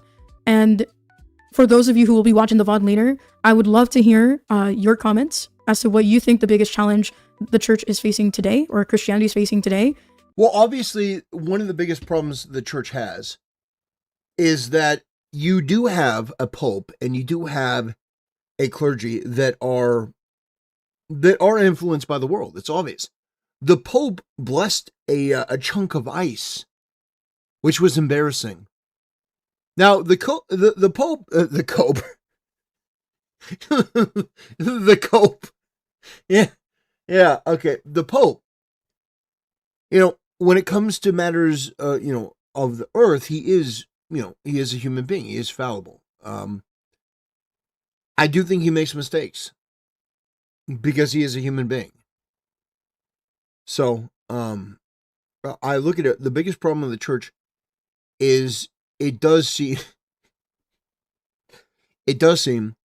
that there is a push from the devil, from external sources, from atheism, degeneracy, this far left group of radical, degenerate, demonic freaks to subvert the faith, because once you weaken the faith, then, you can implement whatever you want. And I think it's coming from multiple different angles. I think that's one of the biggest problems. You have LGBTQ churches now, where you've got these pastors with these, with these outfits that just have the rainbow flag on them. That's heresy. You should be excommunicated from the church if you have LGBTQ apparel, especially if you're on the pulpit. That's blasphemy. The other thing is, women should not ever be pastors. Women should not ever be preaching. Women should, if you have a woman giving a sermon, you shouldn't. Because I think, and I'll say about Celestium, her apologizing for her tone is something that, there are some guys that will do it, but most guys wouldn't. And I think that you do need that rigidity. You do need that. I'm not apologizing. Like, suck it up. You need to remove a lot of the feminine energy that we see in society from church and other places. You need to remove that, because that is damaging. That is destructive to civilization. Yeah. There's a reason why women should never be in charge. Women should not be judges. Women should not be cops. Like, if you want to have women be teachers, okay, but also with supervision. Like, see what I'm saying? Because also women are way more likely to sexually assault their students, statutory, than males. The women teachers, I mean, it's crazy how many stories that we've seen of female teachers doing it with their child classmates.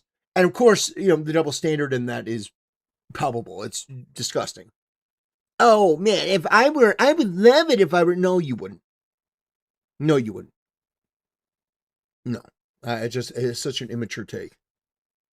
But I think there are many problems in the church, but I do think those are at least some of them. And if you're in the chat, I'd love to hear what you guys have to think as well.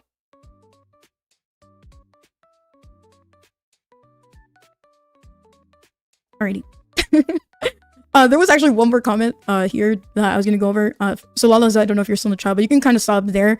And if you want to include this kind of as an afterthought, because I wanted to go over this comment. It was long, and I thought it was interesting, the points that they brought up. I'm curious to know what you guys in chat think about this. If you guys didn't notice, I did hide the names because, not that they didn't make good points or anything. It's just that I don't want them to feel like I'm putting them on blast. So this person said, I believe that the term Protestant is counterproductive at this point.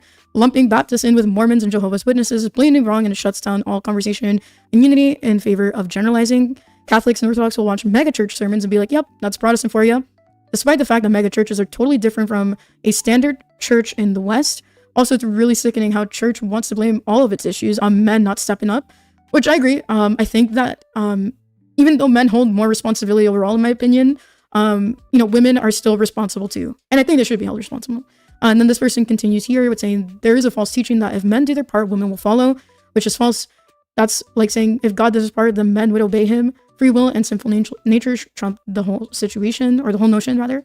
I believe that men generally seek the truth more genuinely than women. That's why men leave the church to worship alone, because it's just a feel-good thing a lot of the time.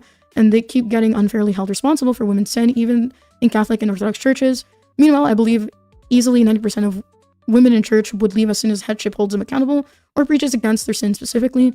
In my opinion, women are more prone to the devil's deception and to following their feelings while thinking they're hearing from God. However, I do believe that men are wrong for abandoning the church to the sinful. That just makes things worse and harder to come back from. And I don't think they're being like a feminist, or not feminist, sorry. I don't think they're being misogynist, but I do think that the percentage is a little more unfair than I would give it credit for. I do think that more women than men are problematic, but I don't think it's like if 90% were held accountable, they'd leave. I think the number is probably closer to like maybe 55, 60%. I don't. Well, I mean, man. I don't think it's 90. Well, okay, now you're quabbling over numbers, but I mean, 60% is not good. Not in full agreement with that, but I think he makes some solid points that even in the church, like overall, or like in Christianity overall, men have been villainized to some extent. And I'm not saying that, you know, there aren't truly bad men out there, but I don't think it's as many as people try to make it out to be. No, it's nowhere near. No, it's not. It's nowhere near. It's a delusion. Women have been force-fed this diet of just hate men, hate men, hate men, hate men, all to promote a feminized society, really, that honestly is destructive and damaging in just so many ways. I think men have been, and pardon me here when I say this to you guys, I think men have been neutered socially, to be honest. True. In all aspects of life, and it really sucks. It really sucks. So, Lalas, if you want to add that as kind of a after, stitch it in there. That's totally fine. Or if you want to stitch in between before my conclusion, that's also fine. But I think as kind of an aside after would probably be better. And we can cut the stream after that. Okay. Or the video after that. Anyway, I'm going to try to catch up with what you guys are saying. Yeah, I don't, here's the thing. I'm not like criticizing Christianity because God is perfect. His tenets are perfect. We are imperfect people. But, you know, Christianity does also, in part, it's made up of us, the people, as well. The tenets themselves are just fine. Christ's teachings are perfect. We do fail, but I would say that I'm not criticizing Christianity as in the tenets. It's more like the people within it, and even myself, because I mess up plenty of times. So I do see a couple people agreeing here, so that's cool. And someone said there's a big difference between meek and absolute pushover. That is true. That is absolutely true. Okay.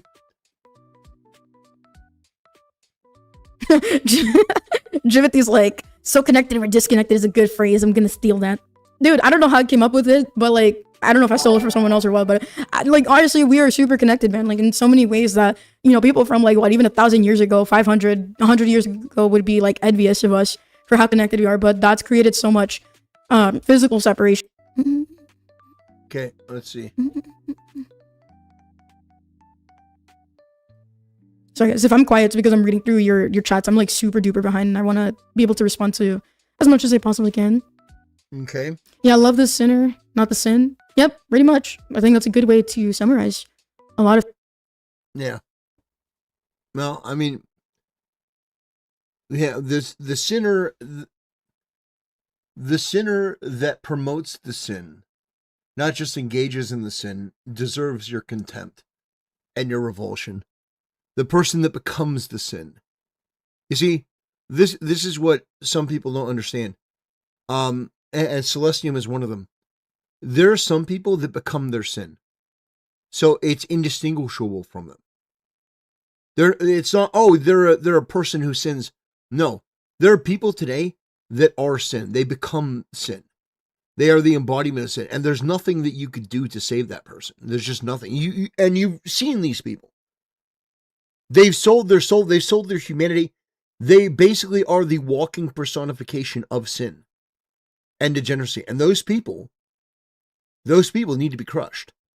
Like, you need to make sure that those people can never infect or infest anyone else. It's basically, you treat that person like a demon. You treat that person, you get that person as far away from yourself as you can. A lot of things here.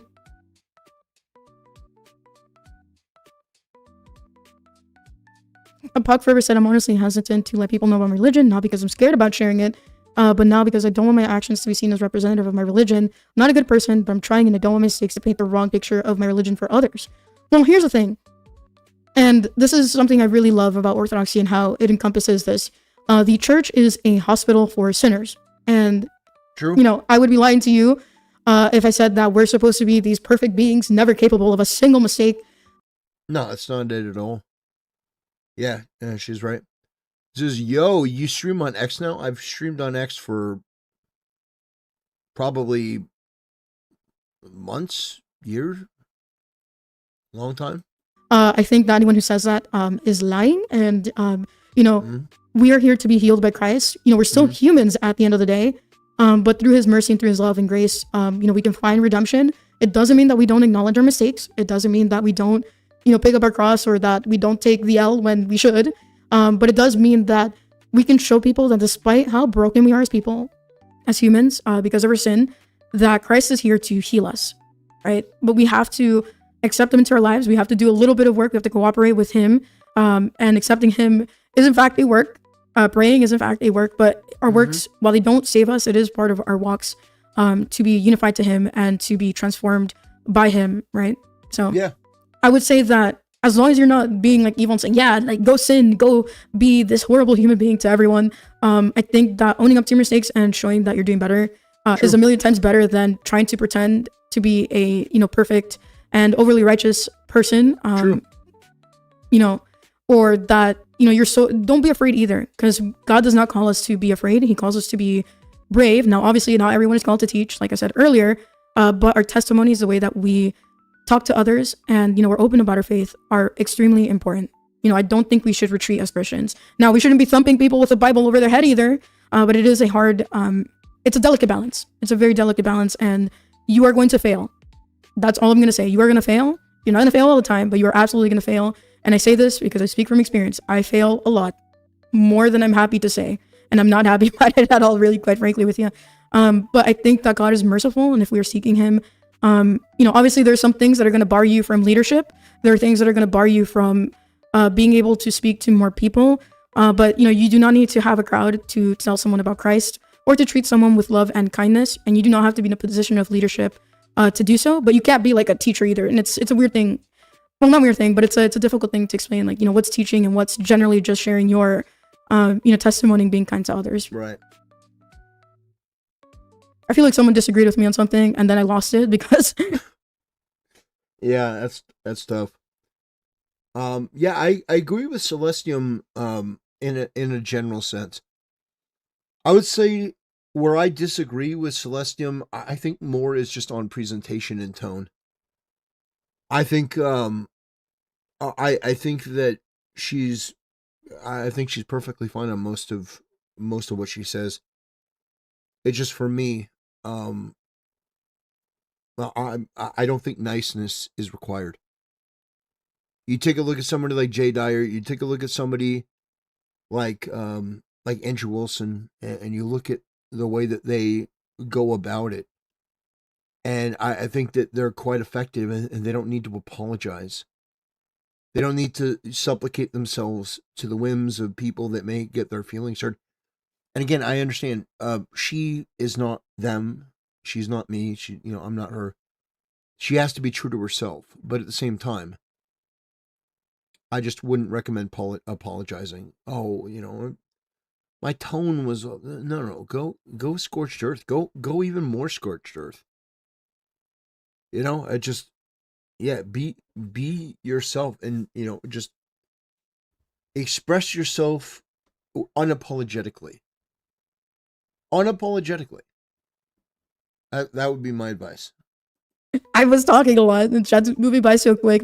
Feature in here to a certain amount of principles, but I think how we, live out those principles is equally as important, which is why I don't think they're minor at all. But it doesn't. I think that people think that because I disagree with them, I think that they don't love Jesus or that they're, going to hell or something. That's definitely not what I was saying at all, and never claimed to even say. But it's hard to express myself in a way that is understanding, I think. But yeah, Joel, I did see your comment actually in the video, and yeah, growth will create subversions. I think even though Orthodoxy isn't big in the West, in comparison to Protestantism and Catholicism, we have had issues overseas where people have tried to subvert the church, and it's not anything new to us. It's going to happen to everyone, but I think certain groups are more susceptible and fine with it to some extent because of their theology or attitudes that have been taken in more recent times, and it being kind of laissez-faire to some extent, but not always. I'm not saying it's everyone, but I think that certain theologies kind of allow for that to creep in much easier than others. So I think that's where my nuance kind of slips in here. True. Okay. Well, I don't think she's going to be talking about the Asmongold element anymore. But I do think that was an interesting conversation, and to hear her perspective on it, it was pretty fascinating. I'd say overall, I agree with her position. I agree with her take. Yeah, I think just in general, we have a lot of overlapping perspectives and a lot of overlapping views. I think that one of the things that Christians should do more is be unapologetically pro-Christian. They're just out there say, hey, I love Christ. Christ is king. Christ is God. No, I'm not backing down. If Jordan Peterson has a problem with it, he can kiss my ass. Oh, all right, guys. We're gonna release a study that says that Christ is king. Well, it's anti-Semitic. Well, then let it be anti-Semitic. I don't know what to tell you. We're not stopping saying Christ is king. Jesus is God. Jesus is Lord. We're not stopping it. But I mean, yeah, Christianity has gone through a rough patch, and I'm hoping that it comes out the other side stronger. I'm hoping that people realize that the experiment from the left that we've seen over the past 40, 50 years, it's been an unmitigated failure.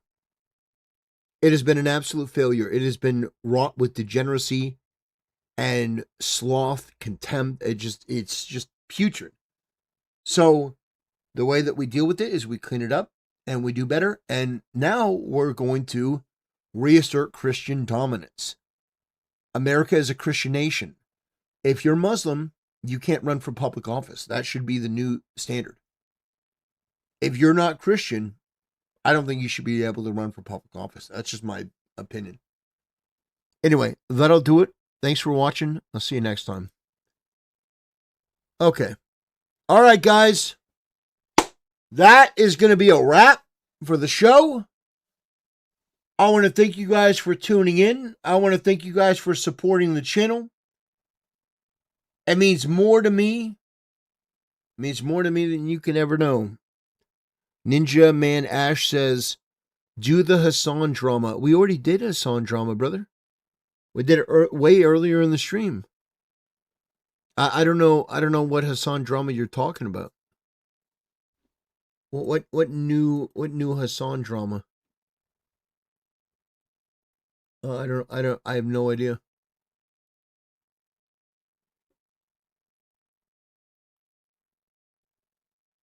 To give you an example, one of the more controversial ones is that Piker has said America deserved 9/11. Are you comfortable with that association? No, I am not. I think that's a dumb statement. On the other hand, he has a whole lot of followers, and there's a lot of things that he's saying that are making sense to a lot of people. I think, we have to get above cancel culture. When you're doing radio, whatever they do, podcasts 3 hours a day, you say dumb things. I suspect if you go back over your career, there may be one or two things that you said that you may have regretted. But I think what we have got to do is look at the totality of where people are. Oh, well, the millionaires and billionaires.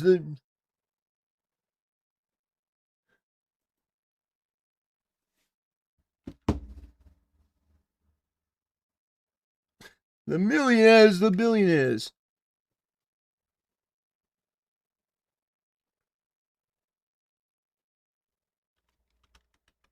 Huh.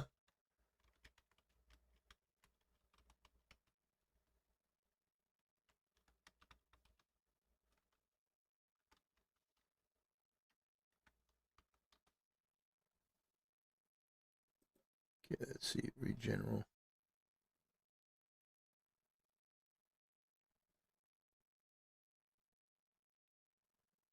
Oh, I already reacted to this. I already did a reaction to this.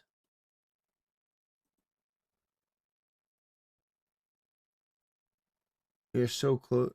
Yeah, I already did, brother. Yeah, I already got it. Yeah, I did it in my earlier segment about a song. Ending bridges. Here's the take nuke for you, okay? You are all unbelievably Islamophobic pieces of shit, okay? You literally called the dude a terrorist for months on end and called him a sexist, misogynist, terrorist, bad candidate, fake doctor when he has 2 degrees. And now you're gonna sit there and be like, well, you really gotta come to me now. What are you talking about? Do you want to win or not? Lock the okay? Lock the Yeah. What a scumbag.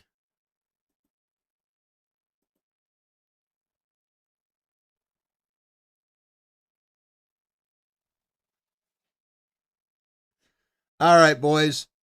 That's going to do it. I want to thank you guys for your support.